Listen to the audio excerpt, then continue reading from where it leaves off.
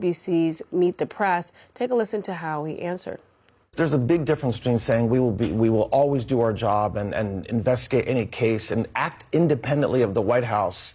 No, I'm not going to pledge that. And no attorney general should ever pledge that. The president, I mean, if I were to pledge I will be independent of the White House, what that means is that if President Trump says, I want the Department of Justice to go after every violent criminal in this country, which is what he has said, what you're saying to me is I should say, no, sir, not going to do it. So I will act with integrity. Our prosecutors will act with integrity. We will prosecute without fear or any sort of favor. And that's exactly what we've been doing, and that's what every Department of Justice should do. Well, I guess big picture, if the president asks you to do something that you feel crosses an ethical or legal line, would you do it? The president will never ask me to do something unethical or legal or illegal. He never has. He never will. And no, I swore to the Constitution of the United States, like every cabinet secretary has done, and like every attorney general before me has done. And so, this narrative that's mostly pushed by the left and pushed by the media, that the president's going to pull me aside and ask me to do something illegal, is completely a false narrative, not true, will not happen, and hasn't happened. So that was attorney. That's right. Stop fear-mongering that Todd Blanche is going to do Trump's bidding. Okay? He's an independent AG who respects the rule of law in this country. My favorite part of that interview was when she asked him about Trump pardoning people who beat cops after he said he would prosecute to the fullest anybody who assaults federal officers. And he said, well, all I can control is the prosecution part. I can't control what happens afterwards. The president wants to pardon somebody. That's his business. Basically what he said. That's just crazy, man. I think he'd be frustrated. Man, put all this work into locking people up and Trump just lets them out, huh? Shucks. All right, I am waiting to try to get my YouTube chat up on the screen here. There it is. There it is. All right. So, looks like Live and Learn is back tonight. I think we're down Hutch, though. He's vacationing. Hutch be loving his vacations, man. That boy, he needs a lot of R&R, I tell you. I never met a man who needs so much time off. Got to recharge the battery. I don't know. That's funny to me. He's smart for doing that. I think the smartest people are ones who know how to take a break.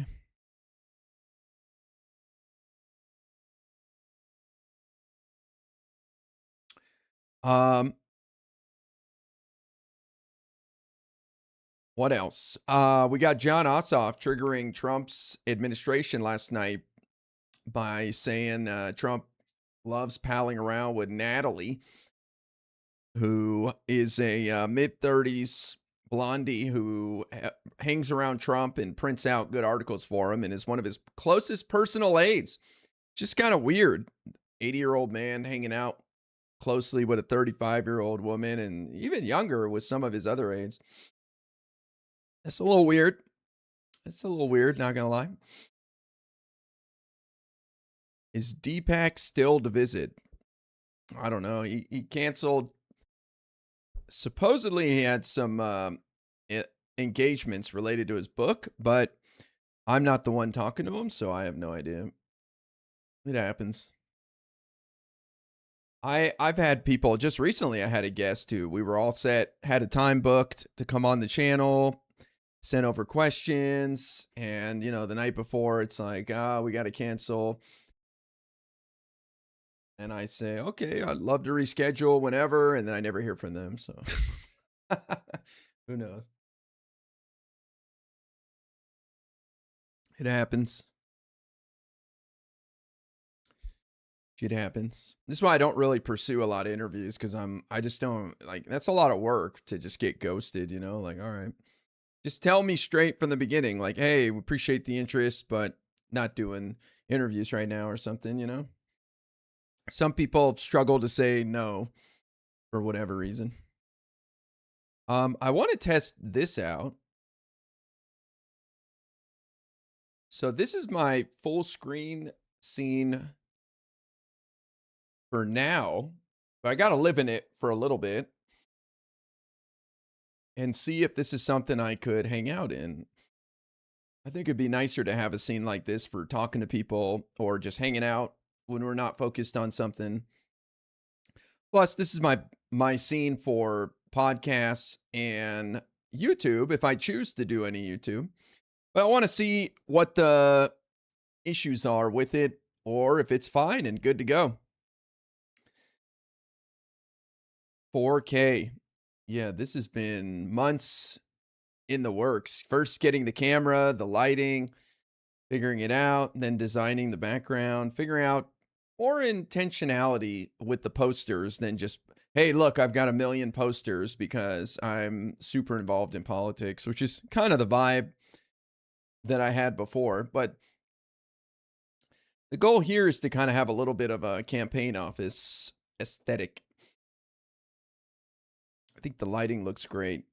Yeah, that's been a tough thing. Like, how do I light this properly? But so far, I think it looks pretty good. Definitely worth upgrading. My other camera was about 5 years old, and the lighting was nothing fancy. This is a much bigger upgrade. And it'd been about 5 years since I touched my my camera and setup.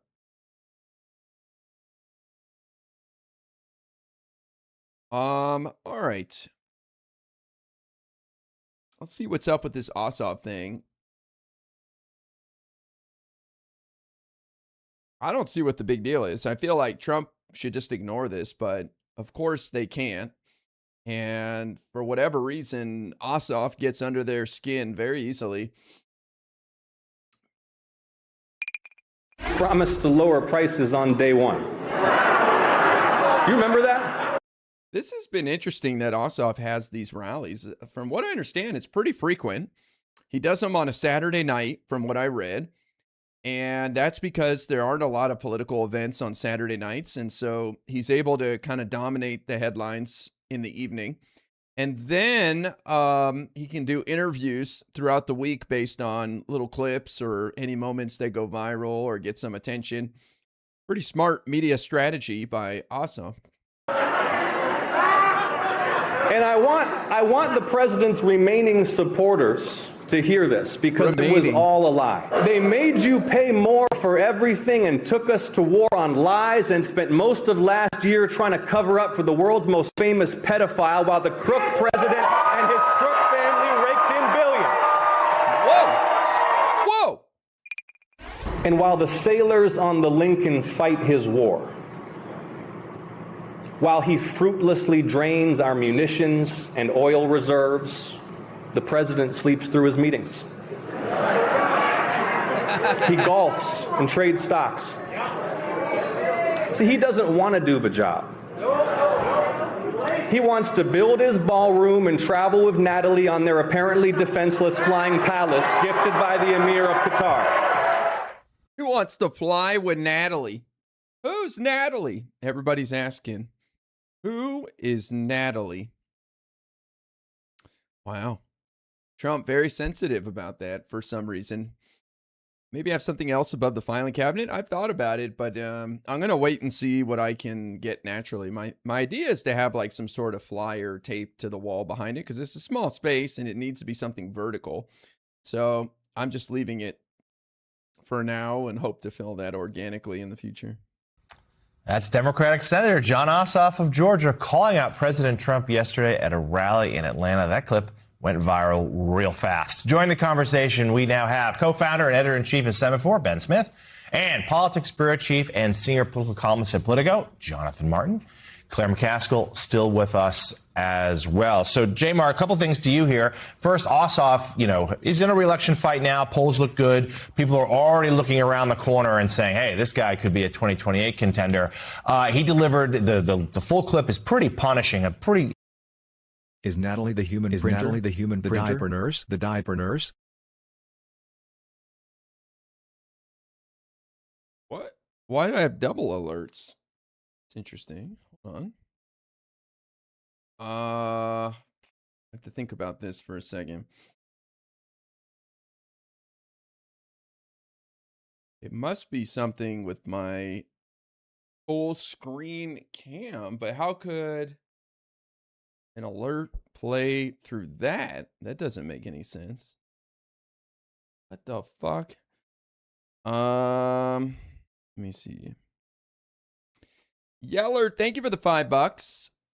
I believe she is the human printer who just prints positive news stories for Trump because she doesn't know how to use a computer. I kid you not. Trump does not know how to use a computer. Trying to think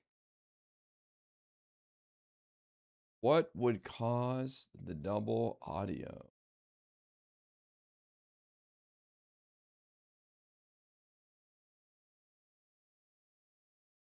Boy. I'll go back here and mute that.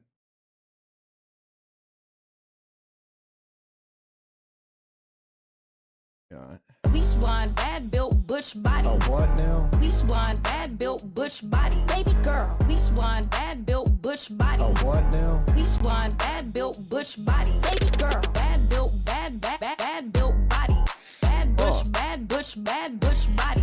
Bleach blonde, bad butch body. Bad bleach blonde, bad butch body. Double MTG. Got 0 MTG. Yeller with the $100 super chat. Let's freaking go. I don't know what happened to my alerts.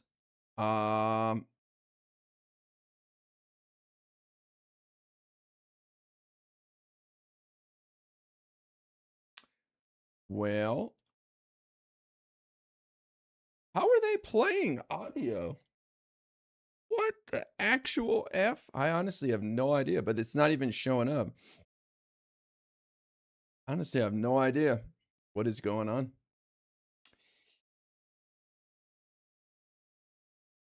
Very confusing.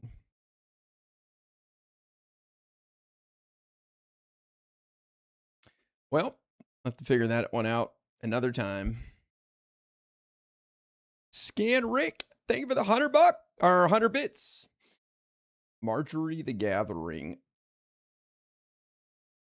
Yeah, I guess my alerts are just busted. It must be something I did, but I tested my alerts and they were fine. Oh well.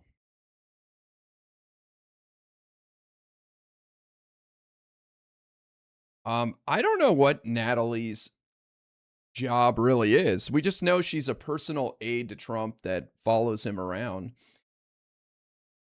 Rumors that she's a mistress, though can't imagine Trump is very sexually active in any way at all. I mean, he's old as shit, probably has early stage dementia. Not sure. Not sure. Devastating assessment of President Trump's leadership right now, including throwing in that reference there at the end about Air Force One and sneaking away in a catering cart with his very close aide, Natalie Harp. I wonder what he's getting at there. It's sort of vague. I couldn't quite pick it up, John. A couple things. First of all, he's a documentarian by trade. You can just tell looking at those clips that he's personally involved in so much of this production. Secondly, he's doing these speeches for a live audience, but you can obviously hear the reaction at some of those lines. In fact, so much so it almost steps on some of his material. But he's really delivering these events, as Ben knows well, for a social media crowd. I read about this a couple of months ago. If he does eventually become the nominee of his party and president, he's going to be the first true viral clip nominee. You know, all of us live in this world in which we consume these clips. We don't even know we're doing it all day long on social media. And he's figured that out and has sort of mastered that. And guys, I think he's rocketed into contention for the presidency almost entirely based upon 30 to 40 second long video clips. It's really extraordinary to see. And you guys know this. If he wins Georgia this fall by like 6-7 points, hell, even four to 5 points in Georgia, that's a landslide. You know, Biden won by a hair in 20. Trump won narrowly in 24. He hangs a 5-point margin in Georgia this fall.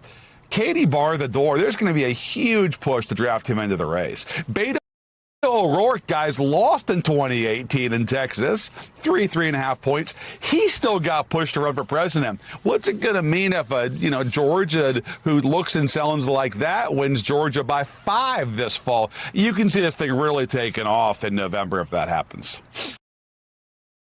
Exciting stuff. There's a Fox News poll that shows Ossoff plus 13, if I'm not mistaken. Just insane numbers.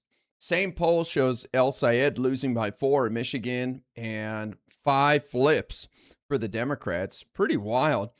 Fox News polling is a respectable polling organization as opposed to the news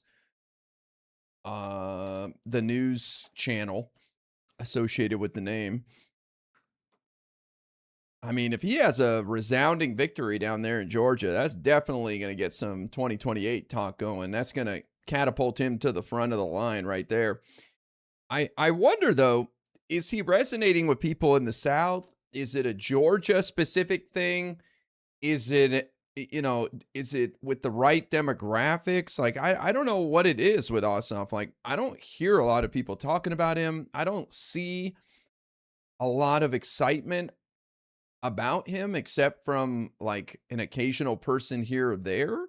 So if you compare him to Gavin Newsom, for example, it just feels like Gavin Newsom is in the news a lot and is talked about as a presidential candidate and is pushing back on Trump. Now, his role is different in that he's the executive of the biggest state in the union, which has a lot of power, and there's a lot of contention between him and Trump. And there's not any of that for Jon Ossoff. He has no chance to spar with Trump on anything. He's one of 100 members of the Senate. He's kind of a low-key senator in that he's not in the media, on the news a lot. He's not, it doesn't seem very interested in the spotlight, very measured with his responses, doesn't lose his cool. There's no drama about him in any way at all. Even positively, like Tallarico's girlfriends, right? People are like, damn, he's got some hot Latina girlfriends. Nothing like that about Jon. Like, we don't know anything about him at all. We don't even know how tall he is, which is insane. Like, go Google how tall is Jon Ossoff, and you'll see there is no definitive answer on how tall he is, except that he is tall. He's like 6'4" or something. So I don't know what it is, but he is just like quietly a juggernaut, which is really strange. He's a very good speaker. I've met him. He's legit. Well, that's the other thing is he just kind of been under the radar the last couple of years, right? I can't think of one thing that Ossoff was at the head of, like what is there one issue? Not even something positive, negative, nothing at all. It's like he's untested. That's the other thing is, yes, he's won a tough election, and I think that this election will prove that he's a winner and he's got something special. But what has he done? What has he achieved? I'm not trying to give him a hard time. I'm just saying, what would people even point to?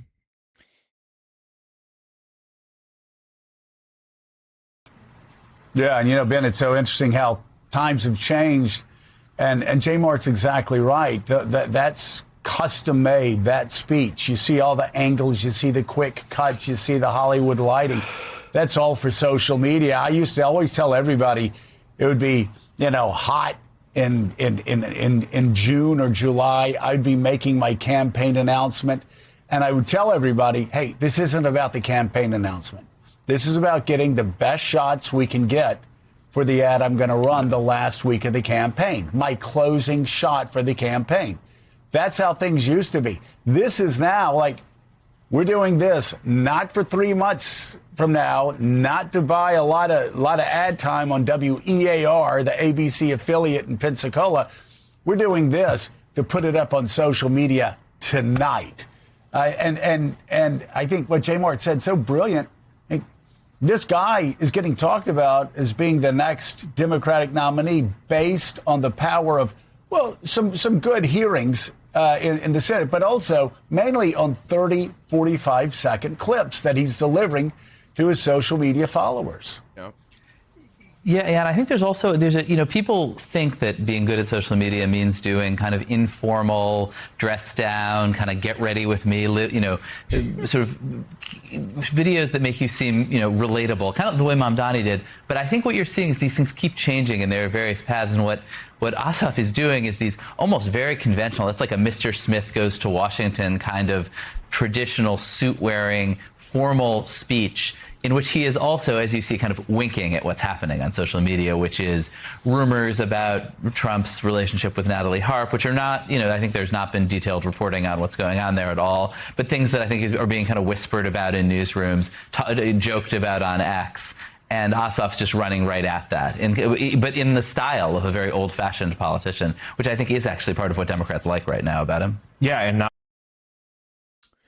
Well, that's an interesting analysis right there. So Ossoff doing the traditional politician speech, but with the idea of getting clips and leading into the biggest rumors, the most extreme rumors on the internet, which I think that's a good way to describe it, that Ossoff is willing to engage with the most extreme rumors and gossip and shit talking, but in a nice professional way.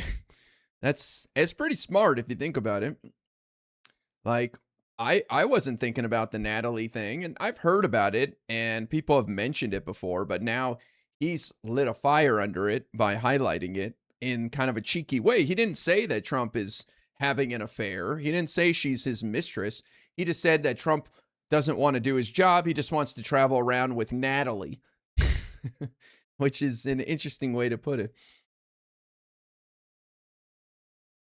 Not afraid to touch topics like that, or he's the one who coined the phrase Epstein class, which a lot of Democrats have grabbed right now to sort of point at Trump and the culture of corruption and the rich getting richer and more corrupt in power. Meanwhile, during Saturday's DNC summer meetings, Democrats urged unity after a particularly bruising primary season.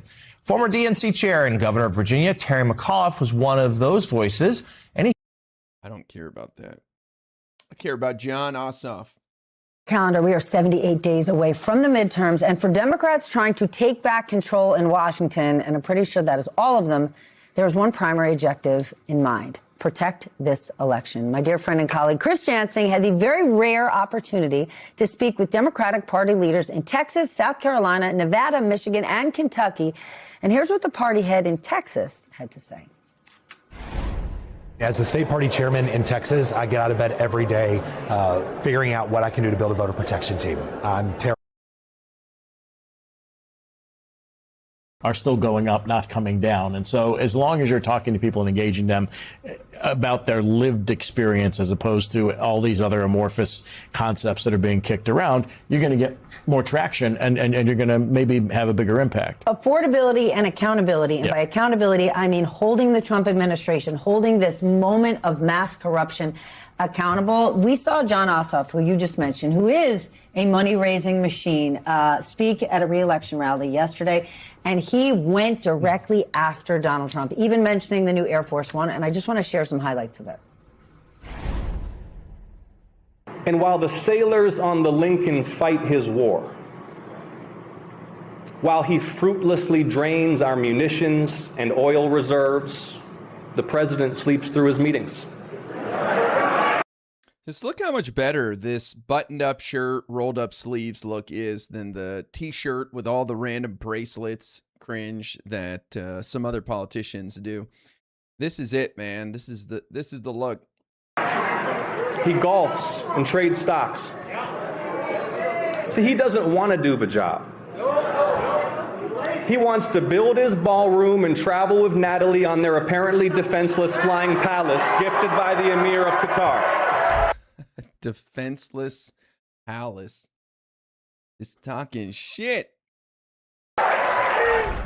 Okay, he was referring to Natalie Harp, an executive assistant to the president, and I want us at least to be abundantly clear. We do not have evidence of any relationship between them. However, this kind of trolling from Democrats, from the likes of Jon Ossoff, seems like it is becoming more and more frequent and effective. What do you make of it? Yeah, you don't have evidence, but I do run a fake newspaper, and I can tell you.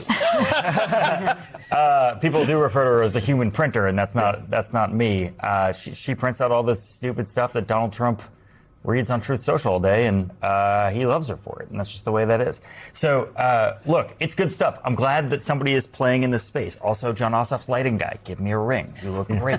He sure does. He sure does. Yeah, it's really good. But like that's the kind of thing where in the next, I've seen it myself. You know, I've been in Michigan and Wisconsin for these last couple primaries, just hanging out, and people just want somebody who will say like, no, we got to get rid of ICE. Just not like they don't want equivocation. They don't want any of this stuff. They need people. They want people who talk like that, very plain language. And if people are in like an escalatory mode going into these primaries where they're trying to one up each other on what kind of justice they can get against the president, we're going to be in a good spot. I thought that was the most successful broadside I've seen. Like, you take all Gavin Newsom stuff that he was putting on X and like kind of the very sarcastic stuff that he was throwing at the president. Ossoff hit the president right where he lives. He's also a lot less vulnerable than Gavin Newsom is. Oh, 100%. I mean, there's much of what you could go after Donald Trump and Republicans just turn to Gavin Newsom and say, I'm rubber, you're glue. Yeah. That's not the case with Jon Ossoff. No, not at all. But he was very clear. There was nothing cute about it. There was nothing, playful. It was a straight-on, broadside, direct hit. Yeah. Ossoff. Broadside direct hit. Yeah, I wonder why Ossoff's hits land harder than Newsom. Newsom, as good as he is, there's some problems there. There's some issues. First of all, there's a backstory. There's the California craziness that's constantly highlighted by the right. And there's sort of an elitism to him, too. The way he carries himself isn't as relatable. He's a little slimy in that regard, where he's got like the grease, slick back hair. He's about a generation older than Ossoff. And so he's a little less in touch. He feels a little more distant. Too slick. Yeah, too put together. But Ossoff, the more he's going to be scrutinized, I think the more people are going to see that he's not exactly the most charismatic guy in the world, right? He's a bit stiff. He's not very organic. Like I don't know if I've ever seen Ossoff. Well, I've seen some clips of him from like TMZ following him on the street, asking him what he thinks, and he kind of laughs and smiles. And I think we need to see more of that. But anytime I see him in front of the cameras, ready to talk about something, it feels very prepared. Not that it's bad, but it just feels like on script. I'm not moving away from what I have to say, and I will make sure I stay on topic and script. I think he's got to loosen up a little bit, but we don't know anything about him. Bit performative. It kind of feels like the early days of getting your sea legs as the spotlight shines on you. And it doesn't feel bad. It just feels a bit not even rusty, but just a bit green. But as every day goes by, he feels more and more presidential to me. Like I could picture Gavin Newsom in the Oval Office making calls and doing good, tough stuff. Ossoff, I don't have that feeling yet about him. I'm sure he could, but just don't get that natural feeling that he could lead the whole country yet. Again, if he does very well down there in Georgia in November, which all signs point to him doing well, then we've got ourselves like an Andy Beshear situation, a Democrat who can win in the South in a red state. And though I guess Georgia's more purple nowadays. And this time we got somebody with, a bit more charisma than Beshear. Poor Beshear just can't break through. He's too nice of a guy. Ossoff also offers substance. Yeah. I mean, he has sort of the charisma of a John Kennedy, but with a different accent. And so he says enough is enough. And Steph, that's what you're saying, right? Affordability and accountability. He encapsulates everything that's wrong with Donald Trump in that one phrase. The Democrats would be very smart to pick that up. But then he goes on and he makes the positive points about what he would do. Democrats. Yeah, that's the one great thing about Ossoff. I don't get the feeling like he's power hungry. I feel that he genuinely cares about people and Georgians, and he's in it for the love of the game to help America. A lot of these other people, you get the vibe that they really enjoy the spotlight and being a leader and the title. It's their identity. I feel like it's not who he is at his core, just from what I've seen in the last few years. I mean, he's so new. Which is good. He's a public servant, right? I don't get that public servant vibe from a lot of other people. Like Gavin Newsom has a podcast, for the love of God. I mean, I can't imagine Jon Ossoff starting a podcast. Not that it's bad, but it's a different personality to host a podcast versus just be, head down, focused on improving lives. So I don't know. How big is his social media presence? Let me see. Pretty sure I follow Jon Ossoff. I don't know if I've ever seen any of his posts. Jon Ossoff. Yeah, I follow his main account. He's got 1 million followers. Pretty good. I tell you, it's like he's like a undercover.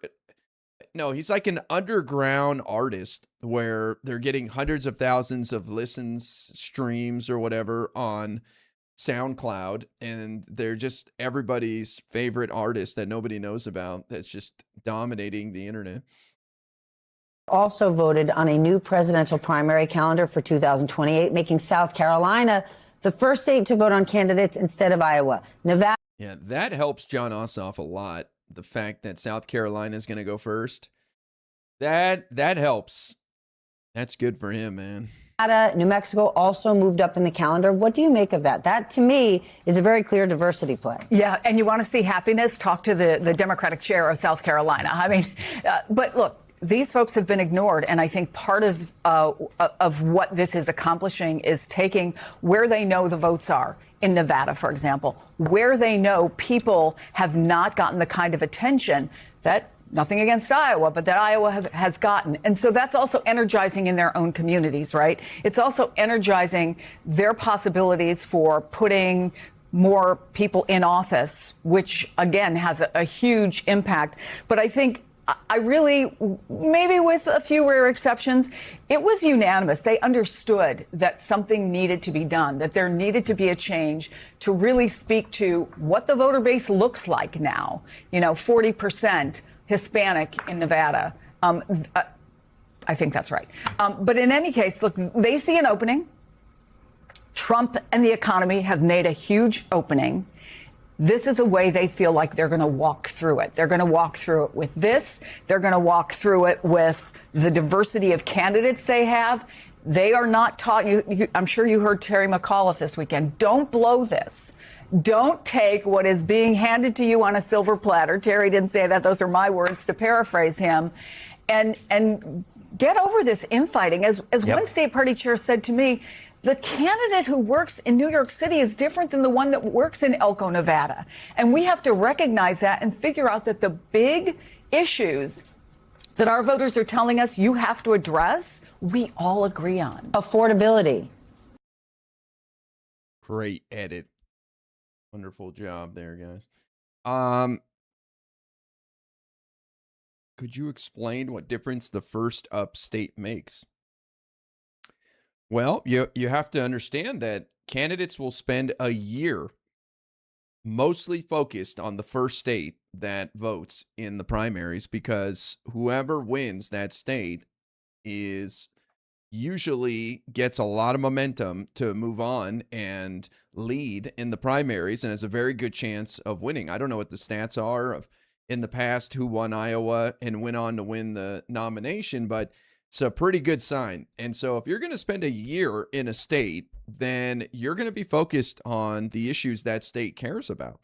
So Iowa for a long time went first, and Iowa's a very white, older state. It's been red for a few years, and it deals with farming, stuff like that. And it's like, these are not things that the Democratic Party has been focused on and is not our base. So spending a year there is not really making any sense. So they moved it to South Carolina in 2024 for the primaries, even though you don't really have primaries when you have an incumbent. It was kind of more of a formality to reward Biden. Oh, they're back. I can't wait to canvass for this man again. Let's go, Jon Ossoff. Hell yeah, Sisafino. Thank you for the $20 super chat. Okay. My alerts, they recovered. Maybe it was just a one-time thing that got screwed up. That's interesting. I'm really winning and really live. I can't wait to canvass for this man again. Never mind. Let's go, Jon Ossoff. I'm really winning and really lib. In the world is going on? Absolute madness. That makes no sense to me now. The only thing I'm worried about is during the podcast, I'm going to have alerts going off because I don't know. I can't mute them. D-Ban, thank you for the resub on Twitch. I appreciate that. Why do I have double alerts, man? Holy shit. That's so annoying. And I don't even know where to begin. That's so annoying. Let me update my sub count here.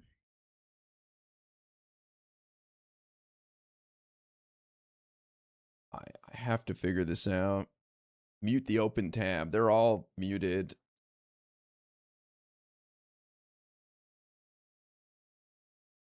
I have Kick, Twitch, and YouTube open in another browser with like my stream panel, and those are all muted. All the 3 tabs are muted. So I don't have the double alerts on this scene. The only thing I can think of is some sort of thing being messed up over here on my full screen thing by adding another set of alerts over there, but that's muted as well. That doesn't make any sense. Let me go to this scene. No alerts on that one. So I honestly have no idea. Pretty frustrating.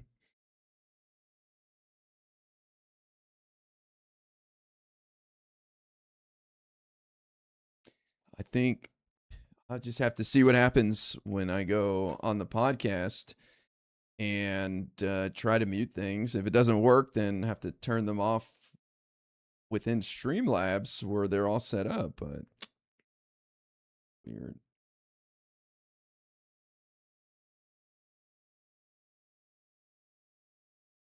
Trying to think what else it could be.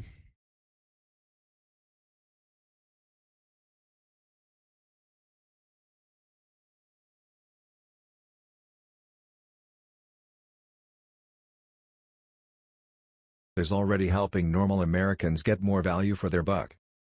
All right, let's see if another alert goes off. Thank you, Sisafino. Appreciate the $20. Here it is. Something in OBS. Double alert Ossoff is already helping normal Americans get more value for their buck. I have no idea. It's definitely not my Chrome browser where I have my Stream tabs open. It's crazy.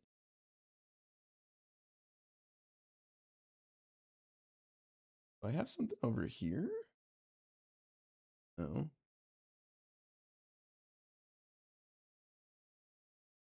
Oy, yo, yo. Your points counted once. It counted twice, 2,000 each time. So it didn't double the number of points. So that's good. But I have no clue. Buy one, get one alerts. Yeah, I guess so. Did you see the recent polling for the Wisconsin gubernatorial race? Crowley up 4. I mean, there's polls coming out every day. Some are better than others. I would expect Crowley to win by a couple of points. So it sounds feasible to me. I know people like Crystal Ball are doing their darndest to try to frame Crowley as pro data centers and therefore worse than the Republicans, which is cute and unhelpful.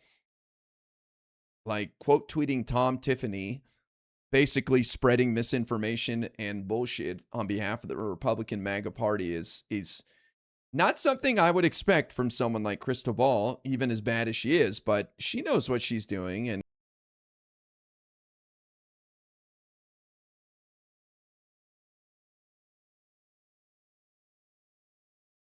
I love your live streams on primary nights. My boyfriend hates politics, but listened to the live with me when Crowley won. He said that it was fun listening to your take on things and humor. Also Pete Buttigieg. LOL. I'm glad he's able to tune in. Okay, I turned off my alerts for a second. Let's see what happens here. Could be something to do with my Streamlabs, because look, it's not playing the alert now. Huh. Okay, it might be something wrong with Streamlabs. That's interesting. Thank you, Roku. I appreciate the $20 super chat.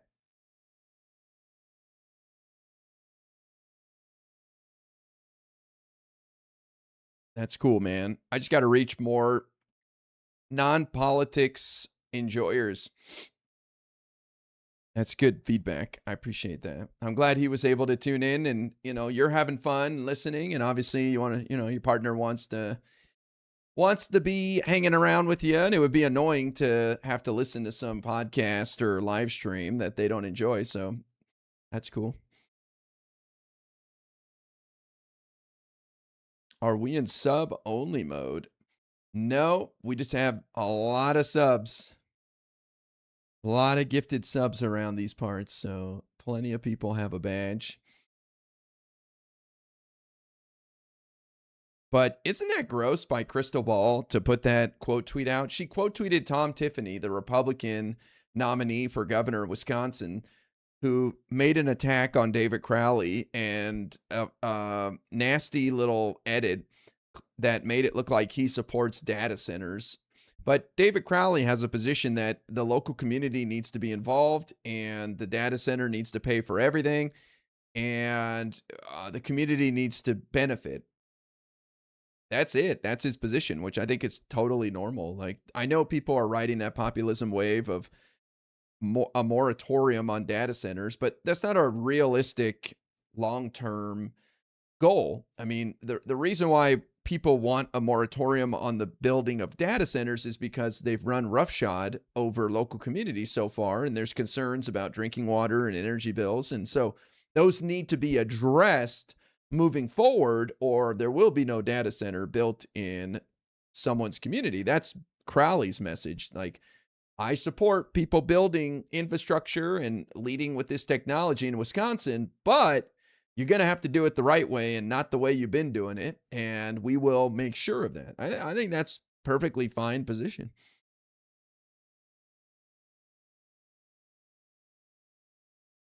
Or letting perfect be the enemy of good. Yeah. I mean, it's just silly. Like, that's a totally normal position to take. Like, obviously data centers are going to have to be built. Pisco called out Wick for quote tweeting Fox News, but I haven't heard anything from him about Crystal and other leftists quote tweeting Tom Tiffany. Oh no. Uh-oh.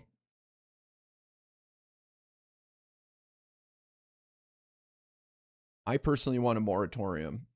Sure. I mean, again, I think the goal of a moratorium is not permanent prevention of data centers from being built. It's, hey, let's stop this until we are satisfied with what is happening. And I think that's a perfectly normal position. And that is David Crowley's position, essentially.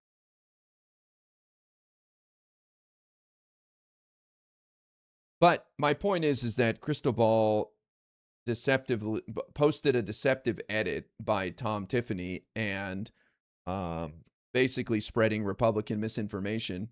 Tom Tiffany is not an honest broker. He is a MAGA scumbag who will do Trump's bidding.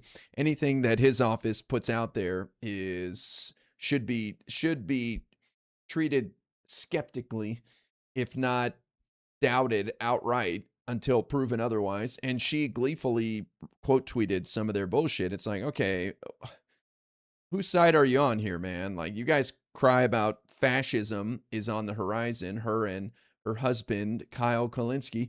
And here you are helping promote the Republican who would gladly usher in fascism under Trump any way he could help. And the Republicans already control the state assembly and Senate in Wisconsin. So you really want to hand the governor's mansion? Like, is it worth that quote tweet, Crystal? I don't think so. But these people are scumbags, and this is why we attack them and we treat them the way we do. And this idea of, oh, well, we got to be willing to accept them in order to grow and all that is, you know, some of these guys are not serious, not worth our time.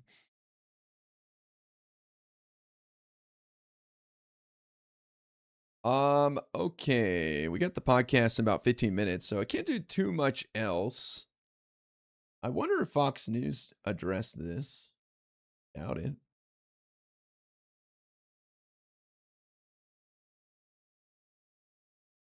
Oh, they're talking about Tupac trial. 60-day MOU comes to an end. Trump was so optimistic about that, right? They were selling it so hard 2 months ago. This is an amazing deal. These guys are serious about working with us, and we got some very serious negotiations going on behind the scenes. And then here we are, 60 days, nothing. Thing fell apart within days, never recovered. Strait of Hormuz still closed. No progress. And just silence. Now, today, Trump threatened to bomb Oman. He said he'd bomb the shit out of them if they keep messing around. It's like, okay, buddy, you can't even finish your war with Iran. You want to start a war with one of our allies in the region now, too? Not the first time that Trump has threatened Oman either. He did so back in May as well. Brilliant diplomacy from our president.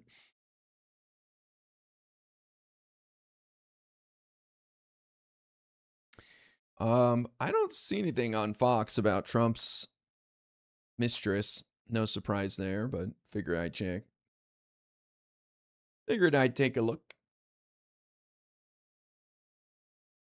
That's the art of the deal? Hell yeah. It is the art of the deal. Maybe he was just confused. It's possible. He does seem to be losing his marbles as the days go by.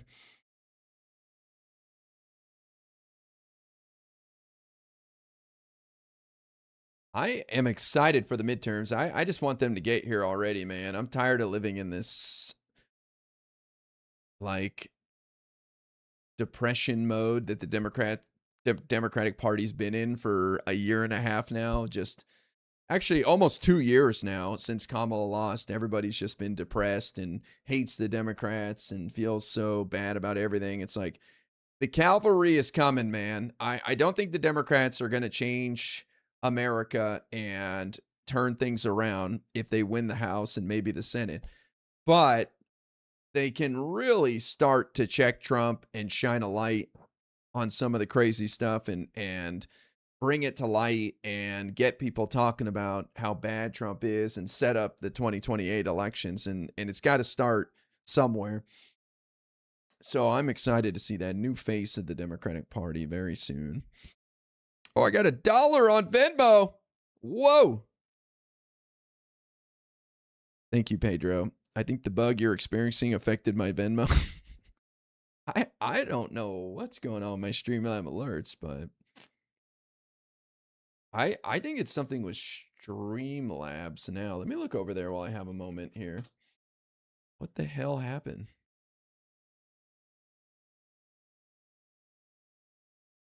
What did they do? Alert. Trump has a mistress? My God. What is Laura Loomer going to say? Oh yeah. What's Melania going to say? Ooh. I'm not sure Laura Loomer turned out to be his mistress, right? We didn't really hear much more about that. He did kick her to the curb, basically, though. Let's see if it double alerts. Thank you, Eddie. Appreciate the $5 Australian dollars. I'm sure it's just another insult to Melania. One of many.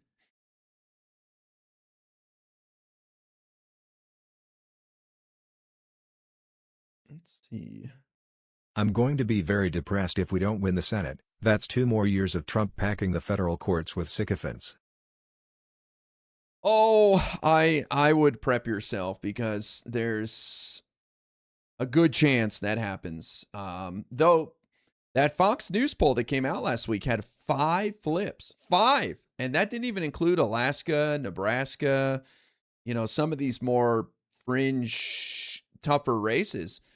That's good. It had El Sayed losing, but if we have 5 flips, including Texas, we're good. We've won the Senate. So right now we only need to win 4. We only need to flip 4 Senate seats if we hold on to Michigan and Georgia. But that Fox News poll show El Sayed trailing his Republican challenger. So he needs to do something, man. I've given my advice. Trump has a mistress? My God. What is Laura Loomer going to say? There it is. Oh yeah. What's Melania going to say? I'm going to be very depressed if we don't win the Senate. That's 2 more years of Trump packing the federal courts with sycophants. Okay, so my alerts are delayed. First, they were playing on top of each other. Now they're just delayed, repeating. The alert plays again minutes later. That's a fun problem to try to figure out. Surely I can figure that out. Crazy.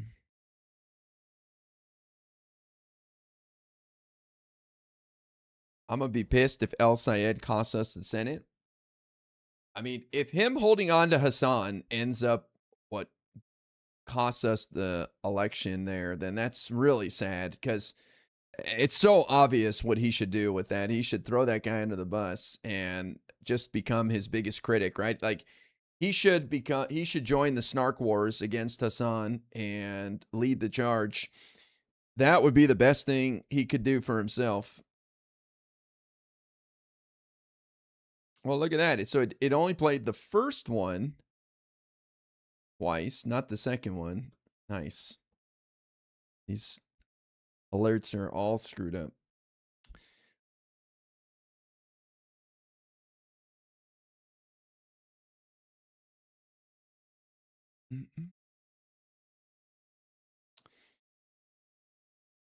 Let's see. Super chats. What is going on?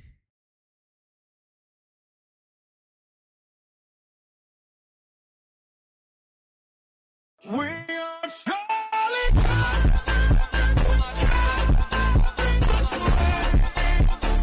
Can Ossoff say deja vu? Lowell Dean Withers getting destinied. I shortened the $20 one a little bit. Same thing with the $10 one, since you guys are so supportive. I want to try to get your comments in there more quickly and keep things moving. So we're giving it a shot.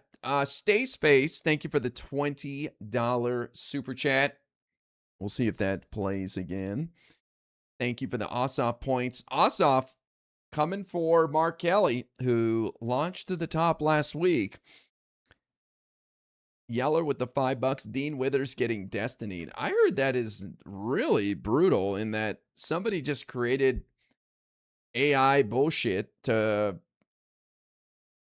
accuse Dean Withers of committing sexual assault. Like, what the? And people actually went with it, I guess. I don't know, man.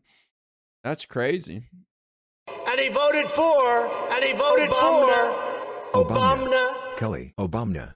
Kelly. Now, then that one played twice very quickly. What the hell? That makes no sense. Oh my God. These alerts are all over the place. Actual Facts Racing. Thank you for the $10 super chat. Giving Mark Kelly some more points. Okay. Liking him on top, I see. Poor Dean Withers. Getting done dirty by AI. And I wonder what's going on there.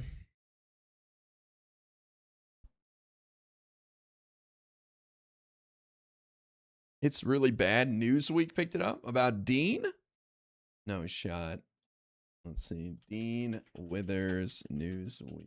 And he voted for Obama. And he voted for Obama. And he voted for Obama. And he voted for Obama. Kelly. Shit is busted, man. Absolutely busted. How can one alert be more messed up than another alert? Like, what?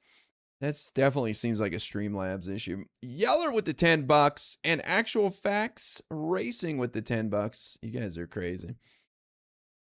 Who got the points there? Kelly, and then just a bunch of Obamas from Yeller. Literal echo chamber. Yeah. GitHub is having issues. Maybe it's related. Who knows? I mean, I just looked at my alerts on Streamlabs for super chats, specifically the $10 one and the $9.99 one. It looked fine. Dean Withers reveals death threats amid false rape allegation. Why would people be sending him death threats? That's so odd, man. What happened? I don't know the story here. I just saw Dean saying someone created an AI image. Liberal commentator Dean Withers said he faced death threats and that a fake TikTok account made false rape allegations against him. Withers, who featured on the popular web series Surrounded, wrote on social media, right-wing Twitter has decided to peddle a false rape allegation against me all over the timeline. This allegation originates from a fake TikTok account named Emily. This account stole the identity of a minor from Australia to pretend to be a girl. MAGA knows no low. Wow. He shared a video taken from TikTok in which a voice can be heard saying over screenshots of the Emily account, I'm the girl whose photos were being used in Emily's videos. I'm now getting multiple DMs and comments about this whole situation. Wanted to let you guys know that I'm not involved in any of this and I didn't make any of these videos. Withers later said on his YouTube channel that someone called his local police department and said they were on their way to my house with a bomb to kill me. So I went out front. I sat in a chair with my 9mm at my hip, waiting for somebody to show up in my house to try to kill me. Okay, that's not smart, Dean. Let's not do that next time. Maybe we don't stand outside of our house with a 9mm. That seems insane. Pedro, thank you for the buck on Venmo. Good one. But that was a precaution. I knew chances were it was I wonder fake. if this one is broken too. Mark Kelly. Let's see. Well, it didn't repeat it right away, but it might do it in a moment. Thank you, Meta. I knew the chances were it was fake. Luckily, it was fake. Instead of somebody showing up at my house to kill me, the cop showed up. I spoke with him for a while. Damn.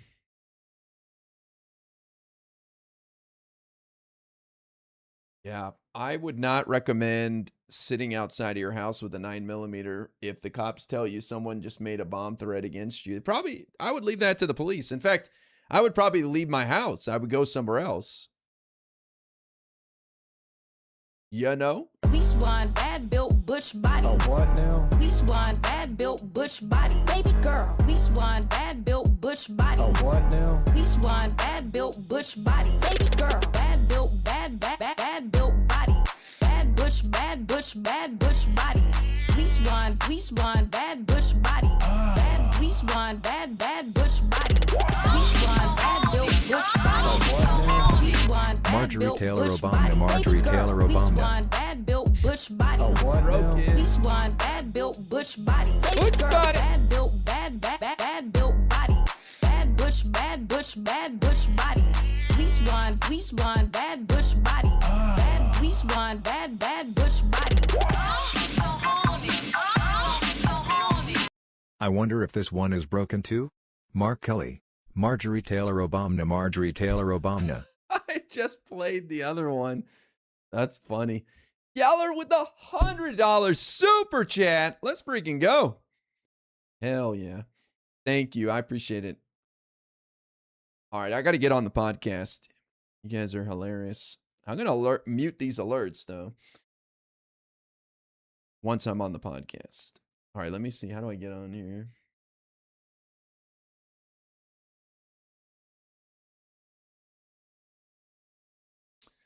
Where is it?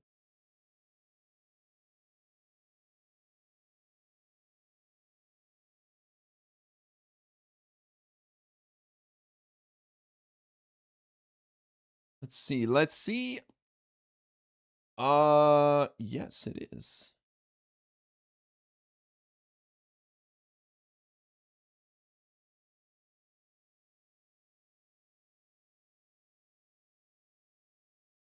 The DSA is only supporting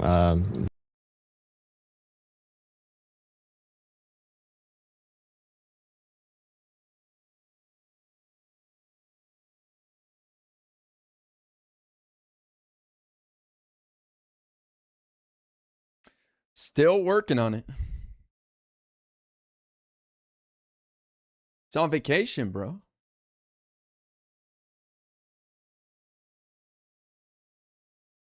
He quiet quit, yeah.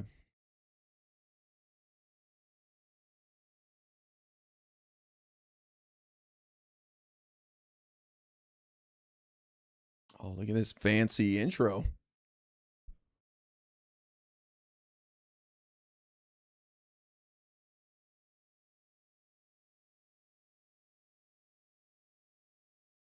Okay. No audio. Welcome to Live and Learn, the only show that Hutch quit.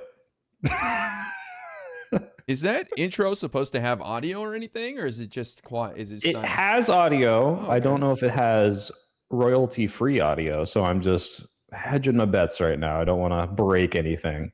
Okay, no worries. Yeah, unless you want to pay for the lawsuit. I get a lot of scam phishing emails from people that are like, hello, sir, it is me from Bangladesh, and you've been using my unlicensed music, and you need to pay me. Just click on this link, please, and take it down. And we can let's work out some sort of deal. And then, some poor, YouTuber who thinks their entire livelihood's about to be ruined clicks that link, and they make $500 or something. So, well, don't click. Pisco, you're muted. You've muted yourself. I see. I was saying we have a guest this week. And you're using the wrong mic, Pisco. Oh no. I'm not a guest, I'm subverting. I'm snuck in the back door. Yeah, we have Jola Politics here. Welcome, Jola. Welcome back to the show. You've been on before, right? Once, twice? Yeah, I'm going to be honest. I think based on the first time we had you on, I thought you were like a crazy radical, but I've been following your tweets a little more now, and you're very much in the moderate space, as far as I can tell. I thought you'd be like a Luigi Mangione stan based on your energy. Does that make sense? Yeah, I've always been like Josh Shapiro, Democrat, far right, like Joe Manchin, Democrat, and I still am to this day, to be true. And recently I've been converted further to like the DSA by their like intellectual arguments and them actually wanting Americans to have healthcare, unlike the corporate establishment that does not want that. But I have a little. I mean, Wait, are you memeing? I couldn't tell. I have an amazing way to start this. So, my queen. Okay, we had a great week last week. Mallory McMorrow. She put up a tweet that said, "Dems in the Midwest understand the stakes and are acting accordingly," which is awesome. And in the comments, they showed a picture of someone commented and said, "Ma'am, you were mocked by your opponent for this." And it's that picture of Mallory McMorrow marching behind with a line, and the person has the big cutout of her head. You know? And it's when El Sayed said, "This is what happens when you have no policies." And in response to this, Mallory said, "Oh no, was I mocked? I want Michiganders to have civil rights, voting rights, bodily autonomy, clean air, clean water, healthcare, education funding, everything." All right. So Mallory McMorrow on point already. Who cares if I got mocked? We care about the pragmatic solutions. Then Haley Stevens and Francesca Hong. We got two sides, very different ideologies, but right away coming to support their opponent. And for Francesca, the first time her part of the party has had a chance at winning a race like this, having a 95% chance to win, according to all the fake ass betting markets, and then losing by 0.5 points, only for the next day to be at a unity breakfast and to be campaigning for Crowley already. Like, no, if you would have went off online commentators, you would have never predicted that quick turnaround. And Haley Stevens going off on Fox News saying vote Democrat. She did take a couple of shots at Abdul for not being a Zionist, and also at Bernie Sanders. She brought the 2016 primary, but get it out of your system. That's fine. We're allowed to be arguing with each other a little bit. I'm okay with that. We could bash each other a little bit. The goal in the end is to beat Republicans. I think last week was a great time for unity. Yeah, I totally agree. And I want to say, never before has one man been so vindicated as IRI. I mean, the polling was absolutely insane. Guy, what happened? Well, how did you know? Are you talking about Wisconsin? I'm talking about Wisconsin after Michigan. Yeah. Well, the polling was actually pretty good for Hong. If you look at it, they were predicting she had about 40% of support from respondents, which she ended up around 48 something, 45. But they were way off on Crowley's support, right? They had Mandela Barnes with 20%. They had a third of respondents saying undecided. But I do think, Pisco, in general, that there is an issue right now with overestimating progressive support for their candidates. And the explanation I heard is just these people are excited. They're the ones answering the poll. They're the one who are fired up. And so maybe that's leading to an overestimation of progressive support. Well, they probably didn't price in the cardinal, the red sparrow of God. There's no way to price that into the polls, but that was the amazing sign from God comeback, right? How do you account for that? Well, but Pisco, I just want to say quickly, the reason why I was skeptical wasn't because I'm a lib soldier defending my candidates. I saw back and forth, there was a +7 Stevens and then a +15 El Sayed, and it just didn't make any sense to me. And then, obviously when he barely won by less than 1%, I was like, okay, something's going on here. I also want to say that another man is vindicated, and that's Jola Politics. And this is why. So I have a good buddy named Wick TV. You guys might know about him. And we were having a discussion about what's the reason why Hong lost? And there were some people who said, well, it was all of our fear mongering about the communist takeover. It convinced a bunch of people in Wisconsin, and they switched their vote from Hong to Crowley. But as you just mentioned, IRI, it actually looks like the margin when it comes to Hong's victory is pretty similar to what the polling was suggesting. And so how does that vindicate Jola? Jola has said, and did say a couple of weeks before, and really right before the election, that a lot of these DSA candidates are beatable if you don't just run dog shit campaigns or if you don't split the field uselessly.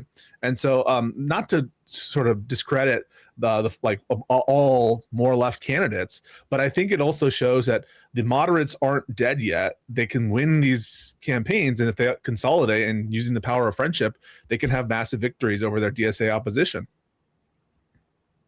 Yeah, and Peggy Flanagan, too, in Minnesota is a fantastic candidate who is progressive. And I believe she slightly outperformed. The polls were really shaky there, too, back and forth. It showed Craig up, it showed Flanagan up.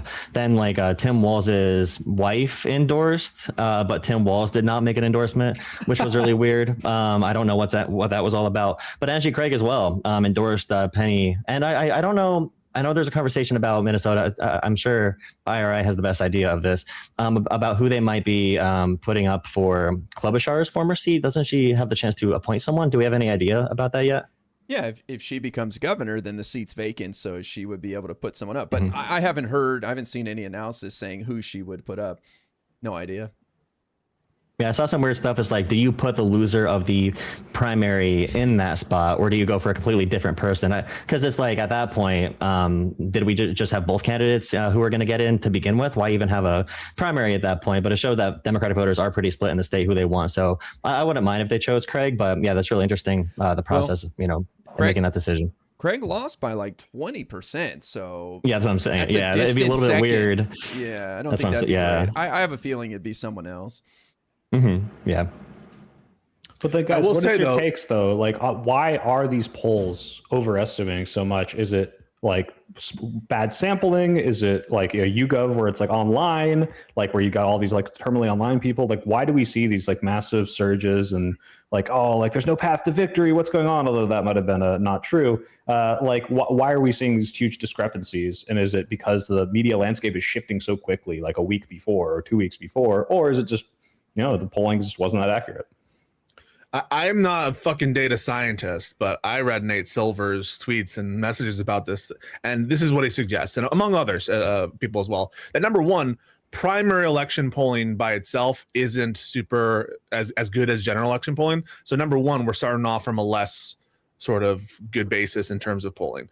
And then number two, specifically with the Hong race and Crowley race, that things can change really rapidly when you have strategic voting by Democrats. So you have, I forget when exactly Evers endorsed Crowley and when he sort of became the alternative candidate, but it happened pretty close in time to the actual election, which honestly makes his win even that more impressive. The fact that he was able to pull together a campaign that was like aborted and turn it into a victory in so little time, and that Democratic voters were strategically able to recognize that and pick Crowley is impressive. And then finally, there seems to be a suggestion that certain populations are consistently harder to poll for, and that maybe it's the Black population.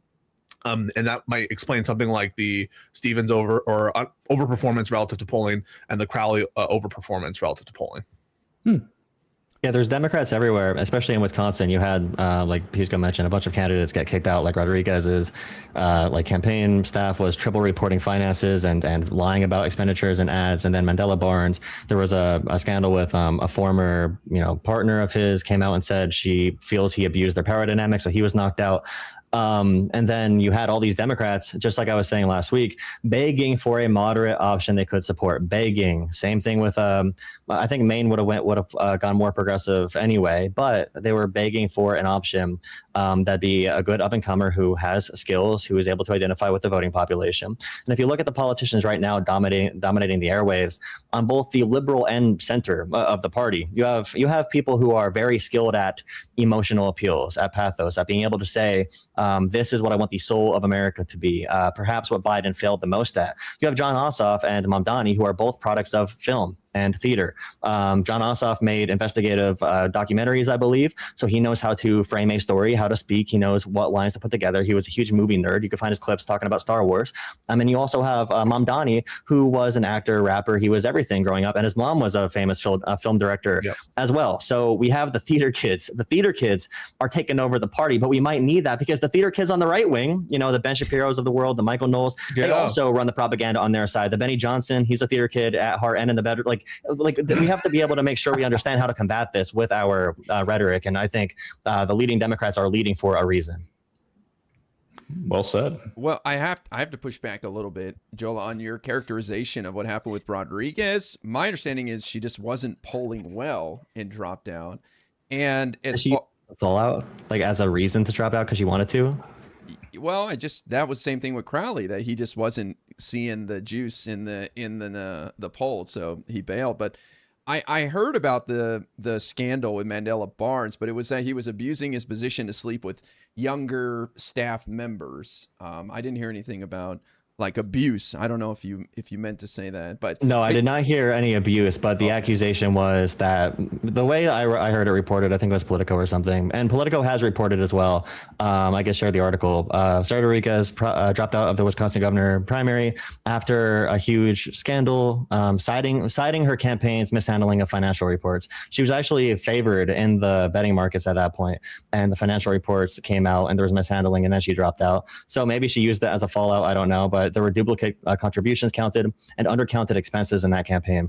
And her financial campaign or her campaign manager, Kara Spencer, had serious financial mismanagement. And then for Barnes, the story was anyone can look it up. It was not anything about abuse whatsoever. So thank you for clarifying that. It was like he was an up and comer in the party, and she thinks she wanted to do it, but then she changed her, or he took advantage of her, is what she said in that article. Yeah, I just obviously I think it's lame to use your position of power to sleep with people, but not against the law. Definitely no assault was claimed, or no criminal action was claimed in that. But I'm sure he didn't. He wasn't pulling that well either. I agree with you and you guys in general that I think if the moderates put forward better candidates and ran better campaigns, then these DSA people wouldn't stand a chance. Now, there are some special ones like Mamdani, as you guys mentioned, but there's no reason Hong should have ever come this close to the prize. And it was clearly because the other side screwed up so royally. And I'm curious, what you guys think about AOC and Bernie not endorsing. And I'm kind of pissed at them because I heard their reasons why. They've been asked about this multiple times, and both of them have said, we don't get involved in races outside of Congress. We're focused on this. And yet there's examples of both of them endorsing people running for governor, like Troy Jackson in Maine back in June, and AOC endorsing people running for state assembly in her state. They're lying.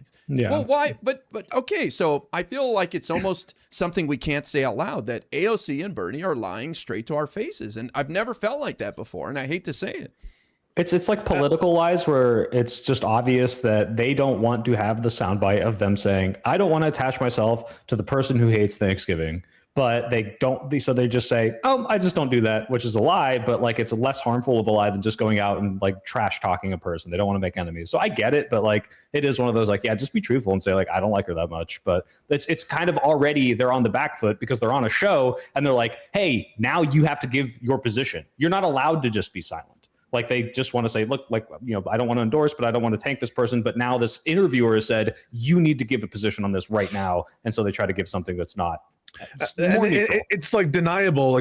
They were able to say, usually they quote something like, we're concentrating on congressional races or something like that. And maybe that's not technically a false statement, but it's the implication there that I think IRI, it is false. And I think the truth is, they don't want to attach their brand to people who they think are losers or people who they think is going to hurt it.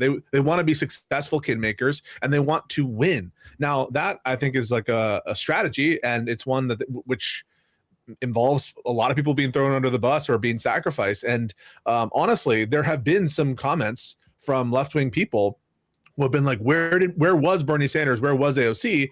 If they had endorsed, and honestly, I might even be convinced of that.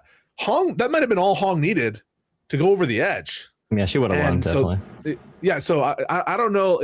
That really is, brand is a primary concern of theirs. But that said, right, are you happy or sad that they didn't endorse IRI? Well, I'm disappointed in them as leaders. I would have been, I know people may not believe this, but I think Hong would have been fine in the general. I don't think Tom Tiffany, who's not a very charismatic guy, would have trounced her by any stretch of the imagination. And I think I was shocked that they did not support her, mostly because she was the face of their movement on the national stage for at least a week. And they just left it to chance, even if you think she's going to lose, why not help her clean up her loss so she loses more gracefully and it's not so damaging for your movement as a whole. So I was just kind of shocked and taken aback at their lack of leadership when it came to Well, Hong. Guy, it might be more damaging to their movement, right? If they attach themselves to this person that they view as untenable and she loses, it's like, look, AOC, Bernie, you're not a kingmaker anymore. Your endorsement doesn't mean as much. And you just frivolously throw your endorsements behind anyone who just has the DSA label next to their name.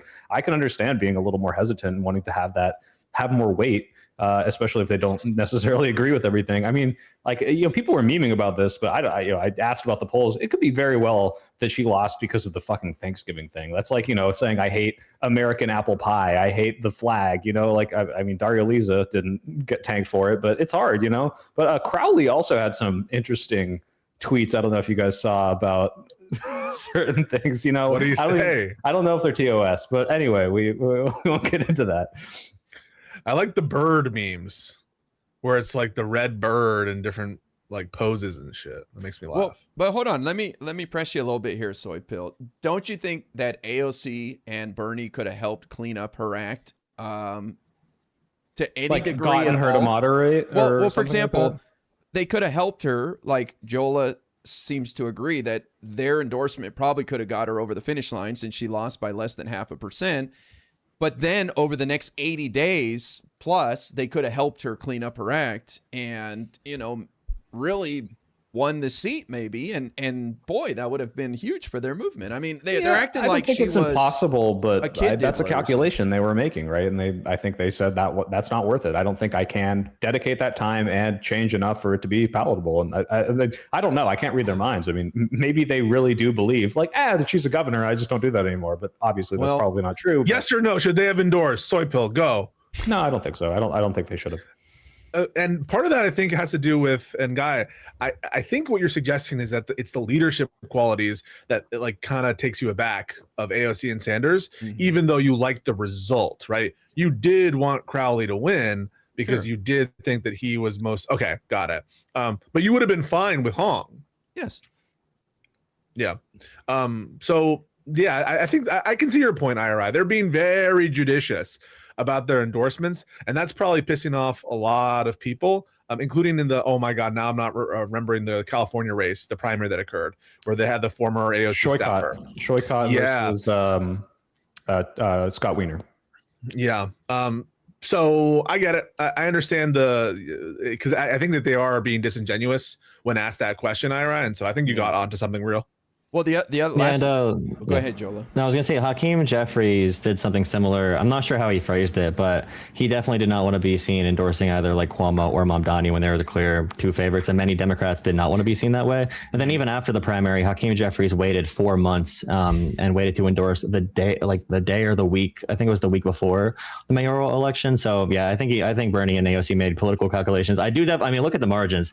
If AOC and Bernie did one rally, what was it, like 5,000 or 10,000 votes or something crazy? Like, I think they could have given the not only not the one rally, but the legitimacy needed for Hong, because even the DSA members from like New York or Philadelphia, like Chris Rabb, didn't really show up that much for Francesca. Even the more hardline DSA, further left types that are further than Bernie and AOC. Maybe Guy, maybe there was an October surprise. Like, there's a clip of Hong saying, I am declaring war on Christmas. And they knew it was just like fucking over. No more snow days. Yeah. No more snow days. No more Christmas. No more by snow days. She meant white people. Yeah. She meant white people by no more snow days. What was that clip where she was like, she said something about white people? She's like, I happen to marry. Yeah. I happen to marry one. Well, like, she said she's got to be in proximity to whiteness to her own son. She's in proximity to whiteness because she has a half white son or something. Yeah. My chud son, my chud white son. I'm also shocked at how the further left moved on so quickly from her race as if it never happened, instead of celebrating what an almost win it was. It felt like only Mike from PA, of all people, who poured his heart into that race, he was it's the Mike from PA effect. Yeah, like that's what they're calling it. But he called it correctly in the sense that like this was a huge step forward for that movement and that faction, like almost winning a governor's race in a swing state. That's commendable. And yet it seemed like Mike and maybe a couple other people were willing to talk about it. I think the left, that faction should be celebrating how close they came, but they just don't even want to talk about it. They want to move on. Well, you mentioned something, Guy. that was you said, like, Mamdani's like the exception to this, where like, oh, he like stands out and is able to, moderate and be charismatic. Maybe I'm remembering the primary wrong, but like he was up against Cuomo and Eric Adams, right? Like these were notoriously not, good moderate candidates with baggage. And like, it's kind of more to Joe's point where it's like a big part of his win is that these moderate candidates were pretty bad, right? Yes. I don't think he would have won if there was a decent candidate. No offense. I mean, he's a charismatic guy. He's grown into the role, but if he had like a serious challenger, I don't think he wins because he was so new. He's like 4 years as an assemblyman. Nobody knew who he was. So I'm not convinced he would have won. Yeah, Ira, to your point, which I think it's a good one. I think so much of it is expectation setting. So take the victory for El Sayed in Michigan. That should be seen as like a triumphal win. A win for this like progressive movement, like massive just demonstration of the influence of the left on the party. But it's disappointing. Why is it disappointing? Because the expectation was it was going to be a blowout. The expectation was it was going to be this triumphal, like overwhelming win, and it wasn't that. Another example, Andrew Wilson versus Candace Owens in the debate. So that was a situation, I think, where on substance, Andrew Wilson won, even though he did a really bad job and didn't have a good command of the facts. And even though he like made a bunch of optics errors and that Candace Owens won on optics, which might be the only thing that matters, he still won. But why was it so negative? Well, that was pre-built. If you're a fair-minded person, you already think that Candace is being crazy, I think, on the Charlie Kirk conspiracy stuff. But that's not impressive to people to just barely win because, Candace sounds crazy in other respects. And so expectation setting, Hong winning massively by +20 and to have a slight loss, that's just going to just totally clash with people's desires and expectations. You're right, though. You need to look at like, okay, this was like what millions of dollar ratio spending differences with a less than orthodox candidate that's farther left than what we've seen in quite a while. Like they should really be celebrating the fact that like not only did Saeed win, but it's like at all like is even a question. So like there's still momentum for these people. So. Well, I'll dare say it. I think the reason why they don't care about the Hong race is Israel wasn't a player. I think that kept a lot of people from giving a damn, and that's why Hassan barely lifted a finger, in my opinion. He went to one rally with Ilhan Omar and Rashida Tlaib. Right? What? He had her on stream, I think. So why are you sweeping, dude? He did, but compare that to what he did for El Sayed. He went and camped out in Michigan for like 5 days. True. He went to the influencer pool party the night before. He knocked doors. But then when it came to Francesca Hong, who was, part of the same movement, if not even more, because she's DSA as opposed to El Sayed, who's not even DSA, he was nowhere to be found. Neither were any leftists, So I just, it makes me think these people aren't as serious as they would like people to think they are. Okay, but so you're saying the explanation is that Israel is not as much of an issue because it's a state race, or because there's not as much AIPAC spending? Is that the point? I'm saying because there wasn't the Israel boogeyman in the race, it kept most of those people out of it and bored to tears by it and not willing to get involved. They didn't have their boogeyman. Don't you think that it might also be part of like the candidate quality issues or the lack of Riz as well? Or, okay, I mean, I don't actually know. I actually don't even necessarily disagree, Guy, not just because they only care about Israel, but like I remember like Israel was a big thing when, for my local politics, the Shoykot Wiener thing, they were distinguished on Israel. But for Steyer and any of the people, Porter, like I don't remember Israel being brought up for anyone in the California governor's race. I don't remember this, but maybe am I misremembering? Do you guys remember Israel being like a hot point between Steyer and Becerra or any of these people? Well, Steyer, he talked about it, but no, AIPAC didn't play a role in that or anything like that. But I don't know. Speaking of that race, people talk about how El Sayed triumphed over $60 million in outsider spending. Well, Javier Becerra triumphed over $250 million in spending from Steyer, but nobody talks about that. But no, I think that's a fair point, Soy Pill, that, leftists were engaged in that one. I don't know, but to me, if Israel boogeyman isn't there, it's hard to get the DSA crowd worked up, in my opinion. Well, I do want to talk about the Larkin race, and we'll probably talk about Israel in that. But I want to kind of wrap this up. And the idea is people are coalescing. We are getting, like Jola said, we're having these like unity breakfasts. Like Stevens is out there like, yeah, we got to vote for Saeed. And it's so important right now to come together and do that. I mean, I'm looking into Mike Rogers more, and it's like, oh, this guy's like working with like pardoned election denier Slate people, like literally the January 6th. Like electioneers, like they're the people that tried to do the fraud, and they're just on his campaign, and no one gives a fuck. They're like, yeah, no, we can vote for this guy for the Senate. So yeah, the coalescing is really nice to see these candidates coming together.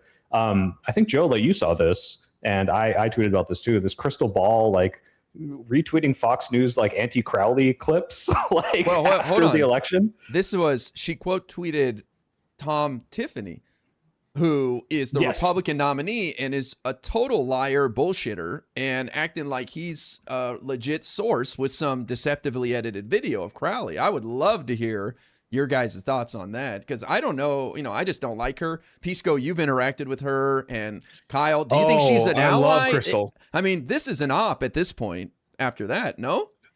That's op behavior. Yes, me first or Jola? Whomever. Well, I'm an op too, so I can't really come at my fellow ops. Or I'll probably blow their cover.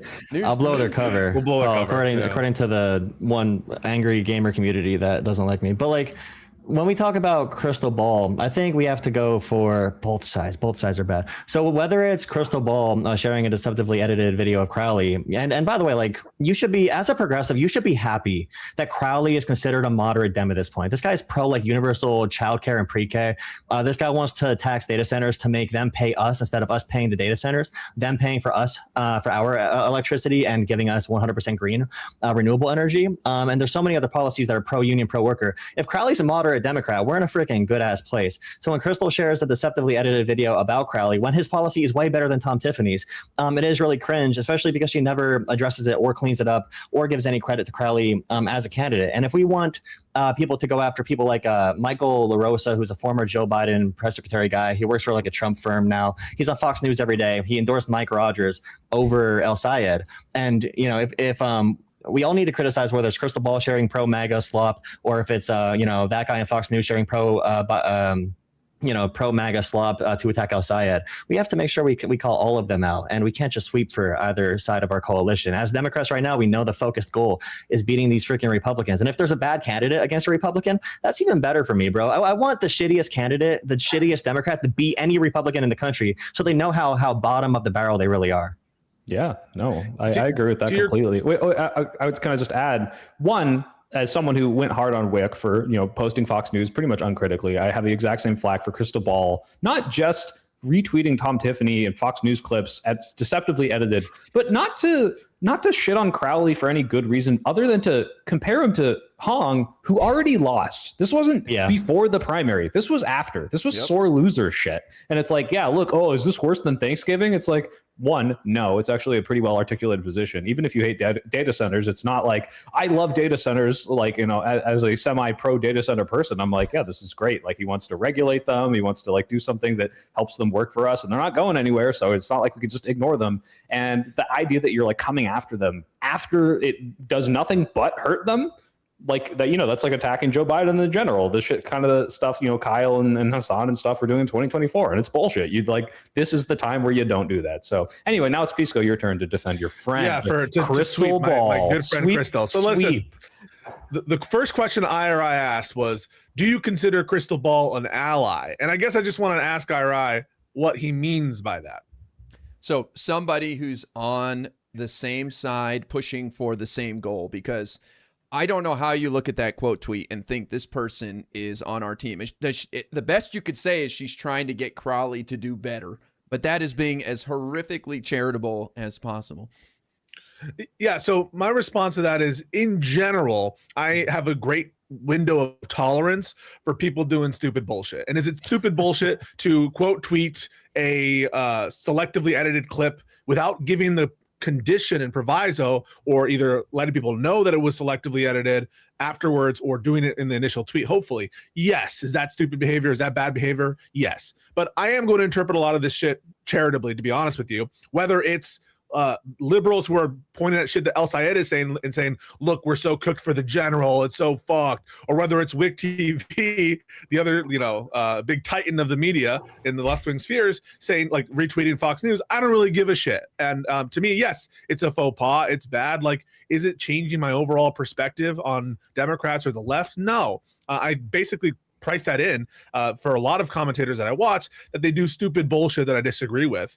If that makes me a sweeper, I guess I'm a sweeper. But I don't know what conclusion I'm supposed to draw from that. Let me jump on this. Pisco, I want to jump with you and say, I'm not writing Wick off because he uses Fox News tactics, but I'll call it out and say, don't do this shit. Like, this is ridiculous. This is not the time. But this is not like, oh, Wick's not an ally because of it. It's just, all right, like, you should. The thing is, though, like, for the Wick case, if he's just observing a talking point and he's saying, listen, I can see how the Republicans are going to use this against the Democrats, that's a fine point to make. I think and you guys wouldn't have a problem if if that was all Cristobal was saying is this makes him vulnerable, and they put in like parentheses, by the way, I know this is selectively edited. Would you have a problem with the tweet, Soy Pill?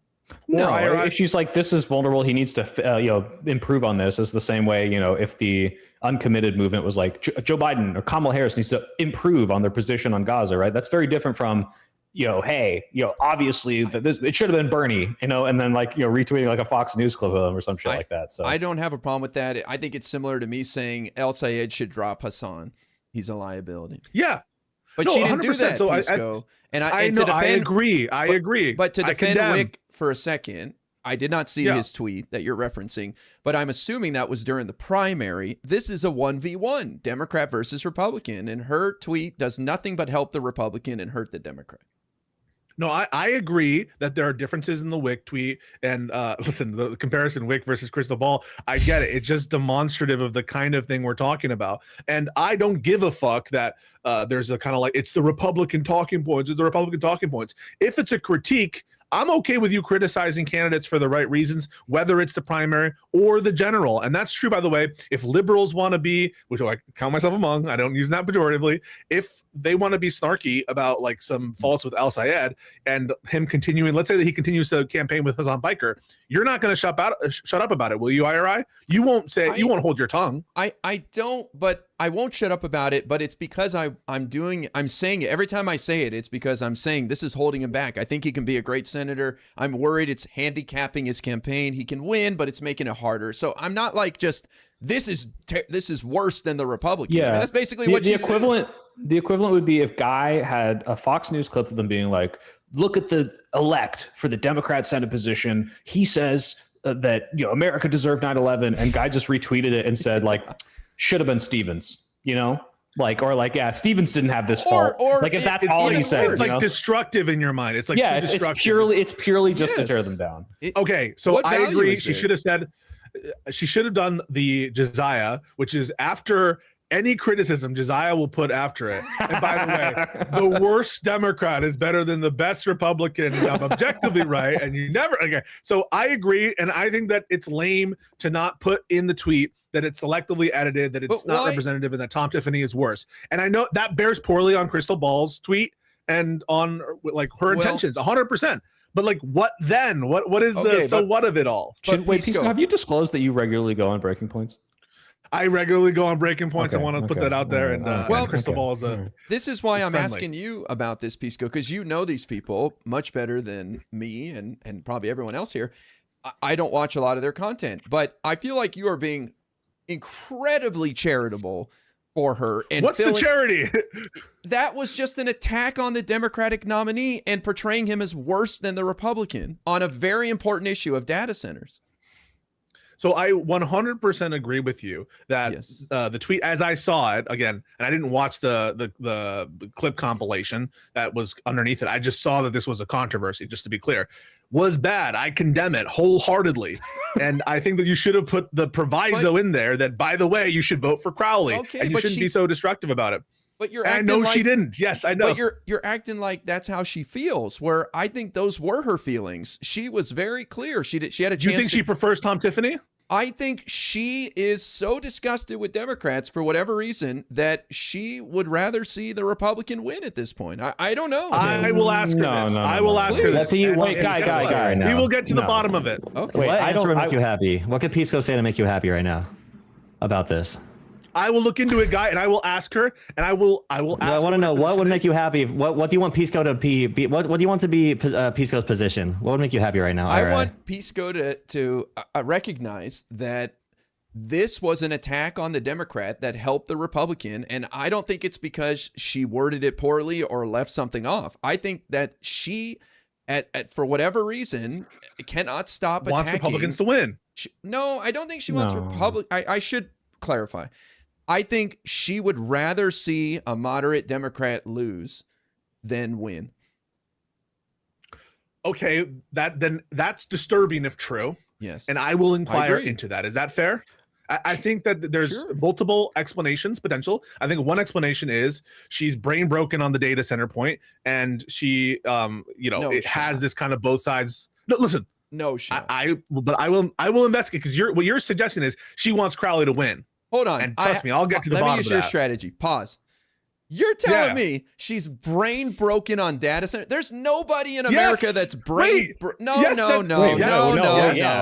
Absolutely true. No shot. Everyone most Americans, I think, are brain broken on data centers. 100%. This is the new boogeyman. And get that. The reason she's doing this is my view. This is speculation. Is she's bitter. Obviously, she wanted Hong to win. She's more left-leaning. And so when Hong has all this baggage and people are totally shitting on her for the Thanksgiving tweet, for her robotic interviews, and then he comes out and says something that to her is how could you possibly have this position on data centers? You're insane. That's her bitterness coming out and saying, why the fuck were we criticizing her so bad when he has this insane position? Not because she wants him to lose, but this that bitterness. The same reason Bernie voters, even when Hillary won, we're still shitting on her. I can't believe Hillary said that she's doing speeches with Goldman Sachs. That's the kind of spirit in which I understand that shit. But listen, it's disturbing. That's a disturbing allegation, and I will get to the bottom of that. How is that sweeping IRI? I'm doing the investigative work. I'm not. But Pisco, she would never say. Wait, no, don't play both sides. Sorry, Bill, you're playing both sides. Well, right no, now. I don't like your excuse. I don't like your excuse. What's the excuse? I'll ask her. She's not going to say oh yeah, I want MAGA to win. Hold on, I don't know. So I've heard some libs say some stuff like that recently that I'm a little upset by. So then, what do you want me to say? I condemn Crystal Ball? What do you want? I do not know what sweeping entails, but I'm not accusing you of covering That's why up. We never see his floor. I don't know if you're saying it in jest or what, but I'm not accusing you of that. But I think you're being very charitable, and now I'm even more alarmed by this idea that she's brain broken on data centers. I understand that there's a lot of populism rhetoric around data centers right now, and people are genuinely upset at them for running roughshod over the local community. But I'm saying it's such a new issue. There's no way somebody's brain broken on data centers like Israel, Palestine, or something. You're underestimating the stupidity of the data center slopulism. Oh, come on. But also, AOC goes up there and she holds up the dirty water. She's like, look, they're taking the water and they're making it dirty with their servers. And it's well, that's not how that works. But don't forget, Crystal Ball is the same person. Crystal Ball is the same person who, after Trump lost the election in 2020, she went on Rising and she said, "Where's that riot I expected? I heard all the liberals talking about some riot at the Capitol before the January 6th riots." Yes, there's a video of her going I thought all the liberals were libbing out about this big old riot they're supposed to have. And then weeks later, she's like, "I'm so sorry that I said there would not be a riot. So I was right." Yeah, she's the same person. So would you guys agree that in that moment?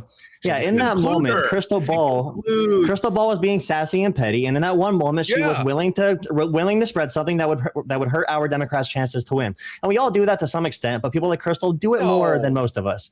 No, we do not. She was willing in that moment to share something damaging to Democrats. You disgust me. I'm speaking for everybody. What? Okay, we all do that. Come on, we all do that. I'm just saying. Wait, Guy. I watched you do this when Francesca Hong lost, and you said Thanksgiving is speaking now, bitch. That's the bitterness, right? How does that hurt? How does that hurt our Democratic nominee? It doesn't, but it's the same Here's our coalition feeling. building, It's the same though. feeling, right? Francesca Hong supporters are less likely to support the moderate candidate if you talk shit to them. So, I mean, all of us do it to some extent. No, it's a radical difference. Owned. Oh, it's a joke. Oh, everything's a joke when you get called out on I don't it. think Everything's Crystal a joke. Ball is joking. Okay. First of all, it was a joke. That's fair. No one said she's joking. No one said she's joking. No one made that claim. But I'm just saying, the primary's over. We got 80 days to lock in, and we got Crystal Ball running the same script again, and it's just like they can't stop, man. It's like just once again risking losing that race because I'm going to talk about how I think the Democrat is bad on this position based on a I condemn the tweet, edited Ira. It's clip. a bad tweet. But It's a bad tweet. It's bad. Okay, but don't you think it's indicative of who she is and what she represents as a whole? If what you're saying is that she wants Tom Tiffany to win, I'm not convinced of that. That's why I'm going to get to the bottom of it. If it's something else like she's biased against data centers, she's willing to like be snarky as fuck and petty vindictive, and that is petty brained and lefty brained, I agree with that. Okay, I've always agreed with that. Just so I understand your position, you are saying that it is possible that she is just upset about his position on data centers, and that's it. Yes, and lefty snarky brain and vindictive brain combined. That's I think more plausible than I think it's just it's the new boogeyman that she's put in for AIPAC or whatever. It just continues the same script. It's like Mad Libs filling in a different word. Now it's data centers I'm upset about. You know what I mean? It's like it's just another thing. It doesn't mean data centers is like with data centers. Just to be clear, like having gone to a lot of like the left wing rally people, like with the Shoykot stuff, and I met the Daria Liza and Melek Kiros there. Data centers is like the big like, oh, this is the new scary thing. It is absolutely like on the forefront of people's mind for some fucking reason. It's like I think data centers are like illegal immigrants for the right, because it's like 100%. Most of these people never fucking see one. They've been here in America the whole time, and everyone pretends like it's like, oh, and now they're destroying the cities. Like you make up the lies about how much they hurt, like the water stuff. I think the power stuff is a real concern, but this is like the boogeyman of the left right now. So I think you might be underestimating it. But I agree with Pisco. I don't think this. I think, don't get me wrong, she would feel Schadenfreude if Crowley lost, but she doesn't want him. As you would feel Schadenfreude if Hong lost, if she were the nominee. And but Wick TV, let's be honest. Pisco. Yes. Wick TV wanted Francesca Hong to lose. So that was like he's the radical of the center that should be getting the same shit that Crystal Ball gets on the left. Yeah, and guys, just to be clear, if Hong had won, don't you expect to see massive amounts of liberal snark, including but not limited to, you guys should sit out? I mean, that was, listen, I know these names might mean nothing to you guys. Swan Marcus said that. Mr. Mooten said that. Wick TV said that. And would you conclude? What do you mean? No, they did say shit like that in the primary. They said that. No, they would have carried forward into the general. And would you say if they No, they said this was on Hutch. I wish Hutch was here. It was on Hutch's channel. I was there too. We were debating it the one morning. If they did, I would condemn that just as strongly.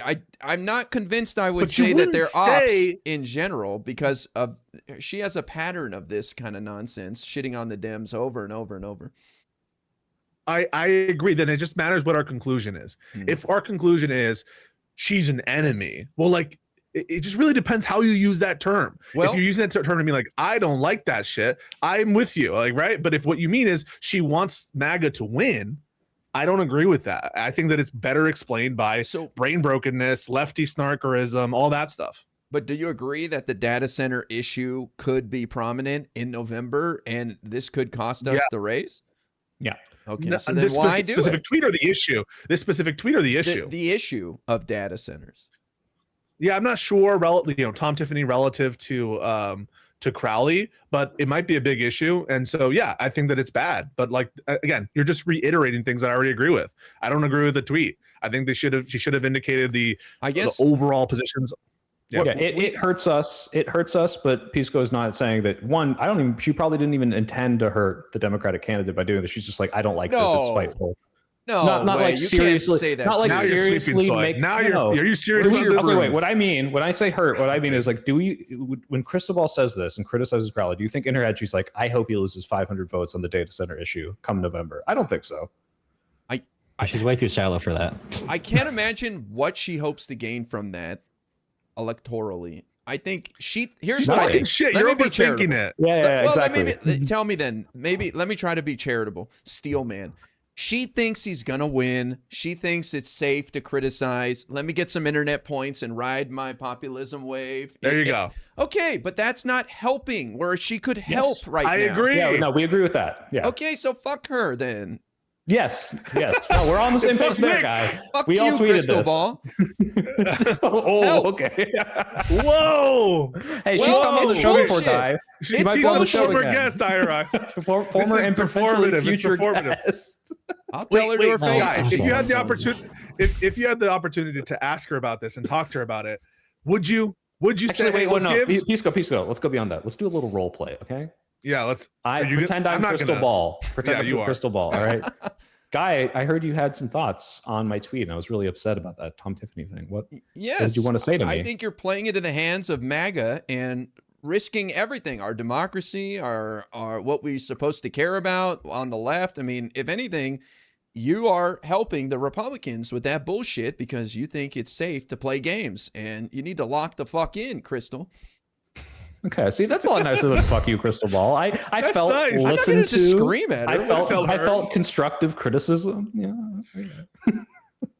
Well, Well, anyway, you should role play more often. my point is this is serious shit, and she acted very unserious in that moment at best, and I think it's outrageous to even attack the Democratic candidate like that in the general with 80 days to go about anything, even if she wanted to say his hair sucks and fuck his red bird story. Really, he's I don't crazy. buy that shit. No, are you gonna hold that energy if El Sayed campaigns with Hassan? You're gonna attack him for that shit. I'm gonna- or if El Sayed. But I'm going to attack him. I'm going to criticize in the sense of saying, hey, man, you're handicapping your campaign. I'm not going to rage at him like that. I'm yeah, gonna if Crystal had made a tweet that was like, he needs That to was a fix little his better. position on Yeah. data centers, I Yes. don't think You'd be any fine of with us would that. have called that out. Yeah. if El Sayed wants to campaign with Hassan, I will continue to say I don't think it's good, but I'm not going to be like, oh, well, I guess he hates America, so good luck. You know what I mean? Right, and if Crystal Ball had included in that tweet, and by the way, I hope Crowley wins, you wouldn't have had a problem with the tweet. I still would have a problem with that tweet, but I think that would have been much better, at least. Okay. Yeah. Well, I'm going to investigate. I want to get to the bottom of it if she wants Sure. I think Tom it's Tiffany great to win. So if you have access to her, Pisco, and you can ask, not even on stream. I will. And you're not, I won't hold you to this, but I think it'd be very interesting to ask her, what were you hoping to gain from that? what were you thinking? Yeah. Yeah. What were you What thinking? did you want to, what did you want to happen? And do you think that helps Crowley win, who I assume you want to win? I doubt it. Yeah. I I'll think send her kid, this though, segment. like, is this really going to be helpful with your friends if you're going to keep on talking about like, oh, you thought the Thanksgiving tweet was bad, and now look at your guy when he's already the candidate? Because like you want to give constructive criticism, and where I'm at, like you'll have a borough council meeting that usually has 10 audience members, have 400 when it's about data centers. So when Crowley's on video saying he wants Wisconsin to be a data center hub, not only for the country but for the entire globe, and that is what Tiffany's running with, it might be worth it for Crowley to revise language a little bit to be very poignant and punchy when he goes on TV. He could even say, because his big push is the moratorium is not really useful because we have data centers already, so we need regulations to regulate the currently existing data centers. If he even said not a year moratorium, but let's have a pause, like Trump said, until we figure out what the hell is going on. If even politically he did something like that to kill he would destroy the But Tom he Tiffany Joel, attacks he that way. did. But He yeah, but did. the That's issue the is problem. liberals sell hot dogs by describing the meat inside the contents. Okay, they sell the hot dog and the sausage, talking about the human remains in it. We got to be able to package it as the hot dog and say, yeah, look at this, yummy. It's a wiener. We need some like punch for this. Because they're saying data center Crowley is going to be prescient. I think he'll still win even if he does not. I'm fully on board. Let's make it the global center for it. Do you know how much fucking money that would bring in to the state? Fuck yeah, dude. Yeah, but the voters think that means oh my the god. voters think that means the Matrix is coming to town. So yeah, I agree, Jola, that he didn't word it as well as he could have, but that was the deceptive clip. It cut off before he explained that they need to work with the local communities. This needs to be beneficial for everybody. We're going to regulate the shit out of this until they change course and act differently. But he was saying, like, look, these data centers are a stakeholder. They're here. and they're going to play an important role in the future. So that Some was of the them, I assume, problem. are Is good. she tweeted out that bullshit that just said the part you Hey, said, Joel. I have a question. Do you think Republicans are going to stop using that clip? This is no more crystal ball. Are Republicans going to stop using that clip? I don't. Then but I want there to be a punch, a 1-2 punch that takes 5 seconds to say, not one that takes a 30-second policy analysis or a policy summary. Because I could talk about policy all day. If that was the place American voters are in, Donald Trump would not even be a Walmart greeter. Okay, he'd be bashing his head in at a WWE event trying to make money. You know what I mean? I'm all for improving the messaging, and we can't take back what he said already. But what we can do is not quote tweet the bullshit edits from the right, especially the Republican I agree, and that's why I agree. That's why you should go share my pinned tweet. Go share my pinned tweet, Joel of Politics. I made a 1 minute and 30-second video talking about Crystal Ball and talking about how she should have phrased it. And if you make me the prominent progressive sweeper on the left, I will be way better than the current progressive. I'll be better than the current sweepers on the left. Okay, well, I promise. I appreciate that you did that. I'm unaware of that. I will check it out. I called her out too, guys. Just to be clear, we're on mostly the same. Not as good as I did. I'm better. I'm the good one. That's true. He had dedicated Not content. sweeper. I had a 10-second angry. I'm the good one. Well, this is where I did not call her out, and I'm sorry that I didn't give a fuck, but I now give a fuck, and I will investigate. Well, Guy, I don't know if you're okay with us continuing potentially ganging up on you, but if we talk about the Larkin Moskowitz race, I think we'll have some disagreements. I would love to talk about Oliver. Oh my God, please! He's a special boy, and he's going to have. So we almost night had him tomorrow. on. We tried to last minute get him on, but his primary's tomorrow, so he wasn't able to make it last minute. He was interested though. He's doing the rounds. He's doing the rounds. Yeah. He's on every show. He's doing everything except ours. But So just so by the people way, he are was aware- interested. I just want to say it's not that we don't have clout. We do have clout. It was a busy. Yeah. Well, just so people know who we're even talking about, this is the Florida's next 25th. DSA candidate who's trying to primary Jared Moskowitz in Florida, and the primary is tomorrow night. And he's been on Fox News, and he's hung out with Hassan. Not endorsed by AOC and Bernie, by the way. Another. I thought they were focused They gave on him the the Hong state treatment. race. I Isn't that a last federal night. race? I looked last night. They gave him the Hong treatment. So I wonder if they I think looked for he's you on the just as battlefield. bad. Well, no, but IRI, you know the answer, right? The answer is they don't want to back a loser. Do you want to back a loser? But here's the thing, Pisco. You're only And as by good. loser here, I just mean someone who's likely to lose. That's No, what I mean by this. Loser's probably more appropriate. No offense, but I just was listen. You're he only as was good. almost here for you to say it to his face, guy. I would have said all this shit to his face, man. That You guy want to say he's a pisses me- loser to his face? Probably not. Okay, but I would have been just as harsh. Okay, because I'm pissed at this guy, man. This guy All right, is Talbot, full of yeah. shit, and I'll lay out my case why. But I mean, the fact that they didn't endorse him is horrible. And I'm sorry, Pisco, you're only as good as your weakest link, no matter what your organization is. Live and Learn is only as good as our weakest member, so we have to back each other up. And who's that? I'm not guy? going to Who's say that? who it is. It could be me, okay? But we have to back each other up. And same thing with your movement. When you're the DSA, you have to back up your candidates no matter whom they are. You can't just pretend they don't exist. Otherwise, you drag down your whole movement. So shame on them. And again, they're leaving their boy out to dry. And it's bullshit because AOC and Bernie have endorsed people running in congressional races this cycle, like Grijalva, Melot, Kiros, you name it. But not Oliver. Oliver's not special.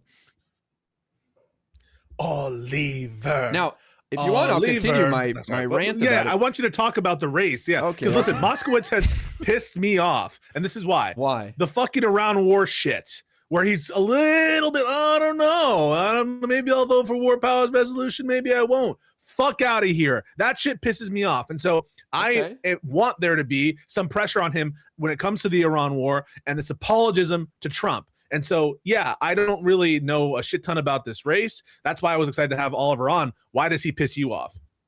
Well, he pisses me off because he's running on this campaign of do nothing Democrats. I think, in all fairness, Pisco, that to me is not a very strong thing to be upset about. One, a Democrat saying maybe I'll vote against the war powers resolution or not for it. I don't know. The thing is, Jared Moskowitz has been in office since 2023. Democrats have been in the minority the entire time. What can he do? What can they do from the minority? And he's acting like he would get Medicare for all tomorrow. Obama. I just Syria on want fire tonight. like people Love to it. not Pisco is be pathetic as usual. like I don't Sorry know, you like had to say scared to call out the bullshit war, illegal war, strategic failure. And I want them to be prescient about it. I want them to have, like, this was obvious from day one. And it seems like Moskowitz is like, I think that he probably would support this war just if it were conducted differently or maybe by a Democrat. And I think that that's bullshit. I think that shows lack of strategic thinking. I think that that's a failure there. That said, right, I don't know if he's better than Oliver or not, or Larkin, and that's why I wanted to have him on to ask some of these questions. It looks like in the polling, Moskowitz is, running him out of the race. But yeah, well, we'll see. I hate to say this, but I think he's just running for the attention. He's like, seems like one of these guys who knows he doesn't have a chance. So let me lay out my case just quickly. Sure. We have not seen these DSA candidates win in congressional primaries in anything but D+30, right? Literally, Milot Kiros and the New York City guys, those are all D+30s. We saw Kai Newkirk in Arizona's 4th lose by like 30 points to a Democratic incumbent a couple weeks ago. That's a D+4. In a more moderate situation. Yes, that's a D+4 district. Now, this is an R+3. R+3, even harder. And Oliver's just running the same script. And here's the thing. It's one of the most Jewish districts in the nation. Like 1/5 of the district is Jewish. And I think that plays into it too, man. I hate to say it, but there's always this Israel angle that these guys prey upon, these DSA freaks, man. I'll agree with you because I saw the top tweets I saw, and this is on Twitter. The top tweets I saw said it's the most Zionist district in America, and I'm like, oh, that's really weird that so many people there have a big, strong opinion on foreign policy for some reason. I don't know why. That's anti-Semitic dog whistle. No, yeah, exactly. We've had a lot of this discourse. Yeah. I agree. It is. Do you think running on Israel's committing a genocide in one of the most Jewish districts in America, where 1/5 of the constituents are Jewish, is a smart strategy?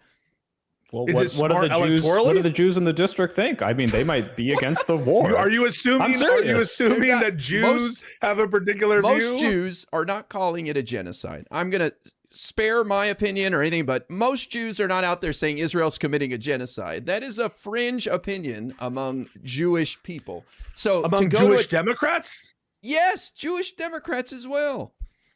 I'm not so sure about that, right? Because the Democratic Party is pretty convinced it's a genocide, or that there at least was a genocide. And now maybe the subgroup of Jewish Democrats. I just found it. All right, it's 1/3 of U.S. Jews say they committed a genocide. So 33%. No, but we want Jewish Democrats, right? Isn't that the denominator?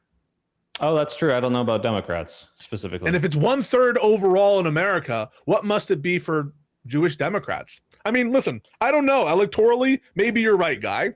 Yeah. My vibes tell me that you're right about that. Okay. But is that the question? Is the question what's smart to run with, or is the question my point is what's the right thing? I don't think this guy's running to win. I think he's running to get internet points and hang out with Hassan Piker.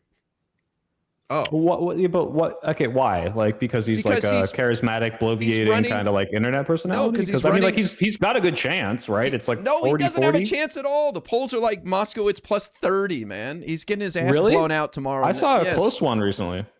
Yeah, from his campaign. They probably an internal like. It's like a once you tell them about the genocide, then they like switch their position. Yeah, it's like a +2, and also there's like Holocaust survivors. I believe there's a huge not a lot of Holocaust survivors left, but there are some in the district too. You know, it's just but my point is he's running a D+30 campaign in an R+3 district with a huge population of Jewish people.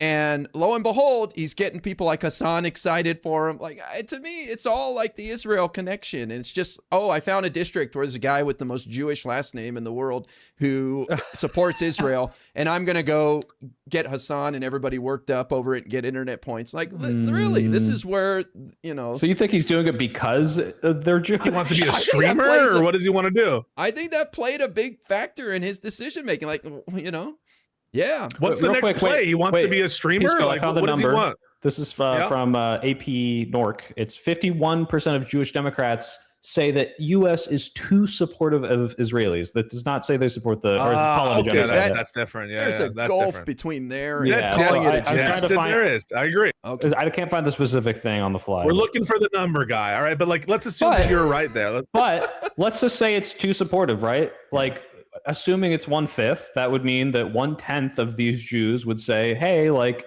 I'm more in favor of the guy that's willing to do some sort of arms embargo. And Moskowitz has been incredibly pro-Israel in the past. Obviously, he's got a Jewish constituency, but he was going so far as to do stuff I wasn't really happy with the criticizing like the Columbia college protesters, and like I feel like he's lumping himself in with that crowd of people that are like cool with Mahmoud Khalil being like fucking abducted. Essentially, I mean that's fucked up, the Mahmoud Khalil part. But I don't know what he did on Mahmoud Khalil. But just to be clear, I don't know if he said anything about this specifically, but he was like super anti the Columbia University protests. So okay, but I want to ask Guy, like, to what end? Are you saying that he wants to get in with the Hassan crowd so that he can just have the clout, so that he can just have influence?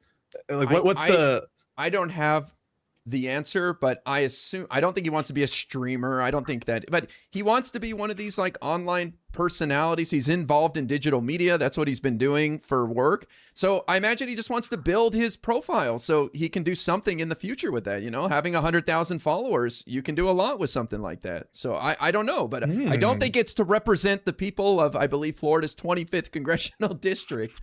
That's for sure. Not the way he's running this campaign. Okay, now here's a response, Guy, and I want to know your thoughts on it.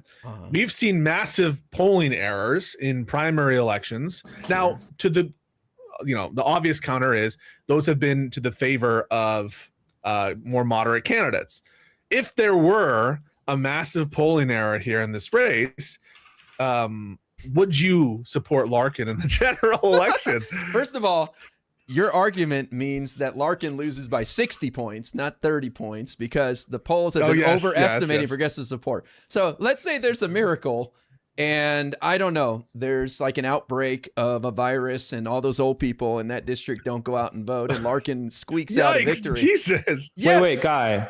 I don't know if we can take that, this might be, not substantiated. So Benjamin, the PV guy, works in his district. He's claiming that I've known him for over a year. I had to convince him to be more online. And when I first met him, he and his team were nervous about getting online attention. So it looks like someone pushed him into the online space. How much was the super chat that came with $0? Benjamin is skimping out on me today, okay? And this was just get the fuck out of here. Talk about hearsay and useless anecdote. Fuck off, Benjamin. Okay, I'm just saying. I know the guy. He's totally chill, man. Get the fuck out of here. What do you have, Ira? You're like, I have the campaign he's running in an R+3 that didn't even work in a D+4 and barely works in a D+30. That's what I have. Sure, but judging him on his campaign is fair. I think he's just doing it for clout. I mean, like, I have zero evidence of this. Because okay, Soy Pill, if you're running in a R+3 and you saw this strategy did not work in a D+4 recently and only works in a D+3, you're going to have to shift a little bit here. You don't go around saying certain things. So maybe he will in the general, but like I've been, especially this year, more amicable to the people who are like, I'm standing on fucking principle and I'm pushing for the things I believe in. And if my constituency doesn't vote for it, they don't, but I want to drag people towards a more positive message. I mean, Bernie, maybe he was I think probably like a little more tanky socialist like in the past, but he has been saying so much of the same stuff for years, and that's what attracted me to him. And he's shifted the Overton window with his politics, and like, maybe Alvin Larkin does lose if he wins and then goes to the general, but I want him to shift that electorate more left. And force the conversation, Ira. Isn't that a good thing? Okay, well, if that's your argument, then sure, you can make that he's got the people talking. Maybe he's a charismatic guy. He wants to be on Fox News, which he has been a few times, in order to push back and try to convince people that his ideology is the way to go. Sure, okay. But I just think there's better ways to do that than to run a pretend campaign. Why is it so personal though, Ira? It feels really personal, like that you really like don't like this guy, and maybe it's just the nature, because I don't think you have the same issue with like El Sayed, and it sounds like the Larkin shit is particularly annoying to you in a way that El Sayed, I didn't hear you have that kind of passion for El Sayed. Well, because I think El Sayed is a qualified candidate, and he's run for statewide office before. He's had a position. This guy came from running someone's Twitter account to, I'm going to be the DSA god in a right-wing district, and he's messing with my boy Jared Moskowitz, okay? There's not a lot of us Jewish brothers in Congress, so I got to stand up. But no, I like Jared, and I think Jared is a very charismatic guy. He's done well in the minority.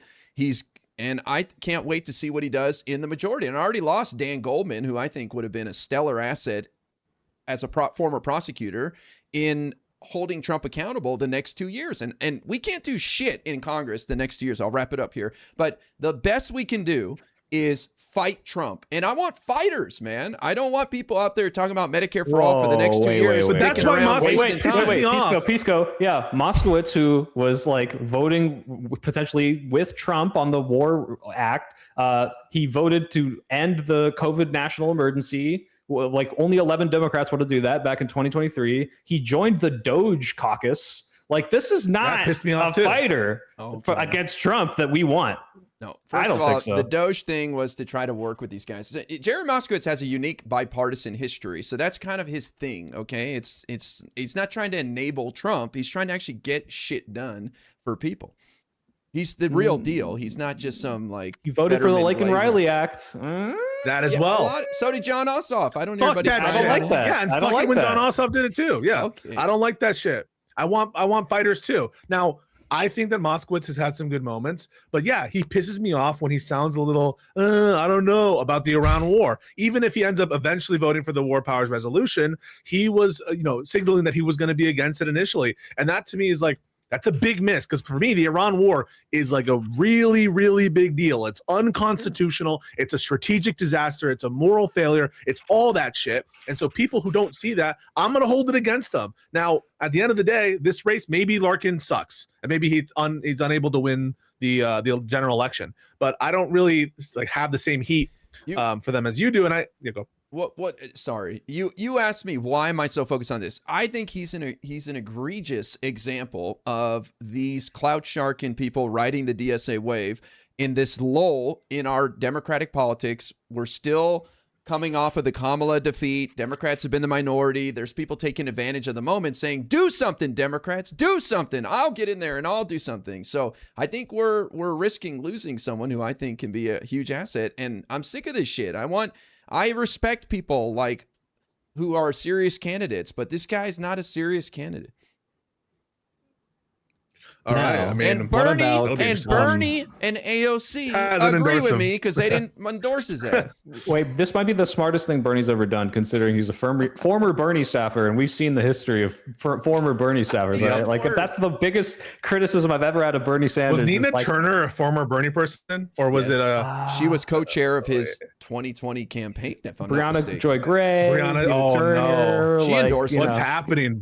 Bernie Bros, what's going on? But he worked on the Adam Schiff campaign, so does that that's balance even it out? weirder to me. Like, how do you work with Adam Schiff, who's like Hassan was laughing at the Trump administration investigating him, which is just reprehensible. So spare us with coming to your he's defense, not Hassan. Larkin is not Hassan. I mean, why does it not? Larkin loves Hassan.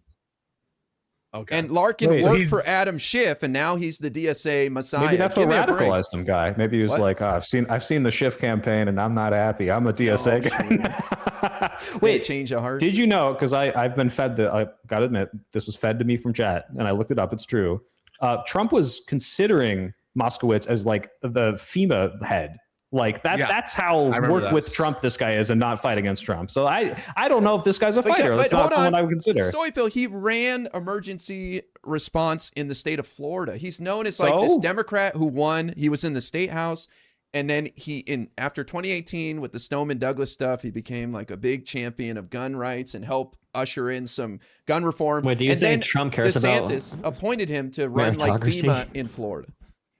But do you think Trump cares about the quality of someone running a program, or do you think he saw Moskowitz as like as like a useful idiot for the? Because don't they call him a Ron DeSantis Democrat because he was appointed multiple times by Ron? If you look at as an appointed Ron DeSantis. Yeah, I think he's less of a loyal Democrat than Joe Manchin was, to be honest. But I mean, I'm fine with him winning. I have no issues with him. I mean, it's if it's a plus, 3+5 Republican district, he does piss me off too. But it's one of those electoral calculus things. And I will say, same with Maria Gluesenkamp-Perez too, by the way. And I endorsed her. Yeah. Now that she won the general, but she pisses me off too. Sorry. There's another race I want to hear your guys' opinion on. So I think there's around like 60 something members of Congress who are black. There's around 30 something who are Jewish, and there's an interesting race next door with Elijah Manley and Debbie Wasserman Schultz. So Debbie Wasserman Schultz is a Jewish woman running in a majority black district after it was redrawn.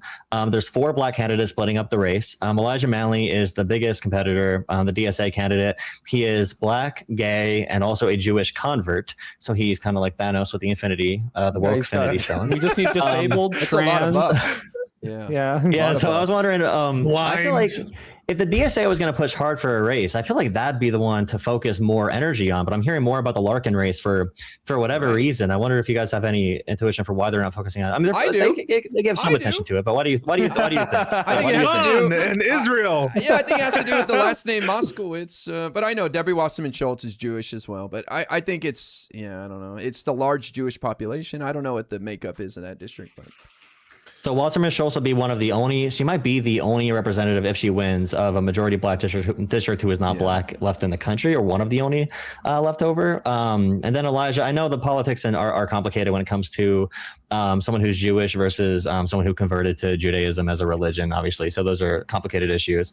But yeah, it's really, I don't know. I wish the DSA, if they were going to be pragmatic, like you said, they can move resources around, pick which candidates are actually worth it. But that's one reason why we're not too worried about them, right? Because they run these shit candidates in these districts. And I do agree somewhat with Soypil and Pisco that pushing the conversation can be useful. And I also agree with IRI that like a lot of the politicians, most of them, I'd say 95+% of politicians in America want to grow their own political brand. You can debate if it's for altruistic reasons, for self-serving reasons, but they want to leverage it into owning their own nonprofit.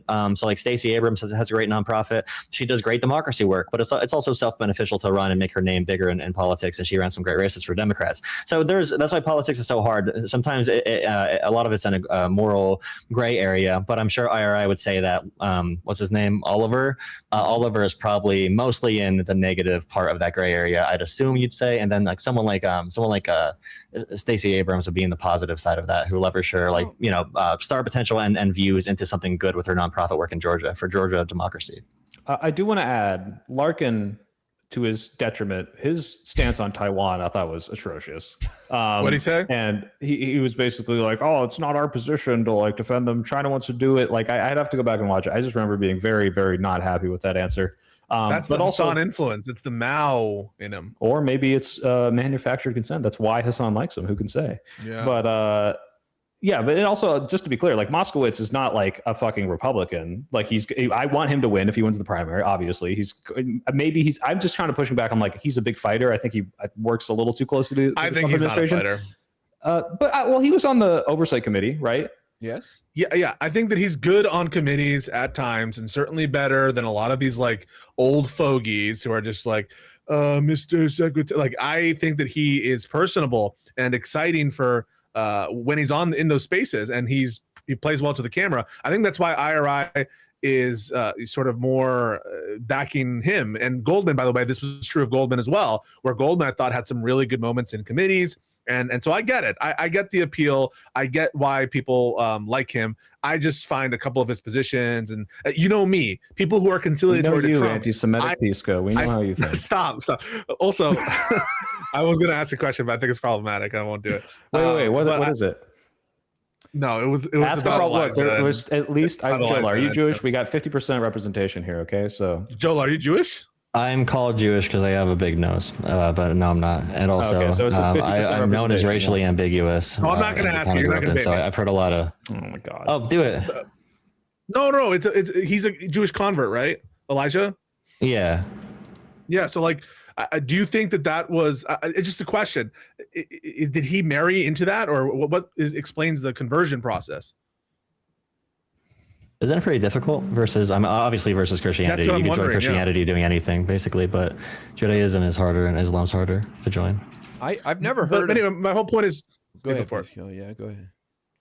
I was just gonna say I understand the appeal to Moskowitz, but I don't really think that he's like the top fighter against Trump. I think that he is good on a camera. I think he's effective as a parliamentarian. But that said, I think it's fine to have a challenger. If Larkin is saying some stupid shit, I'm fine also, though, for you to call it out. If he's campaigning with Hassan is bad. And so that's all good. I do have a question about another race that's kind of related. So I saw this really weird Hassan clip reacting to the primary results of Scott Wiener and Connie Chan.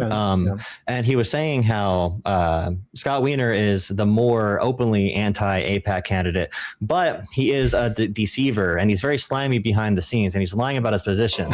And Hassan said he would personally campaign for Connie Chan, who is by far the more pro-AIPAC candidate endorsed by Nancy Pelosi over Scott Wiener, who is by far the biggest progressive in the race. And it's really weird for me why Hassan would choose to endorse Connie Chan or to give kind words to her and to say that Scott Wiener is being a deceptive, secret, malicious, behind the scenes, potentially covert, rubbing his hands, you might say. Yeah, lying about his position as being anti-AIPAC, but Connie Chan is like openly more pro-AIPAC, and he would campaign for her, the Nancy Pelosi candidate, versus the progressive. I wonder if anyone has any opinions on that race. That was weird to me. Side supplement to that. I don't know if you saw like the track AIPAC thing switch when it's like, okay, yeah, Connie Chan, when she's against Shoykot, it's like, look how much money she takes from AIPAC, and now she's against Scott Wiener. He's got the red because he's promoted by pro-Jewish lobbies, but Connie Chan is anti something, so she gets the green track AIPAC. They're just clowns, man. It's totally they're ridiculous. just, that Twitter account is full of clowns.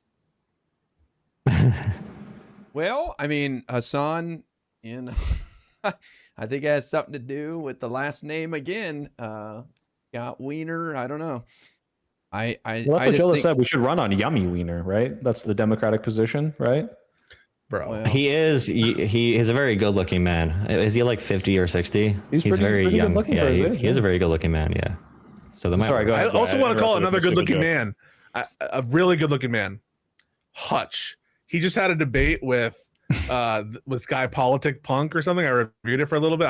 I'm disappointed Hutch couldn't make it, but check out the shirt that Hutch is wearing. I just think it looks really good on him. I just wanted to, quick shout out to Hutch. We got the Hutch replacement for today. I mean, he's the one who brought up Hassan more, right? Like that's true. And I felt like was channeling the spirit of Hutch.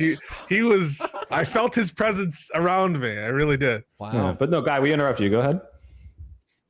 No, I think he's going after Scott Wiener because of the Jewish connection. I mean, I have to be careful what I say here because Hassan is Sue heavy and whatever. I don't want the drama, but I think at the very least you can say that Hassan is happy to fuel the anti-Semitism fire. And I think he's aware that his actions and his support lead to fueling that. I don't want to say he's anti-Semitic, though I could lay out the case if I really wanted. And I'm sure people will get upset to hear that. Don't worry about it. But he is fueling the fire. And I think this is another example, raging against Scott Wiener. Didn't he call him a homo-fascist or something like that? Yeah. Like, this guy's also a bigot towards gay people.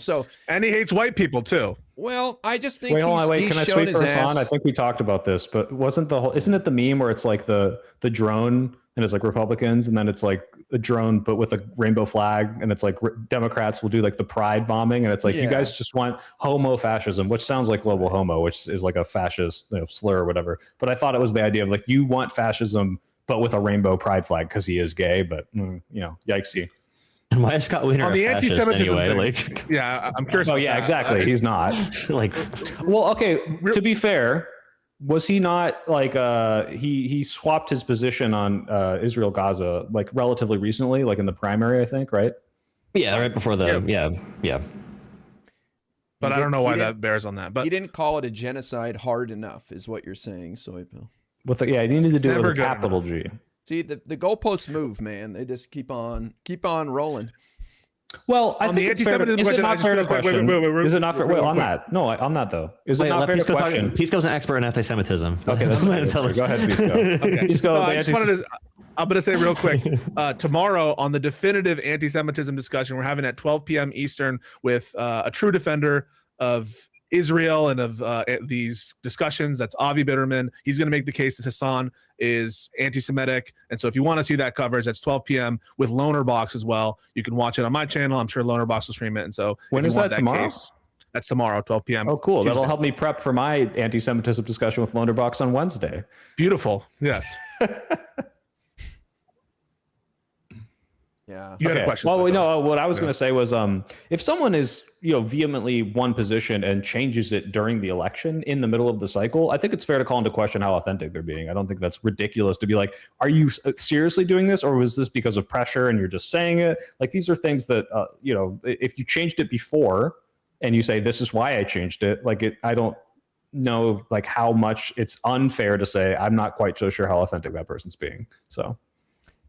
Yeah, I don't remember why Hassan is mad at Scott Wiener. I have no idea, but I don't think it's in good faith. I'll just say that. But I agree. I mean, if somebody changes their position recently, then you have every right to wonder if they're authentic and they really mean it. Why not? Yeah, when did Elijah convert to Judaism? 4 years ago. Curious. Curious. Also, Joel, I just want to know about that process. I don't think there's some big beef between recent converts and people been Jewish for a long time. I've never heard that one. I don't know. An expert. I as a Jewish ethnic man who follows zero Jewish practices, this man who is converted, 4 years ago, probably is far more Jewish than I ever will be. But yeah, so I can't comment on what the process is. No, I didn't. I didn't have a bar mitzvah. I can't read a single word of Hebrew. How Hispanic are you? 25%. Which is funny because my Jewish also comes from my Hispanic mom, who is like Jewish Hispanic. Interesting. Yeah, and she, we did a little Passover once in a while. We did a little Hanukkah gifts. We made some latkes. And did you get Hanukkah and Christmas? Yeah. What are you calling me greedy, Pisco? No, I did. Are you saying I'm greedy? Whoa! I never said that. I do want to say there has been recent examples. There currently is of white members of Congress representing predominantly black districts, like Steve Cohen in Tennessee. So it's really up to the community who they send to Congress. It's not like, oh, black community has to send black person to Congress. I understand the argument, representation matters, but there are plenty of examples of black communities excitedly sending a white guy to represent them or woman. They endorsed the Congressional Black Caucus endorsed Donovan McKinney, I believe. Although Hakeem Jeffries endorsed Shri, who's a really funny dude. He makes good social media content. But I saw a lot of celebration from like Haley Stevens as well. It's really cool to see that there's going to be a black man representing that district now in Michigan. So it is great to see when that does happen. But yeah, obviously, and also by the way, shout out to Justin J. Pearson, really amazing young progressive who won the primary pretty easily, I'm pretty sure, in Memphis. It's a difficult battle now with the redistricting, but by the way, just did a little research, and according to the internet, he converted to Judaism, Elijah Manley, because he was a former Mormon, and the Jews were more accepting of him. They made him feel more loved and at home. Like he got a lot of homophobia from the communities he was in before that. So the warmth of the Jewish community brought him to Judaism. Yeah, what a beautiful story. Pisco, all right. Rein it in, Pisco. We get it. You're not anti-Semitic, okay? Can I say something about Hakeem? Because someone invoked him. There was an answer given on a show about Medicare for All, and I wanted to get. I don't know if you guys saw that answer where he's like, "I'm not a co-sponsor. I don't currently support it." Yes. I thought that it was a bad statement to make, given just the optics of it and given like where we are in the minority, etc. But I also think that people are freaking out a bit too much. I think this is a conversation that's ultimately going to be resolved by the presidency. And that really, that's the race that matters. But I'm curious your guys' thoughts on the statement. I saw it. It was on Meet the Press this Sunday. And I agree. I think what he was missing is that, look, we as the Democratic Party want to get to universal health care in America, universal coverage and comprehensive coverage. We have some different ideas on how to get there. And that was missing from his answer. He simply said, I don't support Medicare for all. And it gave the impression that he's okay with the status quo or just making it a little cheaper. Whereas I don't think that's the Democratic Party's position. We want to see everyone have access. And well, it'd be more luckily, we don't expect Hakeem Jeffries to know what the Democratic Party's position is. He's not really in a position of power or anything. The quote is, it's not legislation that I currently am co-sponsoring or that I support, but I support the notion that we got to find a path to fix our broken healthcare system. That is literally like concepts of a plan. And I agree with that. Yeah, like, you got to say like, what I do know, I don't agree with Medicare for all, but what I do know is we are going to lower costs. We are going to lower prescription costs. We're going to make sure Americans have affordable healthcare. We are going to do this. However we get there, we don't know. But we know the Republican Party is going to do the opposite. They're going to make sure you cannot afford anything in this country. And that's what matters. As Democrats, we're going to do we're going to make it better. Democrats good, Republican bad. So. And sometimes he's good at doing that. Like there have been times where Hakeem sometimes. Jeffries, and I know that Jola, I don't know, have you been a sincere convert over to Hakeem Jeffries? I'm not sure about that because you've been roasting him. You have historically roasted him pretty hard. And I've agreed a lot with your roast just in terms of optics, but there are times where Hakeem Jeffries does that very well. And I think one example is after the Democrats did really good in 2025 in some of these special elections and races, I thought Hakeem Jeffries had a really good performance on CNN. And so it's disappointing to see him go on Meet the Press and give this kind of like concepts of a plan answer. Yeah, I had an unfortunate tweet that the one community dug up of me saying to Kyle Kulinski, "Can we please bash Hakeem Jeffries together with my childhood hero?" Yeah, I did convert. I do like the videos where Hakeem Jeffries looks like a robot with like sunglasses on. He's like, "Hello, children. We are going to talk about how to defeat Donald Trump to get the bad guy out of that White House." It's just like, yeah, I mean, I with the Zoran endorsements, and I think he's been an effective manager of the rise of the DSA in the party. So he has gained my respect for that reason. Well, it sounds like he's reached out to all these guys who have won. That the guy Chris Rabb, who won outside of Philadelphia as a DSA candidate, he was on another Sunday show, and he was asked, "Do you support Hakeem Jeffries as a leader?" And he said he hasn't asked me for his support. But it didn't give me the impression that Hakeem hadn't talked to him, because Hakeem said he reached out to a lot of these other people. So I still think that Hakeem has the caucus's support, and we could show up. He does. I just think we're going to show up on January 3rd and see everybody vote for him. He's going to settle it all before then.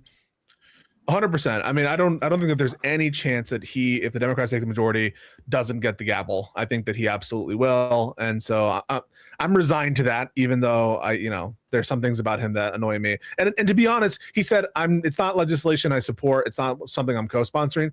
That's a very easy, in my opinion, statement to walk away from. If you just change the bill a little bit, and if you have the different numbers in Congress, if you give a big enough majority, you'll be like, oh, now it's in a position where I'm feeling good about it. I'm co-sponsoring. And so it's not the end all be all. And I don't want people to freak out about it. For me, the more salient point is about the optics and the rhetoric. And in that moment, I just thought it wasn't a good moment. It's like Joe Biden when he was asked the question, like, would you sign Medicare for all into law? And I'm pretty sure he said no. And all I wanted from Joe Biden in that moment was, I will do anything to lower the cost of healthcare for Americans. Whatever the easiest, quickest option is, we will be doing that as a Democratic Party. All the voters want to hear is we are going to get the job done, not some conceptual, not some, we're actually going to explain things bullshit that Republicans, they want to harvest the fact that we don't make slogans and stuff for everything. To defend my man Hakeem, because I think he's done a good job. And I think the fact that nobody is trying to run against him, and every time any Democrat is asked, do you support Hakeem as leader, they say yes. But he did say in that same interview, we will restore the enhanced ACA subsidies as an example of what they would do to make life more affordable, which he noted made health insurance more affordable for 20 million people. Yeah, he did mention that specifically. Yeah. It is difficult having this conversation too, because it's kind of like a big shot in a basketball game, and the great politicians I compare it to like Kobe. So it might be like John Ossoff, or like even like Sanders has his moments. Old Joe Biden had his moments as well, where it's like, all right, here's the question they're teeing up to be clipped on social media. I know this is coming. This is the exact clip they want, and I am going to smack the ball out of the park on this one question, because I know this is going to be the quoted one. The descriptive conversation is not going to really be spread at all. So how can we formulate? And that's why the theater kids are so good at packaging these responses. Either if it's a question that you can't answer well, so like, why are you pro mutilating children? You just like divert and you have an answer that dissolves it, so you don't have like a clip for Fox News if you try to be too technical about it, or you just turn it back on them and make an attack on them, and something that you could be using for your own political agenda. And that's the biggest gripe with Hakeem Jeffries that I've had, is just looking terrible in media. And others would say it's not his job to. But I will mention as well, in Michigan, pay attention to William Lawrence. He's going to be on Hassan's stream too. But he's a Sunrise candidate, Sunrise Movement candidate, super far left. The race was split. He won 45% of the vote. I think he would have won regardless in that Michigan district. But he, being a super far left Sunrise Movement guy, I think he's one of the founders. He's going to be on Hassan's stream. I saw a video of him asking Hassan to be on it. He already endorsed Hakeem Jeffries unequivocally on when he was asked that question. He said, yes, I will be voting for Hakeem. So that tells me Hakeem is working behind the scenes to make sure this coalition stays together, which is why the I audience, and totally not for me because I'm an uninformed political pundit. What is the Sunrise Movement? Far left, ultra progressive. It was originally for climate change. It's like a 501c4. I think they do political messaging, but then they started talking about like only things like foreign policy, and people were saying like, hey, Sunrise Movement, I thought you were talking about climate. But they did more general progressive messaging after a while, but pretty far left. Yeah, they're known for climate change. They had like a sit-in in Pelosi's office when the Democrats took back the House in 2019, and AOC went there and it caused some problems, cheering them on. Brad Lander also the next day when he won swore his allegiance to Hakeem. So I agree. I think he's reaching out to these guys. He's going to work with them. He's not threatening them. He's these guys know there's limits to what they can ask for, and I don't blame them for withholding their vote. I was actually surprised at the guy you mentioned, Jola, giving it up so easily. Didn't even get taken to dinner or anything. Like, play the game a little, man. But maybe they were already promised things like, you're beyond this committee if you just say tomorrow you support me. That's interesting as well to think about, because you guys know the Fight Agency, right? The one that did Graham Plattner, that is doing, I think, some Troy Jackson, that did Donovan McKinney. Who's the name of the guy? Katz. Do you know that?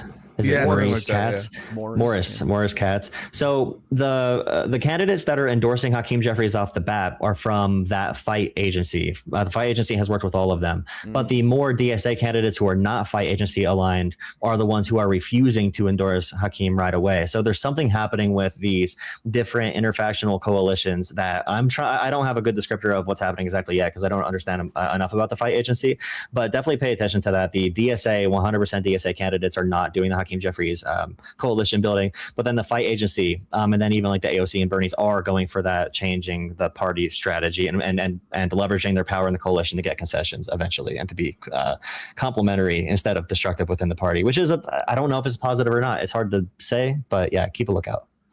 I know that we're already over time, but do we have a little bit of time to talk about like the yes, the super chat. Yes, Pisco, have you addressed rub-off gates? He dropped the bombshell during the Andrew Wilson Candace Owens debate. What is rub-off gate? All right. What is that? I said in my lead-in to the Andrew Wilson Candace Owens conversation that I wanted to say Andrew Wilson rubs me off. Rubs me the wrong way. I said it again. I unironically said it again. That's the gate. Okay, that's the whole thing that he's referencing. And congratulations, Josiah. You have your second clip. Go for it. Yeah. So that's what the whole thing is. I want to talk about elections. Fuck Josiah. Yeah. Fuck I have a Ron in the title. Can we really quickly talk about what the fuck is going on? First of all, I know we did an episode like a month and a half ago where we're like, oh, ceasefire, guys. But now he's claiming that the Strait of Hormuz is going to be U.S. territory. What's that mean for going forward? Are we... It's pointless to do this week by week thing. It's a fucking disaster. There's no way out. It's a huge issue. And I just don't know how anyone gets out of it, frankly. He's fucked us royally. And we're threatening Oman now. Yeah, this isn't the first time, by the way. Back in May, he threatened them again, first time. So they're our ally, by the way. They're not some rogue country. But this is the 60-day mark for the Memorandum of Understanding expiring. And according to Iran, there's no talks. And I agree with Pisco. The only off-ramp is for Trump to just declare victory and walk away and give Iran every single thing they want. Unfreeze funds. Which is a disaster, too. Yeah, drop sanctions, leave the region. Control of the Strait, control their nuclear program. They're going to get everything, every single thing. They're a superpower now. It's a total disaster. Yeah. And did you see what Trump said about South Korea? Yes. In the context of complaining that South Korea wasn't doing enough and going to war with Iran, he's now glazing Kim Jong-un. You want to talk about tanky glazing and communist glazing? I get it. Yeah, Hassan, Mao Zedong, all that shit. The sitting alleged president is saying that he loves North Korea. He has such a good relationship with Kim Jong-un. I mean, it's fucking insane. And we just need to get this guy out of the White House. It's a disaster every day. And the Iranians know that, and they're just letting, like, they really are just putting so much pressure on him. And it's not a surprise to me that he's like pissed off, and every week it's a new policy. Yeah, Pisco, I don't know if you saw, tanky sweeping, like you made the comparison. I think Hassan literally complimented Trump on that, which is we align. I guess we align on the tanky glazing. It's fucking disgusting. I condemn Hassan for saying that. That shit is fucking gross. North Korea sucks, and his position, that is like, it makes me insane that he would say that. That is to say, both Hassan and Trump. Last time a allied country didn't go to war with us in the Middle East, it was France, and we just called them freedom fries for a couple of years. We didn't fucking like change our entire geopolitical stance on like whether or not we aid the country or like support their enemies. North Korea is like, they're stealing people's data, they're scamming people, they're obviously like a regional threat, they're firing missiles and shit, and this motherfucker is going to abandon South Korea and talk shit about South Korea because his war is not going well in Iran. He's like making all of our friends angry at us. It's a disaster. Did you get new Hakeem Jeffries tweet, by the way, just a half hour ago? The ongoing siege of Palestinian homes in the West Bank by violent law-breaking settlers is unacceptable. Enough. It's time for the Trump admin. The Trump admin must compel the Israeli government to protect the lives, property, and livelihood of innocent Palestinian civilians. And this also comes today after Hakeem Jeffries and a bunch of other Democrats made huge statements denouncing Dan Blitzerian, that crazy anti-Semitic guy. Yeah. Yeah, whatever his name is, who's running a very anti-Semitic campaign against, I guess, like Randy Fine. And there's been pressure because Randy Fine is just as despicable when he talks about Muslims as well. So like, it's hard to toe the line of denouncing Dan. I would prefer they denounce Dan and Randy Fine at the same time, but Dan is bad enough to do on its own, I think. But yeah, that's another controversy that was Twitter coded today. Maybe like the Candace Hassan Piker resolution, like something like that. Put those two crazies together. All right, Pisco, you're back. We had our brief Iran talk. What is it that you wanted to cover? Yeah, so like I saw some Senate race polls, and it really looks like Democrats are in a good position. It's not obviously like a sure thing, but I even saw a poll. Now I don't know if this is true, out of Kansas. Is that right? Where the Democratic candidate was within 1 point. It might have been Kansas, might be some other red state, but a lot of good polling coming out and a lot of enthusiasm. And I'm just like feeling really excited to win. And I really want to just channel forward some energy in these last, 80 days or something before the midterms. And so yeah, someone said, I saw some analysis that we're within a normal polling error range of either winning the Senate by like 50, having a 53 seat majority, or potentially only having 47 seats. And so a lot's on the line, and potentially you can get a majority that's both Fetterman proof and that's going to be able to get rid of the filibuster when there's a next. We need to think about that. I know. It's just funny that's like a conditional, like. It is. Yeah. So here's the question, right? So if there's a vacancy on the Supreme Court, do you think there's a decent chance that Fetterman would vote for like some nominee that Trump puts forth? Yeah, no. I'm not saying it's not serious. It's just a funny turn of phrase. Well, not a turn of phrase, but you know what I mean. Well, so that's what excites me. I just wanted to talk about the races for a minute. I appreciate that. There was a Fox News poll that came out last week that had Ossoff plus 13, and Fox News polling is respectable. That's one of the solid ones. It also had 5 flips, including Texas.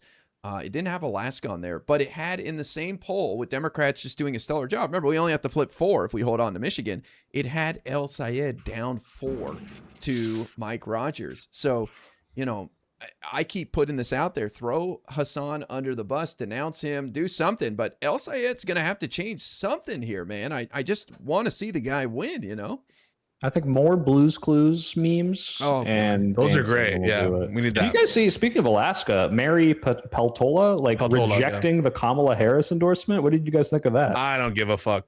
Whatever it takes to win, man. If she obviously, she's won statewide before, so she knows what she's doing, and she felt she had to do that. That's interesting, though. Like the rejection of Kamala is like a benefit to her. Like, I'm curious, because obviously I'm sure that's a weighted decision. I don't think this was on principle necessarily. It wasn't strictly like I want your help, but I doubt it. Yeah, I need your help, but I don't want it or something. Yeah, it was like calculated. I don't know if it's true, but I saw someone saying that she had actually reached out to Kamala for support earlier in the summer. So this is kind of a turn. Don't know if that's true. But Mary Patola is a G, and I think she'll do what she has to do to win. And I think she can win. She's ahead in every poll. She wasn't in the Fox News one, but yeah, she has been ahead in polling. I mean, it's tough. It's against kind of a normie Republican, Dan Sullivan. He's not the most crazy guy in the world. Isn't it rank choice or like runoff or something in Rank Alaska? choice, yeah. I could, yeah. And I've seen, maybe I missed the Fox News poll, but she's had at least a good slate of polls in which she's up by 2, 3, 4, even sometimes. And so that's really exciting as well. And I think the other Dan Sullivan is able to run. Am I wrong about that? He is, it's but Daniel Sullivan. Yeah, but they got like incumbent next to the real Dan Sullivan. So they hooked him up. You know, they did what they could, which is fine, I guess. Guys, I need to show this attack ad from Tom Tiffany just dropped. Someone brought this to my attention. Oh, is Crystal tweeting it out? Is that how you I want to see. I was going to ask, do we think that Crystal Ball will retweet this attack ad from Tom Tiffany? Yes. Meet data center David Crowley. There's an opportunity for us to really become AI and a data hub for not only for the entire country, but for the entire globe. And he wants you to pay for it. Data center David Crowley won't roll back data center tax incentives. Our lakes run dry. Family farms paved over. Why? Because Crowley's campaign is funded by the people building them. Data center David Crowley. Big tech wins. Wisconsin pays. Meet It's so fucking cynical. Who's gonna cynical. retweet it, guys? Who's gonna retweet it? Oh, if she does, we're gonna get to the bottom of this. If she does, man, she's public enemy number one. They missed an opportunity there. Should have just said data center David. It rolls off the tongue better than David Center. Center David. I can't even say But it. here's the thing. Yes, data centers is a hot boogeyman and it's got people excited. I don't think it trumps the economy and how pissed off people are about the war and paying more for gas. I don't know. Do you guys think that data centers will have bigger impact on a race like this than the economy? Okay. Oh, not bigger than the economy, but it's that. First of all, Tom Tiffany is like not anti-data center. Oh, my camera just died. Am I gone? Yeah, his name's Tiffany too. Like his name's Tiffany. No voter's gonna. No that's also pretty dumb. Tiffany. Yeah. Come on. He's not some sort of moratorium champ, that's for sure. But if this is all they've got, you know, it's one step better than the socialist communist attacks they've been running. I guess those aren't going to work in Wisconsin. I've been impressed. I'm not by sure David about Crowley. that guy. Really? Like, I think the data centers are more unpopular than socialism. That's just based on polling that I've seen, and I'm not a socialist either. I've seen That's some what like I said. insane polls I that show think that like data centers. I think it's one step what better. the fuck you say, Jola? What did he say? No, it's okay. Says sure. One step No, better nothing. than the socialist critique. Yeah, I think it's one step better for the Republicans. It's a little smarter, but yeah. I just don't think it's going to matter. But I've been impressed by David Crowley. I thought he was just, useless, but he's done some interviews and I've been like, damn, this guy, I can get behind this guy. So I wouldn't be surprised if he and he refused to campaign with Hassan, which I thought was really good. Smart. The attacks on him are reminding me of the attacks on Platner, insofar as like the right wing saying this guy's a neo-Nazi, and then all the Republicans are like, oh, cool. Oh, this guy wants data centers, and the Republicans who aren't against them are like, oh, okay, what's wrong with that? Oh, wait, you have the same position as him, Mr. Tiffany? You also want data centers? Yeah, it's kind of funny seeing these come from the right.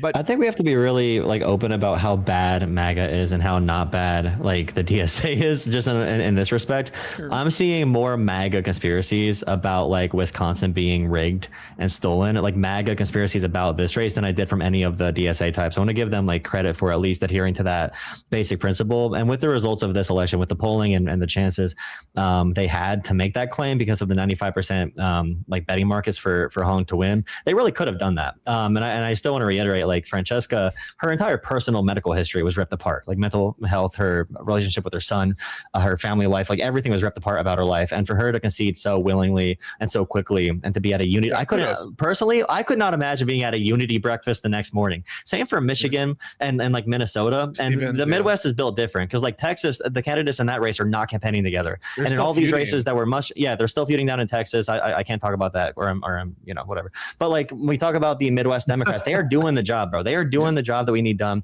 And even Josh Turek, like he's running against a woman, like, and he's a Paralympian. And Barack Obama did a great commercial with him that touches basketball, which is huge and big in Iowa.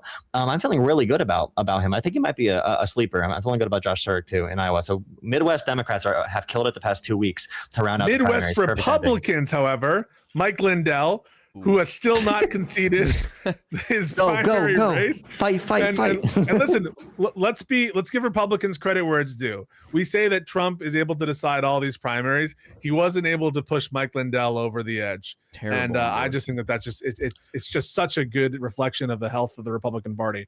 Well, another Or example. Amir Hassan.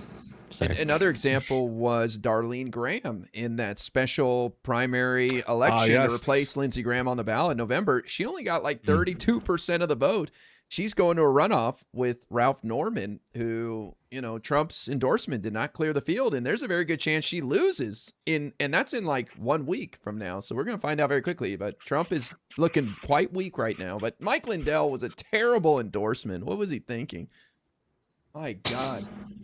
He was loyal. Speaking of anti-Semitism, that one time he tried to sell a pillow for $14.88, and I think that was a dog whistle. I'm going to say it.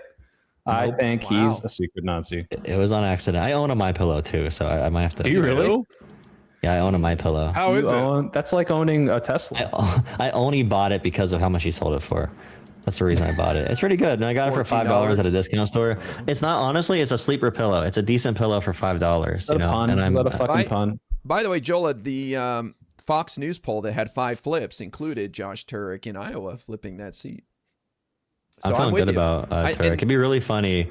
Not really. Really funny though if he won in Iowa and then like El Sayed. And El Sayed lost. I think it's possible. I hate to say it. I think El Sayed can be a great senator. And he's handicapping himself, unfortunately. But I don't know why he holds on to Hassan. I really think to try to become the first Muslim senator in America, rolling around with the guy who said America deserved 9/11, it just seems unnecessary, man. Like, throw that guy under the bus. Hassan should be volunteering himself as tribute.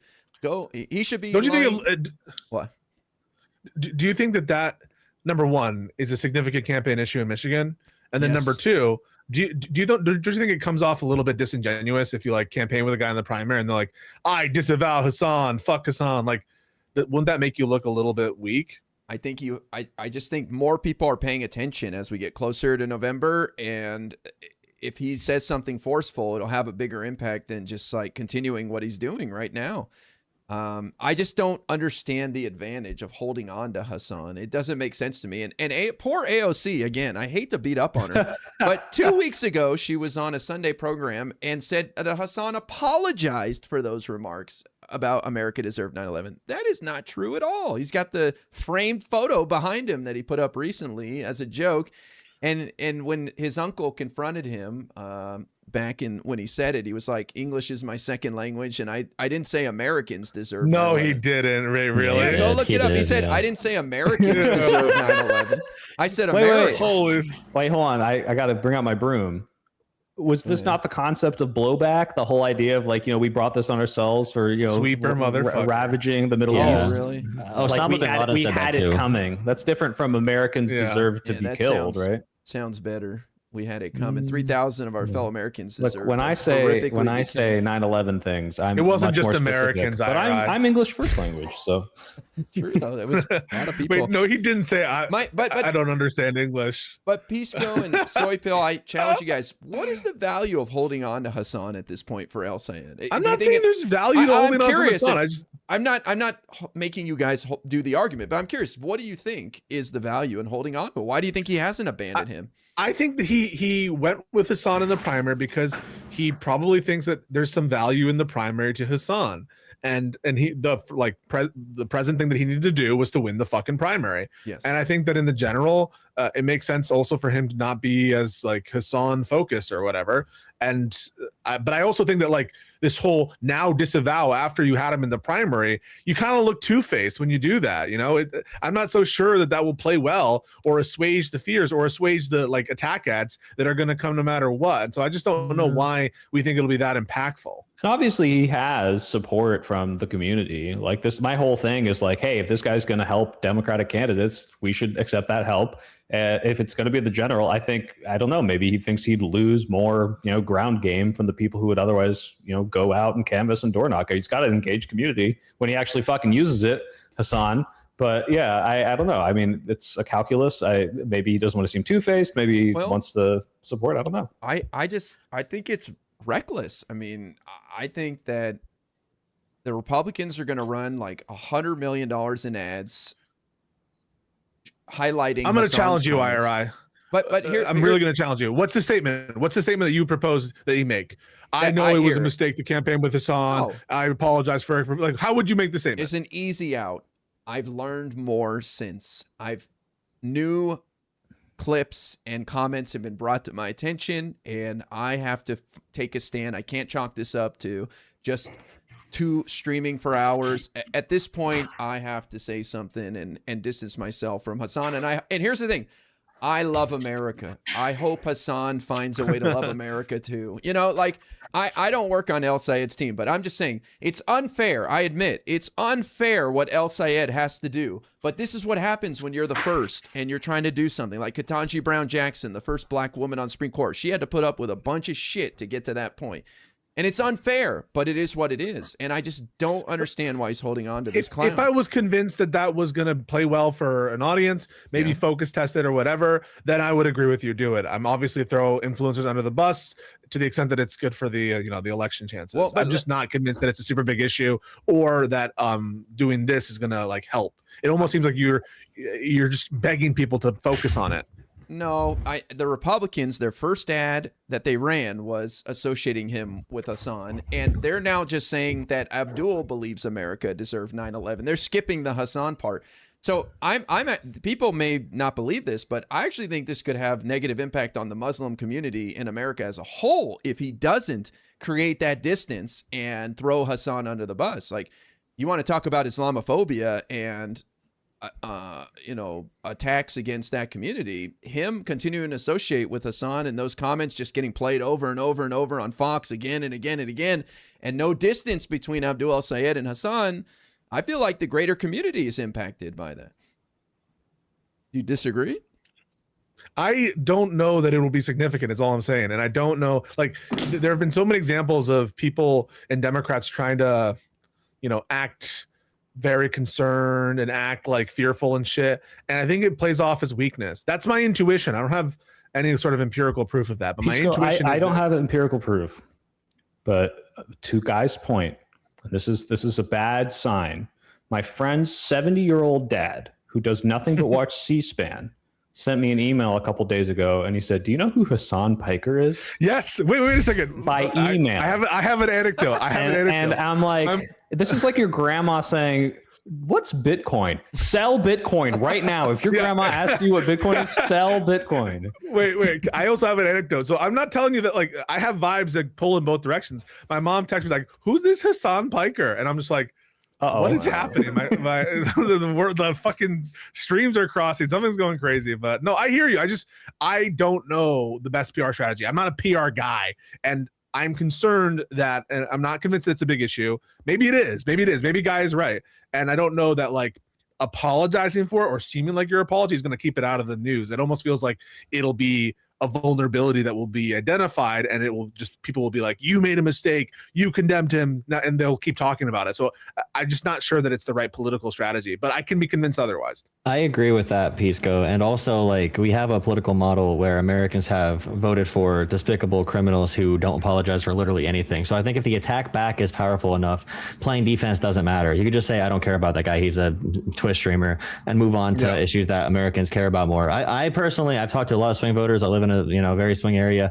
I have not heard a voter tell me they're voting on foreign policy, unless if they're far left, and maybe some super far right people who are extremely pro, like the return of Christ in Israel, like some evangelicals. So when it comes to the issues Americans care about, I hear data centers, healthcare, and I hear tariffs. and that kind of stuff. So if Abdul can just pivot, but he talks about foreign policy a lot, so he does kind of force that issue. But I think he needs to make it less a part of his message and less obsessive. He won the Democratic primary, the only place people actually care about that. So I do agree as well that he needs to move away. Maybe just don't talk about Hassan ever again. And Hassan said he's not going to talk about elections. I think the same thing with Liz Cheney. I think they're going to have little to no impact on the overall outcome. And they're both like people with pretty bad positions that Democrats campaign with. But he's asked about it in every interview, Jola, because it's just red meat for a clip for these broadcasters, you know, so it's never going to go away, at least not in the next 80 days. And what do you mean Hassan said he's not going to talk about elections? What's that about? I haven't heard that one. He's been coping a lot. He's been coping a lot of clips like, I need unity. I need people to defend me. If they're not going to defend me, then I don't know if I could even talk about elections. Who knows how true it is? It changes by the day. It's a lot of like cry bully stuff. Well, but, we'll see. When Hassan endorses Wesley Bell, who beat Cori Bush and David Crowley, I'll start coming to his defense. Then I'll start coming to his defense. Okay. That's fair. Oh, That's didn't fair. Cori Bush call Wesley Bell Republican, and she'll never support him no matter what? So Cori Bush is out of the party. Disgusting. I never want to hear her voice ever again. So Cori Bush is a good example of like I'm you gonna failed sit the my litmus white test ass down and completely. listen, Jola. I don't know about you, but that sounds a little mixed to me. You consider yourself a white, soy pill? You know what's funny? That district, Missouri's first congressional district, where Cori and Wesley went head to head, that is like a D plus 30. So you would think that the more DSA adjacent argument from Cori Bush would work, but the one difference was it has a large black population. So the interesting dynamic with that district. And Wesley Bell leaned into his pro-Israel. He didn't give a shit. He's not Richie Torres or John Fetterman, but he was like, that's our ally, and we got to stand with him. All right. Well, damn. Well, that was a live and learn episode. Let's we really learned a promote lot, some stuff. Pisco, big announcement, right? Big, huge, guys. So important. So fucking important. We are doing a channel consolidation when it comes to live and learn episodes. Okay, folks? And so no longer will we be splitting all the chats. We are talking about unity, all right? And we're going to have a big, beautiful chat in our Live and Learn channel. You should follow the Twitch as well. Follow the YouTube, because that's where it's going to be. And we're going to try to make it look a little bit better and nicer. You might have noticed some of the design changes and shit. And so just get ready for that next week, that it's not going to be on our separate channels anymore. We're consolidating stronger together. And most importantly, we did not make this announcement when Hutch, the largest of the stream viewers, is here. So most people won't hear it.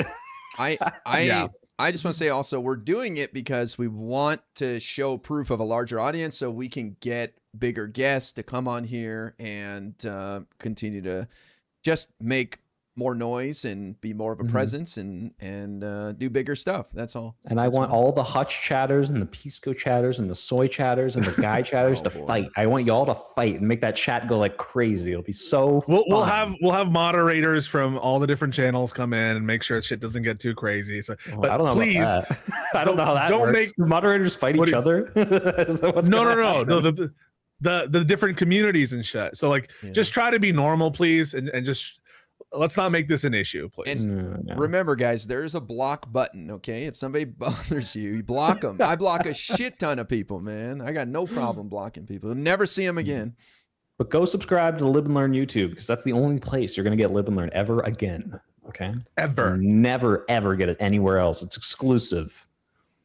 Jola. And Twitch, Final words. So, anybody from any part of this party, anyone who uses personal spite or animosity as a reason to not come together as Democrats, if you're not confident in our Democratic coalition, if you're not confident in liberalism, and if you want to yell from the outside, that's fine, but you're not in my coalition. If you're not vote blue no matter who all the time, you're not in my coalition. I'm confident Democrats are strong. I'm confident Democrats will win. I don't know what the future destiny of these elections are, but I'm very excited to see them progress. We don't need any tomfoolery going forward. We need no more jokes. And if we don't have those jokes and we can keep on coalescing and not accusing each other of being crazy tankies or corporate genociders, we can come together in the middle. And if we all do that, we can come together and light the wick to carry the flame. So I really appreciate you guys having me here today. I really appreciate you guys having me here today. It was an amazing journey being integrated. You're going to get a call from Liberal NATO. You're going to get a call from Liberal NATO. I just want you to know that. Liberal NATO. Oh no. Okay, well, we'll be waiting with my. Never mind. I was going to say something inappropriate. Anyways, appreciate you guys having me on. Well, yeah. What do you have anything to plug?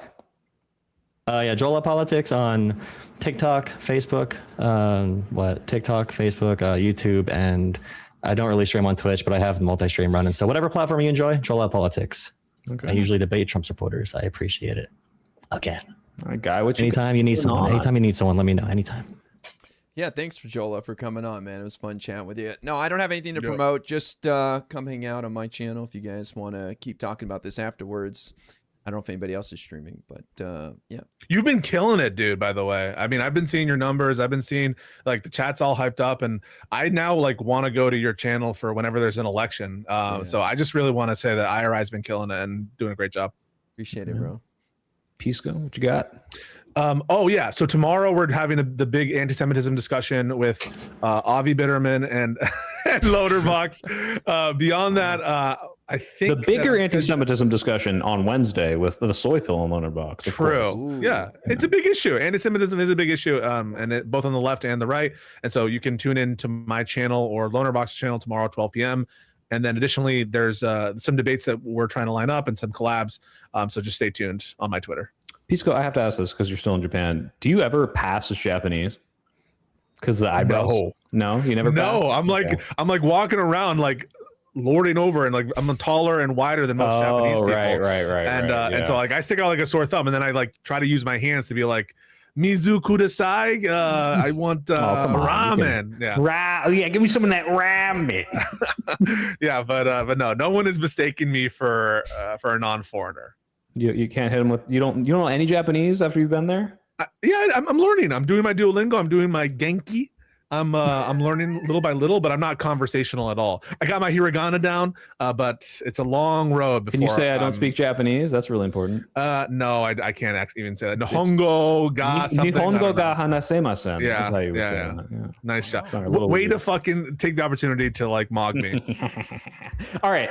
What do I got going on? So much fucking more now. I'm going to go shoot for 3 to 5 streams. We're going to be streaming like probably every weekday, but I'm going to ramp it up because I got to get in the swing of things, figure out a schedule. New video coming out this week. And I'm doing a little campaign for soy plushies. Look at this little guy. Get the fuck out. That's the cutest thing I've ever seen. His hat doesn't spin because it's not plastic. It's floppy, but he's a little cutie guy. And you can buy one. Look for the link on my next video. It'll come out Tuesday or Wednesday. So I'm going to buy one. Oh, you are? I'll take it. I wish I could send them to people I like for free, but I haven't. I want to get a conduit t-shirt, and I want to get a soy pill plushie. That's my Christmas wish list. Hell yeah. And you want to learn how to say, I don't speak Japanese. Yeah. All right. Well, thank you guys. Thank you for living. Thank you for learning. Have a wonderful week, and see you guys later. Yep. Stay cool. Woohoo.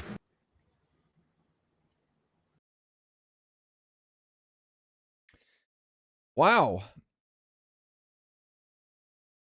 Well, looks like my alerts were still running. I honestly have no idea what's going on with that. I have to figure that out after the stream, I guess. Thank you guys for the super chats and the subs and memberships and stuff like that during that. That's cool. Appreciate that.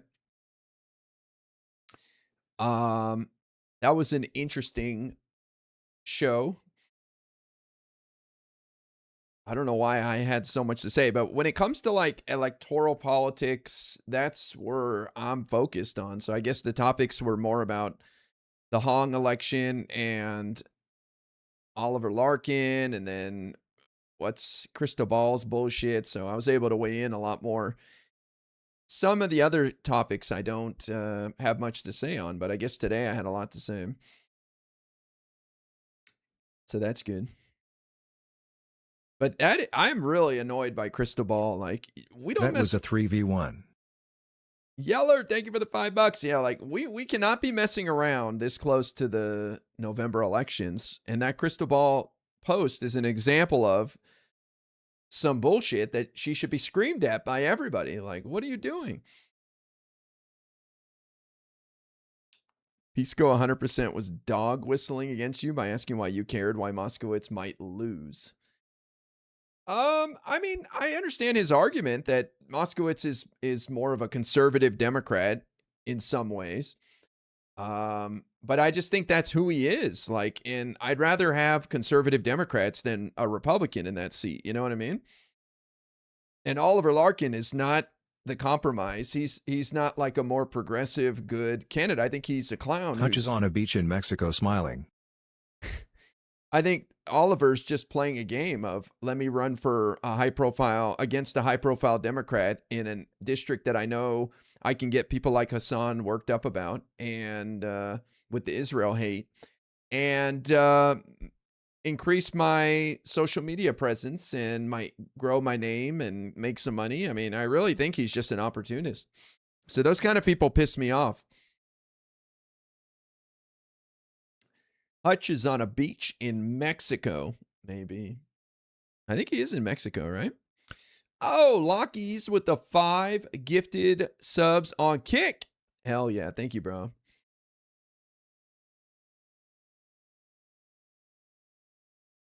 They must have missed all of Moskowitz's highlights of him dumpstering Trump cronies. Yeah. That was a 3v1. Hutch is on a beach in Mexico smiling. Here comes the double alerts now. Nice. My argument is like the Democrats have been in the minority since Moskowitz got in there. So like for people to criticize him as not doing enough or he's useless, it's like, what do you want them to do? There's nothing you can do from the minority. But it is what it is. There's an okay reason for Larkin to still run. What do you think that is? Don't know really anything about Swampville.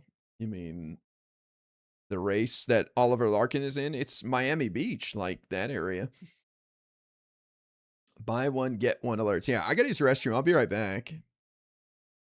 I might just open it up to people wanting to call in to talk about that because it's tough for me to like jump back into content after that. I don't know. I'm going to think about it for a second.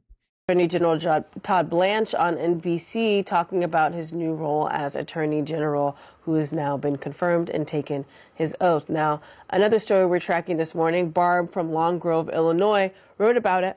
Top news story of the day is storm damage in the Midwest and the presidential declaration of emergency.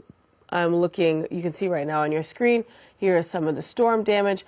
A New York Times article, the headline here is Indiana prepares for more rain after days of deadly storms. And it says recovery efforts were underway on Sunday in Indiana as portions of the state prepared for extreme heat, more rain, and potential flooding after days of the storms. Stubborn storm systems have drenched the Midwest since Tuesday and have caused at least 7 deaths in Indiana and displaced scores of residents. More than 50 counties have been affected. Rushing water, inundated homes, submerged roadways, and flooded shopping centers. In Indianapolis, the state capital, the White River jumped its banks and threatened portions of the city. So there is that story there about the deadly storms in the Midwest. Vincent from Gaithersburg, Maryland, an independent. Good morning, Vincent. Yeah, good morning. I'm an ex-combat medic in 2 tours, and the very disgraceful the way you, C-SPAN, CNN, ABC, all of you, the media, discredits our military. It's horrible. Yes, I feel for that, for those who are suffering. And the sailor, but we signed up. It says we are expendable. It's a sacrifice for our country. But the way you folks do it, you every day, every single day, C-SPAN, CNN, ABC, PD, all of you, AP, all of you, even Fox at times, you just trash President. You trash ICE federal agents. You trash everything good to our economy. Most of the people who call in are blaming President Trump for their lack of financial knowledge. Yes, there are some who are suffering, but it's getting better. And all right, that's Vincent from Gaithersburg, Maryland. Samuel from Maywood, Illinois, an independent. Good morning, Samuel. Yeah. Good morning. How are you? Good. What's your top news story of the day? Well, I want to talk about the North Korean thing. This just demonstrates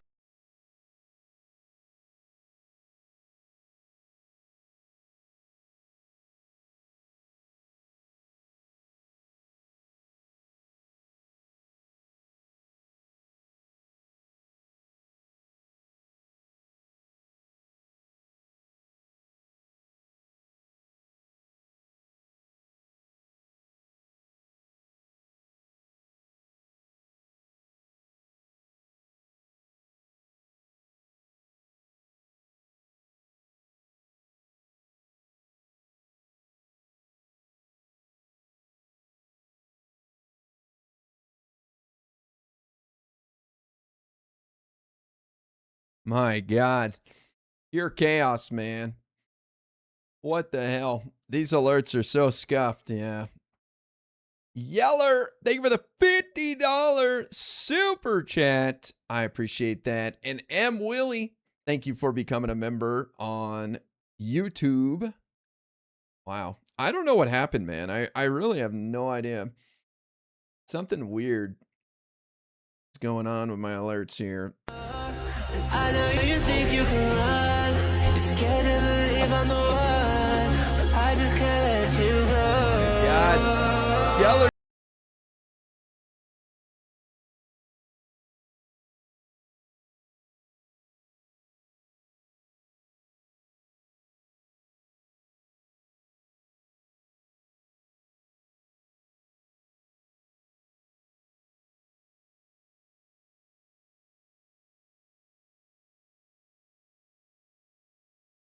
I bet you are kirking it.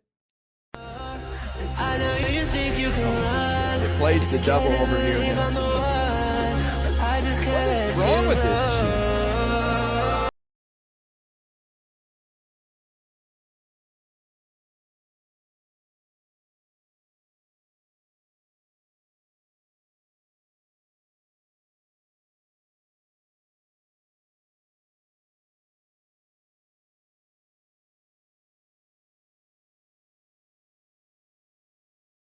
Right now. Bleach blonde, bad built butch body. Oh, what now? Bleach blonde, bad built butch body. Baby girl. Bleach blonde, Two bad of these? built butch body. Oh, what now? Bleach blonde, bad built butch body. Baby girl. Bad built, bad built body. Bad butch body. Bleach blonde, bad butch body. Bad bleach blonde, bad butch body. Remix. Remix. And Tobes with the 92 months. Oh my God, Tobes. You're going to get to 100 months. That's crazy. Thank you, Tobes. Appreciate you. Yeller, you are nuts. $100 super chat. This guy is going crazy right now. I'm curious if he'll do a double over here on this scene, or if it's just a problem with that other one. We'll find out. Or a dancing stream, yeah. I've got this scene I can hang out in now. Looks like I have to move this daily sub goal over a little bit. Double value. Yeah, I don't know. So far, you didn't get it. Something got royally screwed on my other scene. Oh, my Lord. Tech stuff is difficult, man. But I made this scene last night after I completed my stream and put the finishing touches on my background. And that's the only thing I can think of that would have led to this weird double alert bullshit. But I don't know how this scene would interact with another scene. That doesn't make any sense. So I'll have to look into that. Not confident I can figure it out so quickly. Actually, I'm going to ask ChatGPT. Let ChatGPT figure it out. I love lamp. Yeah, it's a nice lamp. Why not a lava lamp? I don't think that would fit my aesthetic. If I was going for dorm room from the 90s, maybe. The point here was to try to mimic a campaign office, something like that a little bit.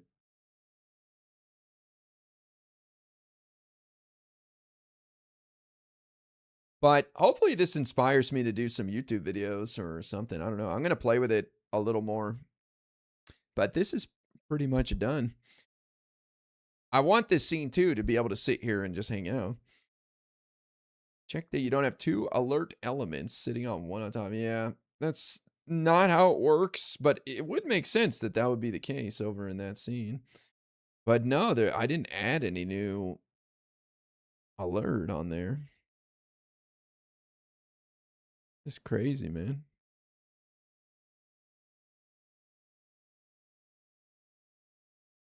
What happened?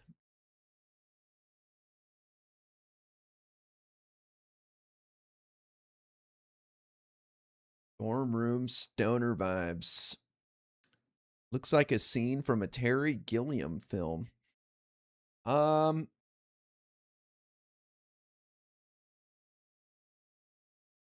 Yeah, I guess. I think it looks cool.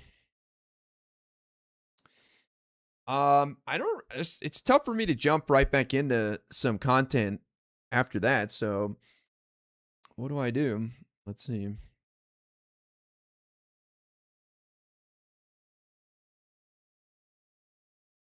I could open it up to callers if anybody wants to come in. I was talking about how callers is like, it's not the greatest content in the world, but I don't know what else I can do. Check out Jubilee. Can't watch Jubilee on YouTube. I don't know how Destiny and others do it, but I get flagged while I'm watching it and my stream shut down every time. So maybe it's the size of my player on screen, but I honestly have no idea.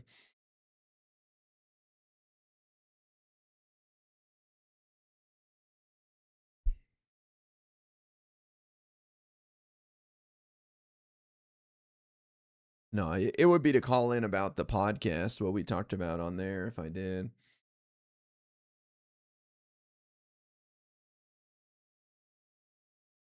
Invert the color. But Destiny doesn't do that. I was watching his stream I think it was yesterday he was watching it, and he had no problem. He was just sitting there watching Jubilee, and I know Tom Foolery watched it, and plenty of other people watch it, so I don't know, man. That 3v1 drained me of all my energy. Yeah.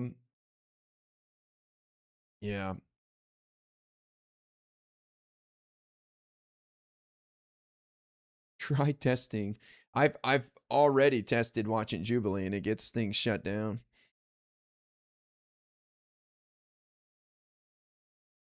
Tom pauses a lot. I think they just take your rev now, maybe. Oh, really?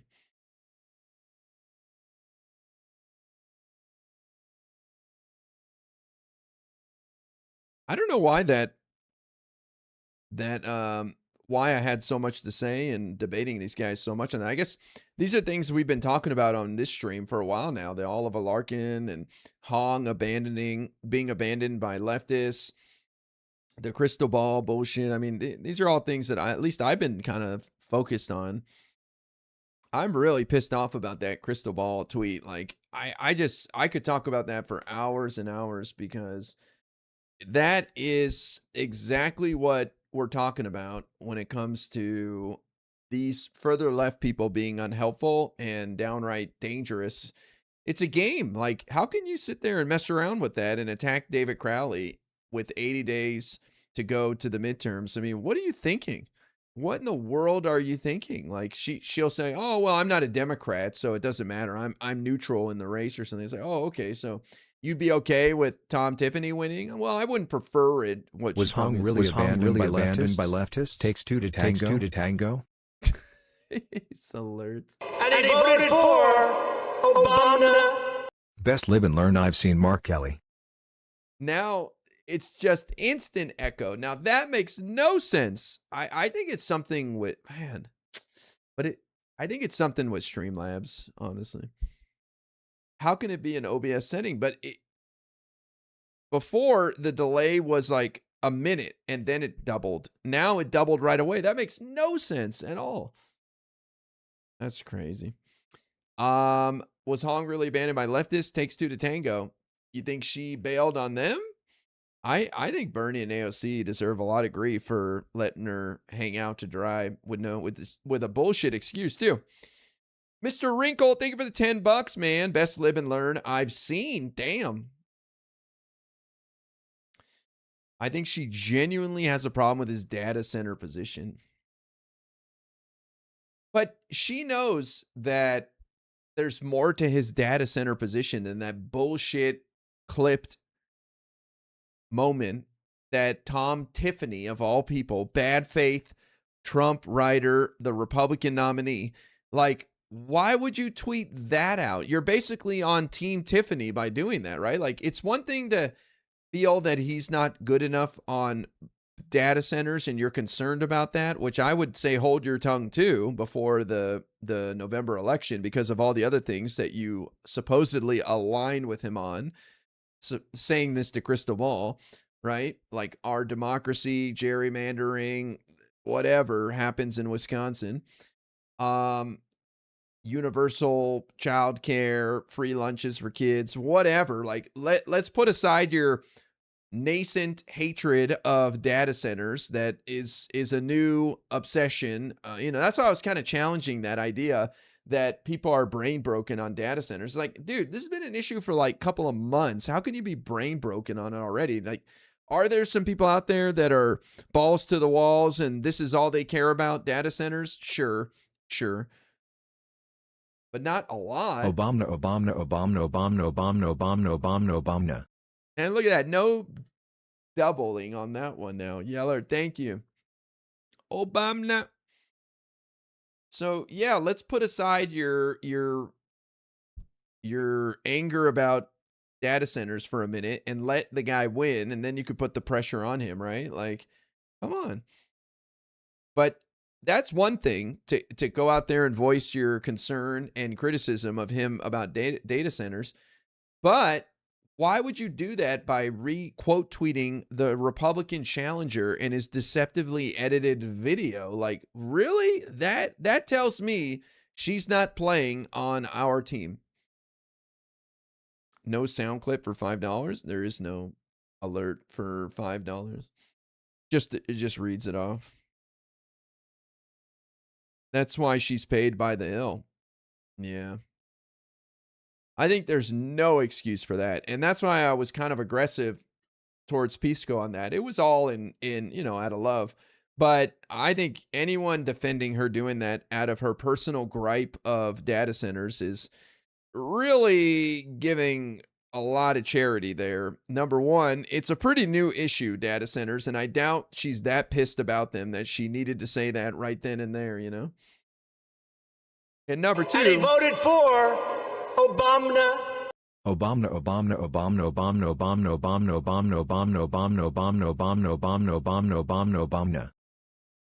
look at this, it hasn't repeated the first one yet. This thing is so stupid and broken, man. I wonder what's going on. Thank you, Yeller. And he voted for Obama.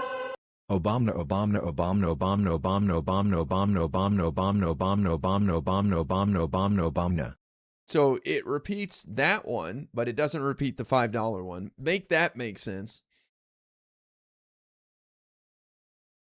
Ain't no way. I don't even know where to begin.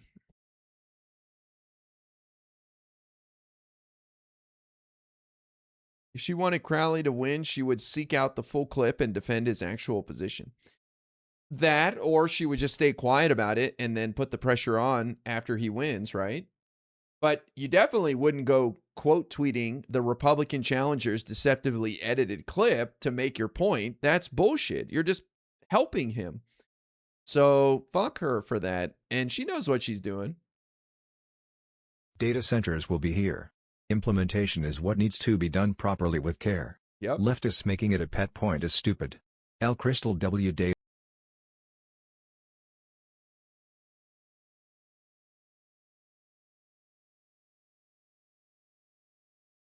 Sale on $10 plus donations.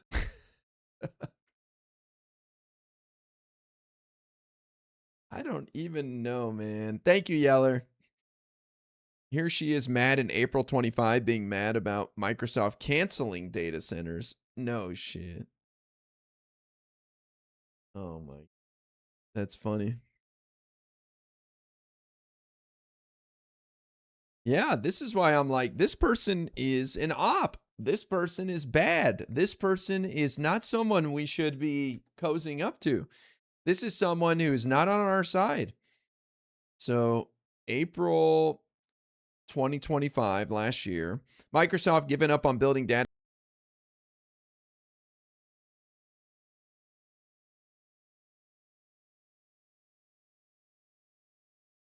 centers will be here.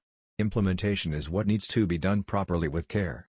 Leftists making it a pet point is stupid. L. Crystal W. Dave Gavin. 50% fire sale on $10 plus donations.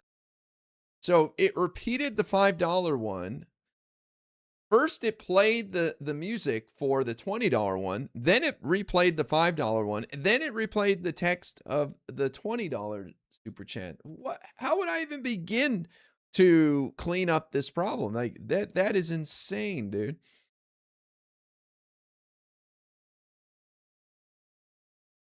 I don't even know. Your shit is haunted. My shit is broken. Restart everything? Yeah, maybe. Maybe I'll bang the side of the tower, take the cartridge out, blow on it or something. Crystal Cotton 4K. Just to clarify, is the problem she criticized his data center stance? Yes. Or that she used a Republican ad to do it? Yes. Yes to both. Especially the second part.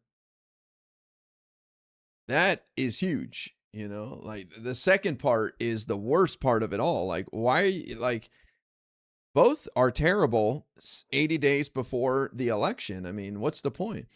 But using the Republican attack ad to do it is even worse, man. Awful.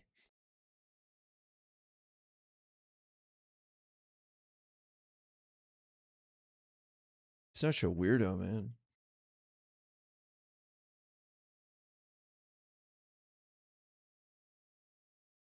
You see Tallarico has raised so much money that he's exceeding the limit and gives some back? I've never heard of that before. I made an announcement on Hutch Corp. And he voted for Obama.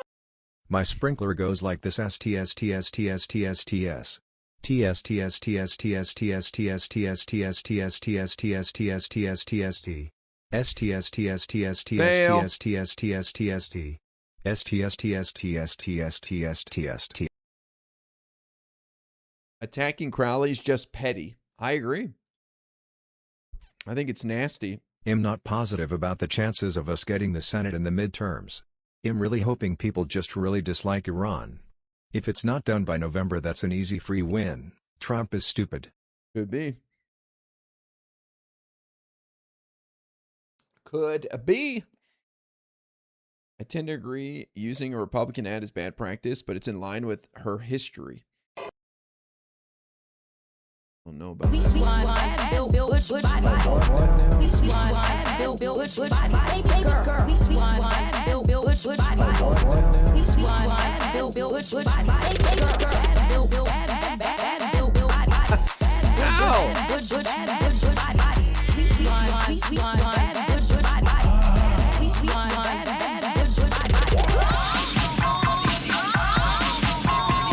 Is there a way to tell by voter turnout if the DSA doesn't show up for a liberal? Mark Kelly. You see how the chaos is just evolving? Like the brokenness continues to evolve in different ways. It's insane. Mr. Wrinkle dropping $100 super chat. Is there a way to tell by voter turnout if the DSA doesn't show up for a liberal? Mark Kelly. I've never seen any exit polls that ask if you're a member of DSA or not. Their membership is so small. I don't know. I think it's more about, do people come out for a DSA candidate in general, right? I'm not so sure they do. I think half the fun for them is beating a liberal in the primary, not necessarily winning against a Republican. So I'm not sure these people are that serious about building something and actually accomplishing anything. And I point to Exhibit A, Oliver Larkin. But I hope they prove me wrong. I hope they get in there and win in November and work with the Democrats and try to push things a little to the left like they won and play ball like AOC. I mean, that'd be amazing. That'd be my opinion. My poor alerts, man. I feel bad for them.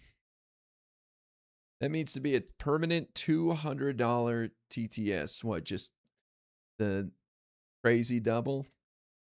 New Trap remix? That's so broken, man. What a mess.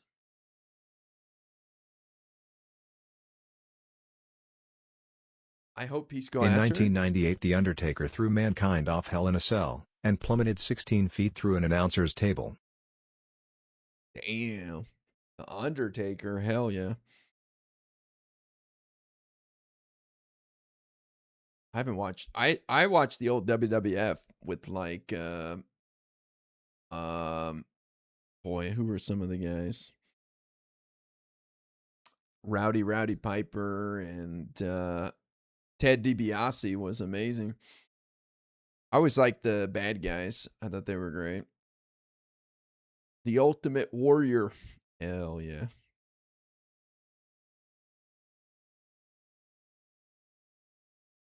I never watched WWE or any of the John Cena, The Rock, none of that shit. I never watched any of it.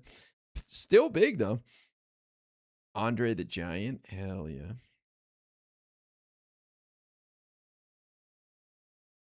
Yeah, my alert widget must be loaded twice somewhere, but you can hear how it's like freaking out in different ways, right? Now, one thing I wonder about, let me see.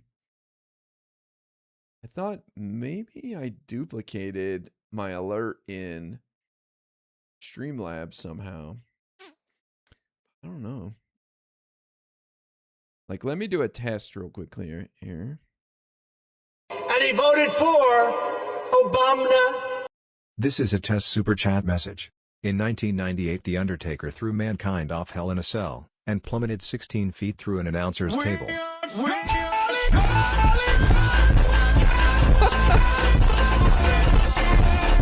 Dono's broke because we aren't building enough data centers. Crowley 4 to win. Crowley 4 to win. Was Clara using your PC? It's getting worse. How? Thank you for the $20 super chat. Dono's broke because we aren't building enough data centers. True. Was Clara using your PC? Who the hell is Clara?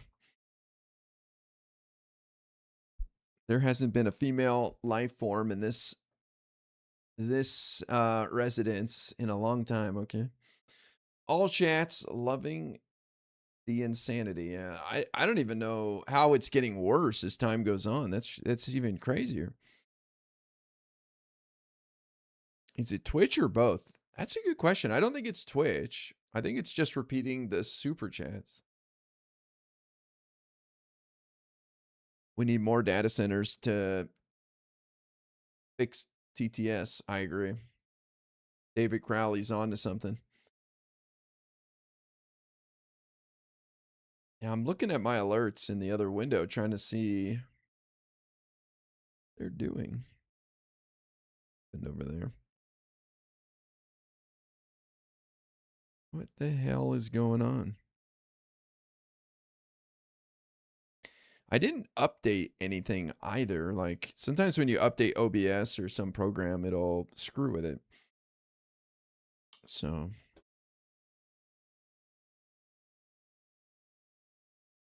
I just got double on Twitch. Did you? Okay. Then that tells me that it's like a Streamlabs wide problem or something in OBS that's causing that. I don't think it's happening over on this scene though. I think it's only happening on my main scene, which I'm going to stay here for a minute and see if any other alerts come in. No pressure, but if anything else comes in, then I know it's my other scene that got messed with. Hassan deserved October 7th.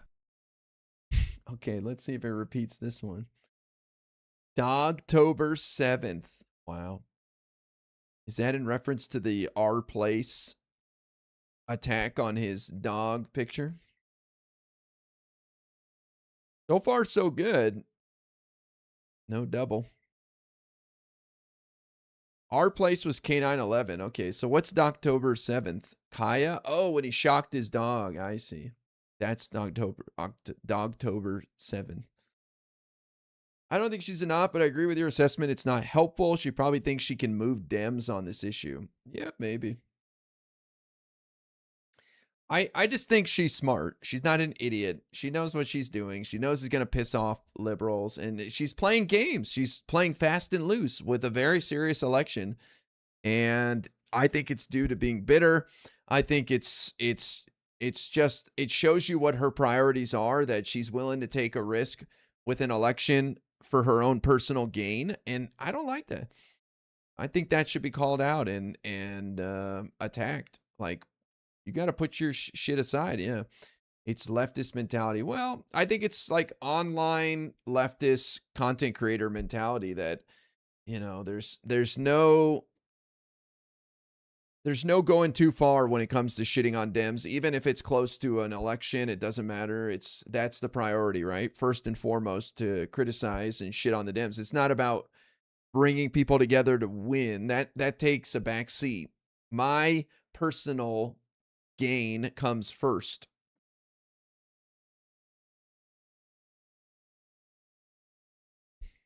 That's what I think. I think I have to turn on my background light a little bit. The night goes on. Blue, no matter who. Yeah, that's why when I say I don't think these guys are on our team, they're not playing blue no matter who. And he voted for Obama. Mark Edward Kelly. Oh, bomb emoji, new. New. Okay, let's see if it doubles. Actual facts. Thanks for the $10, man. Hell yeah. So far, so good. No double right off the bat. I think it's something to do with that scene, and the source that I have now got screwed up. That definitely helps narrow it down. I think people view op as in not work withable. Dems work with Repubs on bills every year. Op means op not unusable. Crystal's an op. Vote blue. Party popper emoji, octopus emoji, slice of pizza emoji, rocket emoji, unicorn emoji, rainbow emoji, Avidico emoji, guitar emoji, turtle emoji, donut emoji, fire emoji, cactus emoji, bullseye emoji, butterfly. Get cut off. So far, so good. No doubles. Maybe op isn't the right word. That could be part of it. I use the word op pretty loosely. You can be an op if you're just being unhelpful or you're a total enemy. So maybe I'm not using the right term for crystal ball. She is a leftist op. I want to work with anyone, but when I see stuff like that, I can't help but wonder if that person's even worth investing time in. Like, that was so nasty to me, you know? Other source might both monitor and output, or you might have a browser source and Streamlabs source of the same thing. It's definitely something with the source in that other browser. Or, well,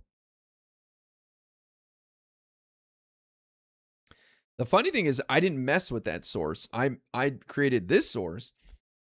I made this scene, which, you know, it's adding a couple of things. So it'd be weird that that scene got messed up somehow, but I guess, you know, that's what's going on. We've seen evidence of that. This scene is fine with the alert, so very strange. I'm not the most tech savvy. I've learned a lot since all my computer issues last year and earlier this year, but still pretty helpless. I like being able to chill in this scene, though. Something fun to look at. I don't know her, so can't comment. I don't know that much about her either.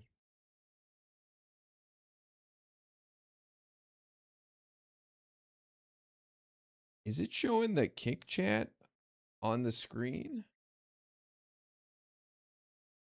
Let's see here.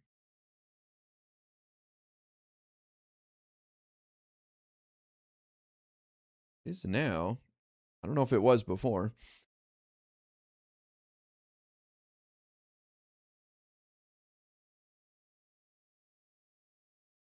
What a mess. I probably won't hang out too much longer here. Just kind of chilling with you guys after the podcast.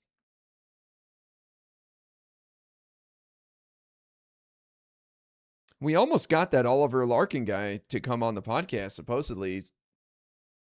One of the guys was talking to him, not me, but they were trying to schedule to have him on. I would have given him just a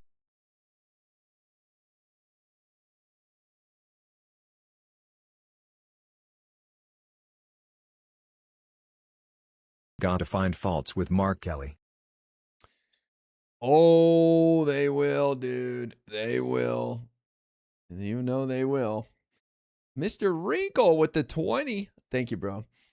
They will find fault with everybody. I mean, look at them going after Mark with the traitor, the seditious six bullshit from Trump, right? They don't care. He's bald. His wife is the pro-gun monster, Gabby Giffords, who almost lost her life to a would-be assassin in a grocery store parking lot. But they'll attack her as some sort of like pro-gun reform lunatic, even though I don't blame her at all for being super harsh on guns after what happened to her.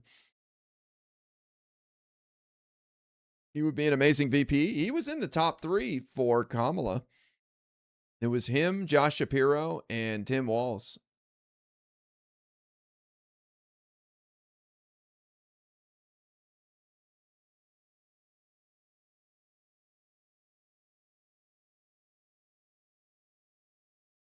All right, well, I know that scene. Let me take a look at my alert, see what is going on here.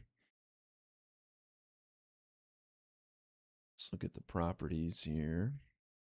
Not seeing anything fancy there. Filters. Nothing there.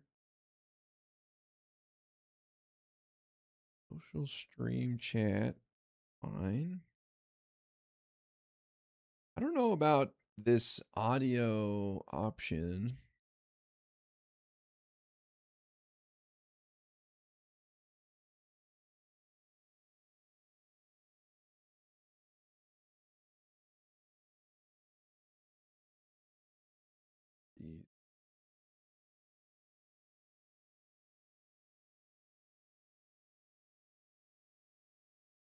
Range, man.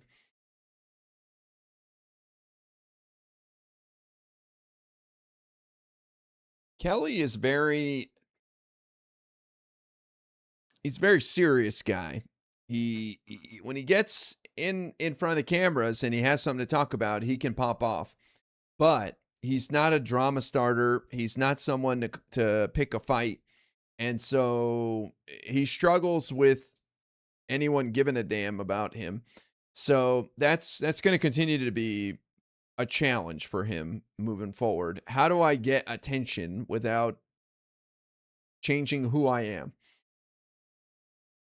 Now, I think if the Iran war continues or even escalates, him as a candidate becomes much easier because he was a high-ranking member of the military, I think the Navy, right?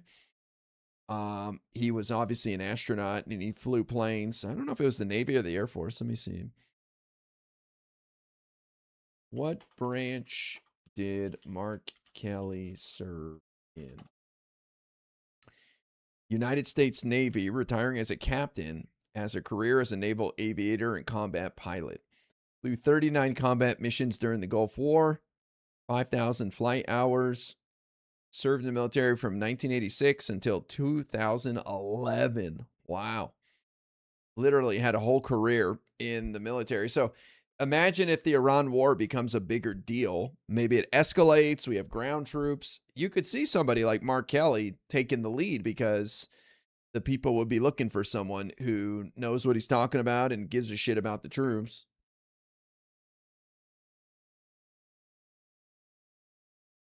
So it really matters what the issues are as we get closer to the 2028 election. The good news is we have a lot of great candidates.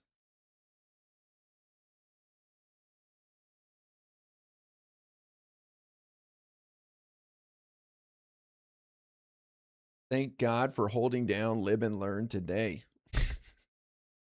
Did I defend all libs' honor? I felt like I was a little harsh towards Oliver, but I think he deserves it. And Crystal Ball, I don't know. I don't think she'll ever see that or give a damn. So I felt like I could say anything. But I don't think I said anything that wasn't deserved on the podcast. Also, talking about Hassan fanning the flames of anti-Semitism. I wish I could have expressed that better, but I really think that he either is anti-Semitic, which I could easily make the argument, but I definitely think you cannot argue that he fans the flames of anti-Semitism. Like, I'm so sick of this, like, oh, I've got a Jewish friend who agrees with me bullshit.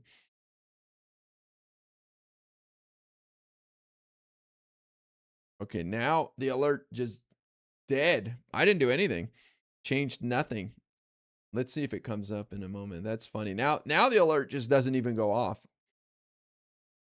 Holy busted OBS. Mr. Wrinkle, thank you for the $10 super chat. I have a feeling it'll go off here in a moment. The next president may come into a war government. Yep. You might be right. Very well could be, man. Crystal Ball's crazy. I agree.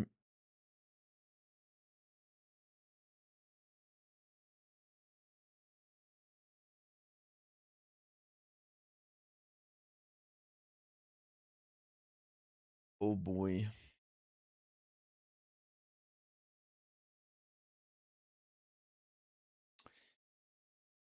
Are you using Streamlabs and OBS? No, not to stream. I just use alerts in Streamlabs.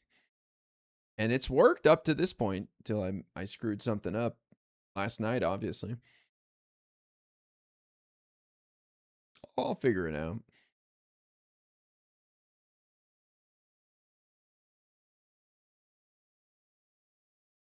Elon is after me. Damn. Hey, it ain't so.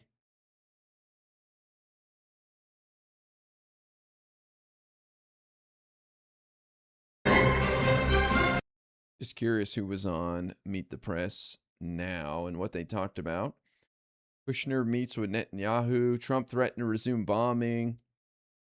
Voters in competitive PA district weigh in on the war in Iran. Florida Dem House candidate Elijah Manley. I think this is the guy that Jola was talking about running against Debbie Wasserman Schultz in a predominantly black district. I think State Rep Angie Nixon, Democrat from Florida. I don't know who that is.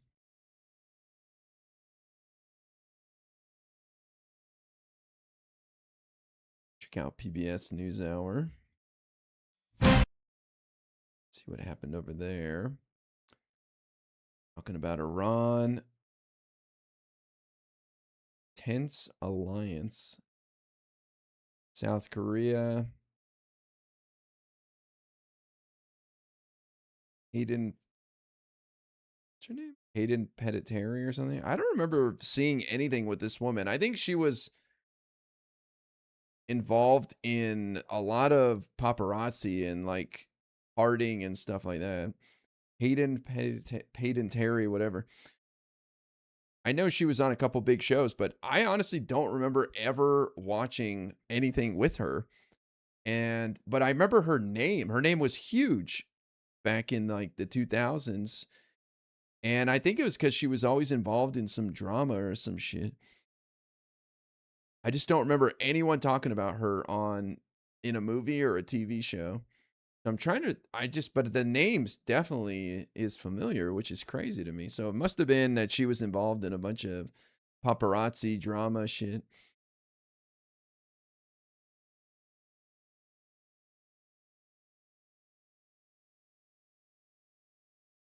Never saw Bring It On 2. No, I never saw the first one either. Heroes, never saw Heroes. Wasn't it like some show on Sci-Fi or something? What channel was Heroes on? Sci-fi drama series Hero originally aired on NBC. Oh no, it was on NBC. Damn. I never saw that.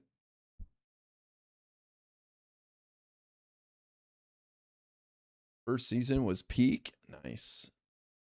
That's cool. You see, Remember the Titans? I did, but that's a long time ago.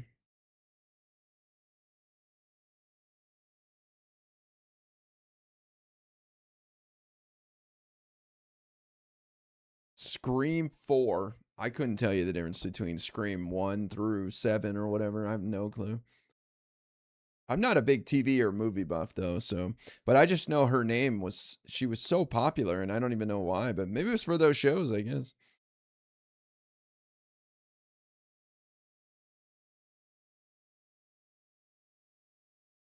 She was in the Hero Show. Yeah, NBC.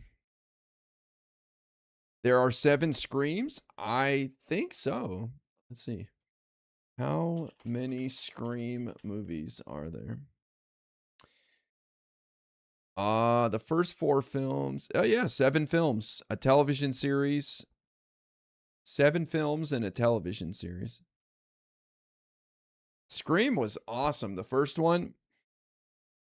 The ending was crazy. I won't spoil it in case people haven't seen it, but it was definitely unique. The TV series was entertaining. That's cool.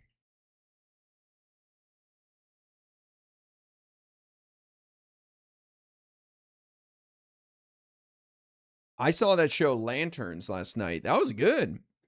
I haven't said that in a minute. I think last time I watched a series on HBO and was like, that was good. That was maybe Dune. Should be a quick night for Moskowitz tomorrow. Easy dub. I hope. Let's clean out the clowns and get to the general. W Dems. Look at this. No repeating now, too. So weird. Thank you, Original Heirloom. I appreciate that. Yeah, I think he's going to wipe the floor with this guy. The polls are just crazy. Let's see. Florida, I think it's the 25th congressional district polls. I was looking into this last night. Yeah, I mean, it's just a complete blowout.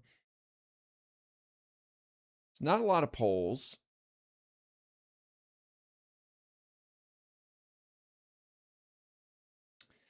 Florida 25th congressional district, Moskowitz +2.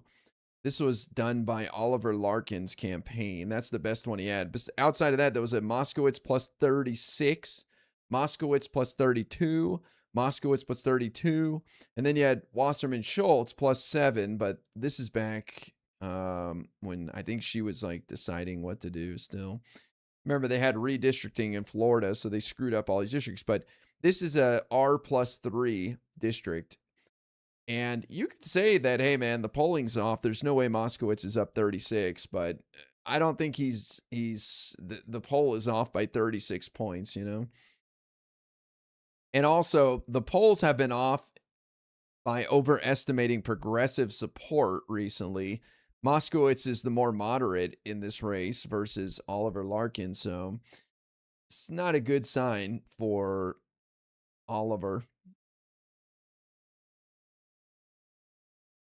Soy Pill and Pisco trying to argue that being anti-Israel is actually popular in a 25% Jewish district was pretty funny. Yeah, I don't think they were understanding what I was trying to say there. Like most Should be a quick night for Moskowitz tomorrow. Easy dub. Let's double. clean out the clowns and get to the general. W Dems. Most Jewish people aren't going around calling it a genocide. They may disapprove of what's going on there, which is most Jewish people that I've seen. And that includes Jewish Democrats, yeah. Most Jewish people aren't calling it a genocide because that word is very sensitive in the Jewish community, right? Like we grew up learning about the Holocaust and that was an atrocious thing that was a genocide, an attempt at genocide. And so the Jewish community is kind of sensitive about that. Now, they're quick to say Netanyahu sucks and he's committed war crimes and this is just hurting future Israel and Jews around the world, the way Israel's conducting itself. That is totally normal, but I don't know if I've ever heard another Jewish person call it a genocide outside of some random Jewish person Hassan found to go on his stream or something. You know, there's always a couple people out there that are willing to take whatever position, or maybe they truly believe it as a Jewish person. I don't know, but it's not common. It's not common. You have to at least accept that, right? Like the majority of Jewish people ain't calling it a genocide.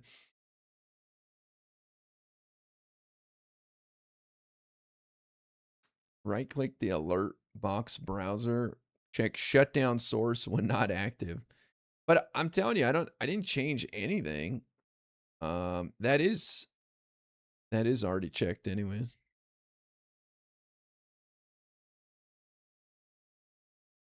That was already checked.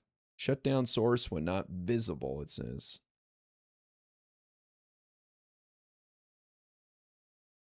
I'm Jewish and call it a genocide. Well, good for you. But my point wasn't, hey, is there one Jewish person out there that calls it a genocide? My point is the majority of Jewish people do not call it a genocide. So unless you have some way to argue that, I don't know what to tell you, man. About 40% of Jewish Americans believe Israel's military actions in Gaza constitute genocide, according to a Washington Post poll. Well, I mean, even that would support my position. That means 60% don't.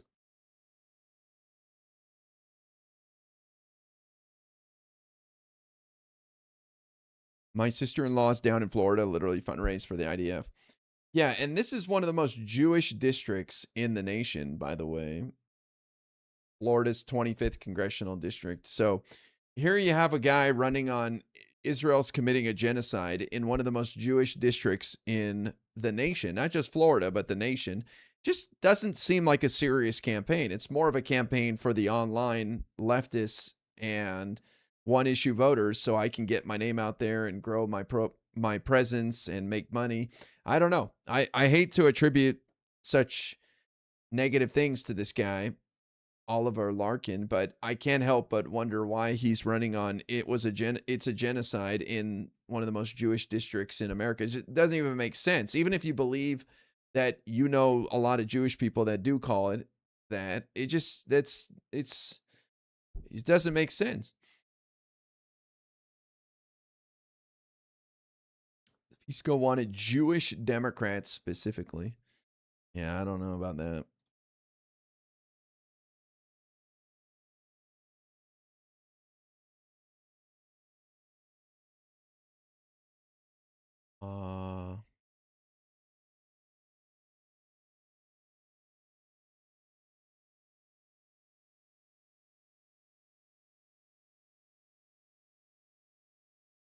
Approximately 45% of Jewish Democrats believe that Israel's military actions in Gaza constitute genocide, according to data from an Associated Press NORC Center for Public Affairs Research poll.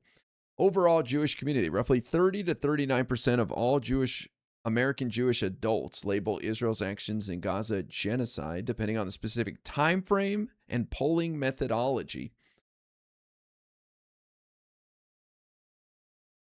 So I just don't think you're going to find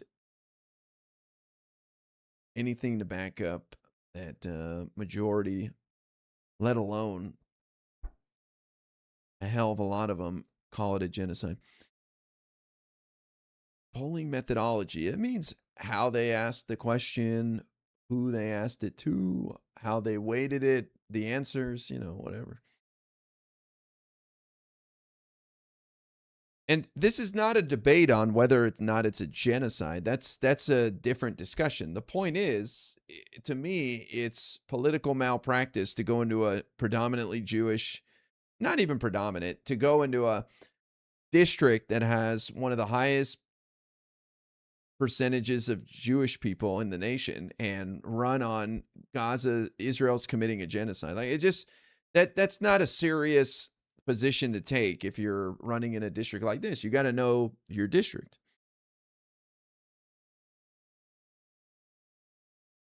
I'm saying it. DSAR poll Smurfs. Poll Smurfs? I don't know what that means. I only know Smurf to mean you're a high-level player hiding your identity, playing in lower levels. I don't understand any other use of Smurf.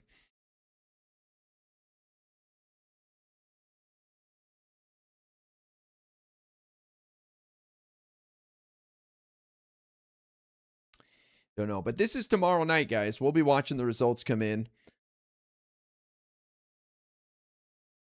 What else is tomorrow? Let's see. What primary elections are tomorrow? Let's see.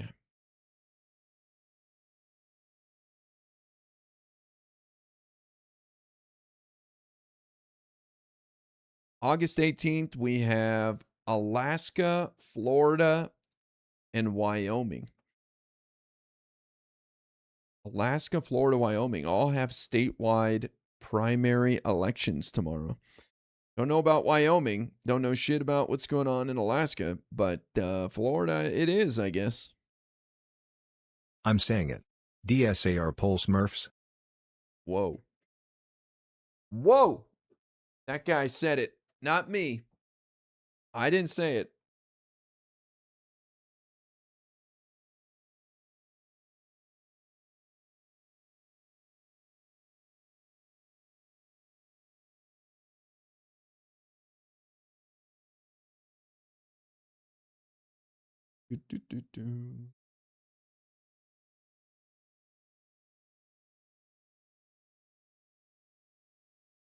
Maybe one I cannot even stand is people say it's the same as the Holocaust. I don't want to get into a debate about it. I mean, people are free to say whatever they want, but this is just talking political strategy. Is the Fishback guy the leader for the Republicans in Florida? Or is it someone else? Do you think we can win Florida's seats? Gavin. The Trip, thank you.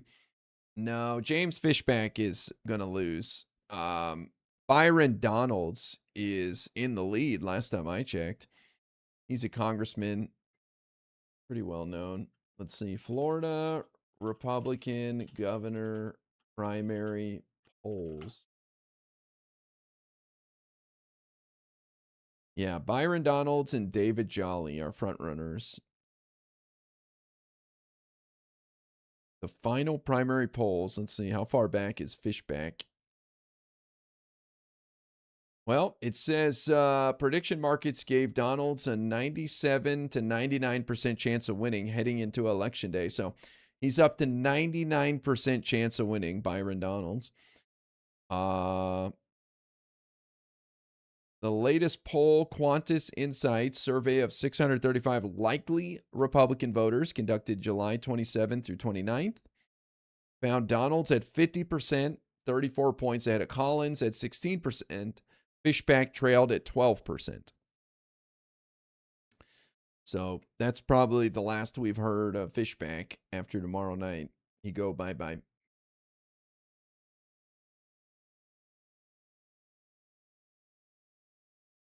Prediction markets had hung a really high percentage too. That is true. That is true. They had her at 95% until election night, and the results started coming in, and it was exciting. That was a lot of fun.